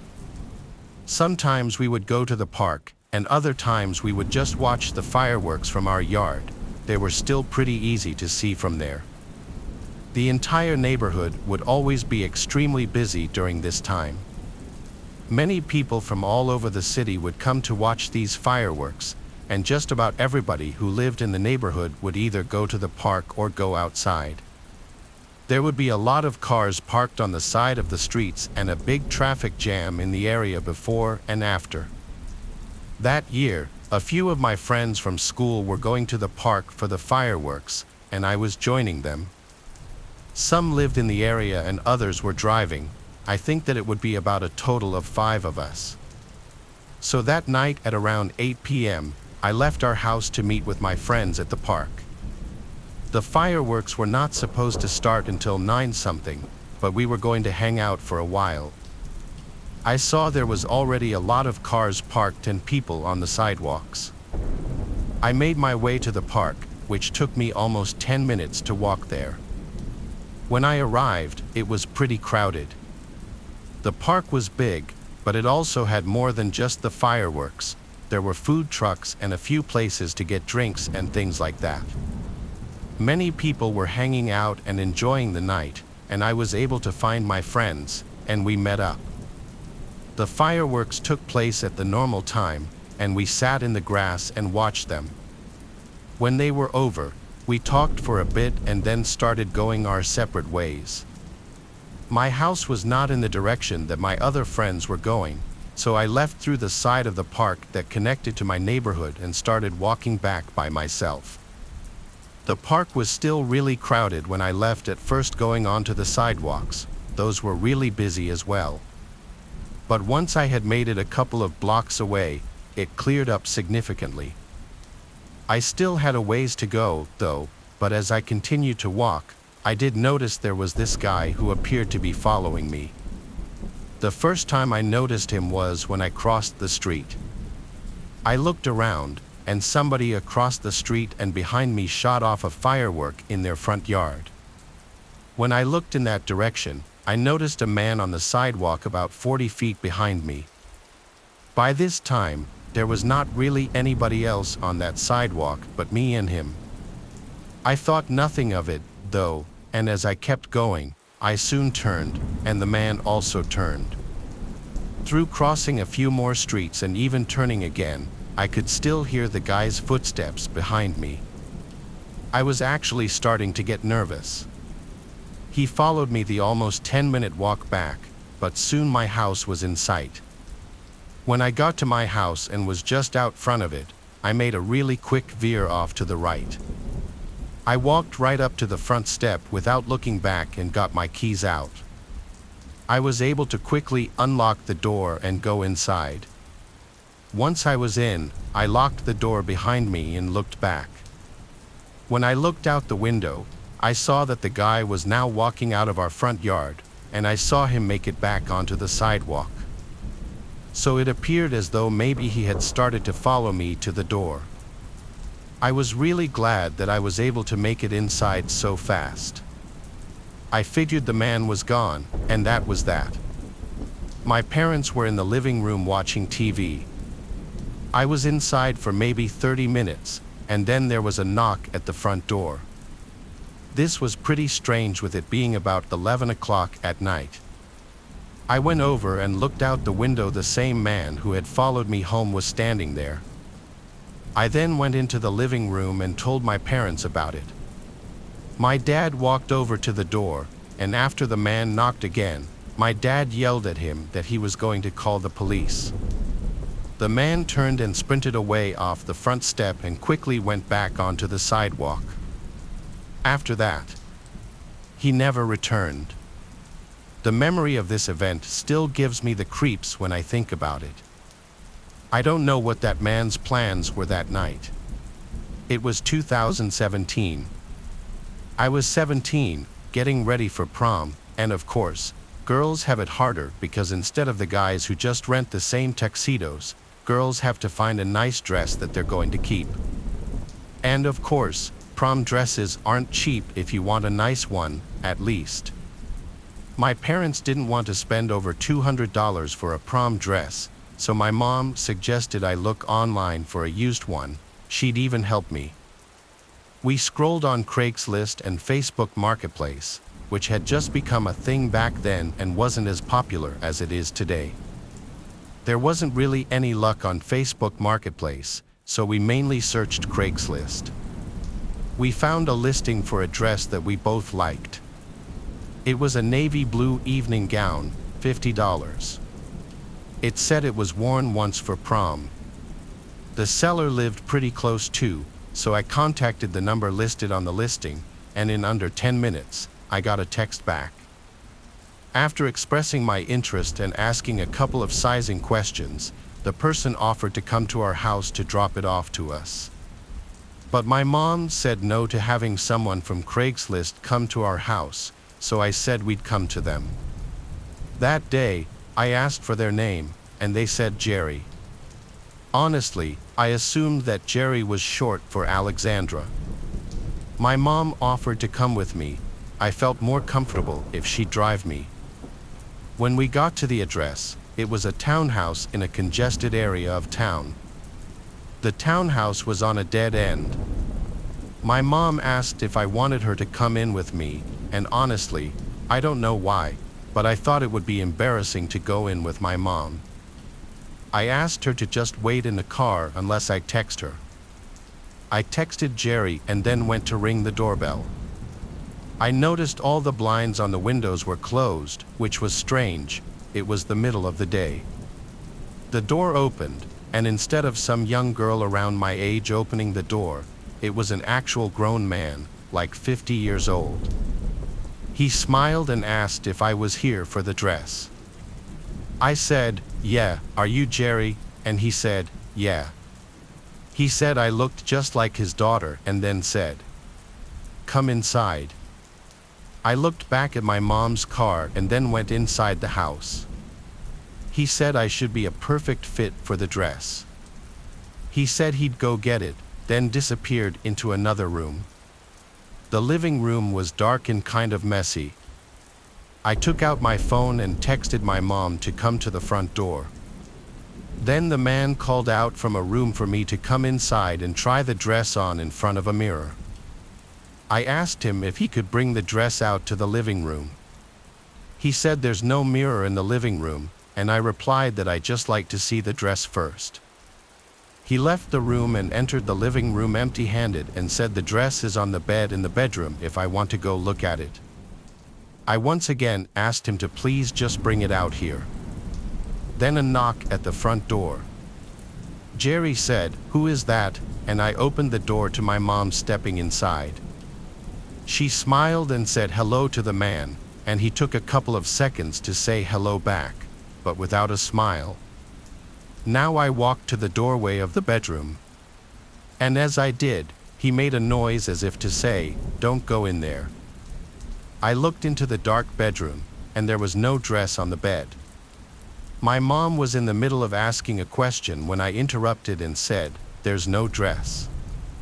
There was a painfully uncomfortable and tense silence, and then the man said, "I'd like you to leave now." My mom and I, without hesitation, left to the car. By the time we were in the car, the front door was already closed, and I saw the man peering through the blinds. We were both in shock. If my mom hadn't come in, I don't know what would have happened. I reported the Craigslist ad. We didn't call the police, though, because there was really no proof of anything, and technically nothing happened, but there was no blue dress in that room. He was just trying to get me into that room, and when my mom came in, he couldn't exactly do that anymore. Thank God I listened to my mom and didn't give him our address. I ended up getting a used dress shipped to me. That prom night. I told everyone this story, and it's still kind of haunting even today.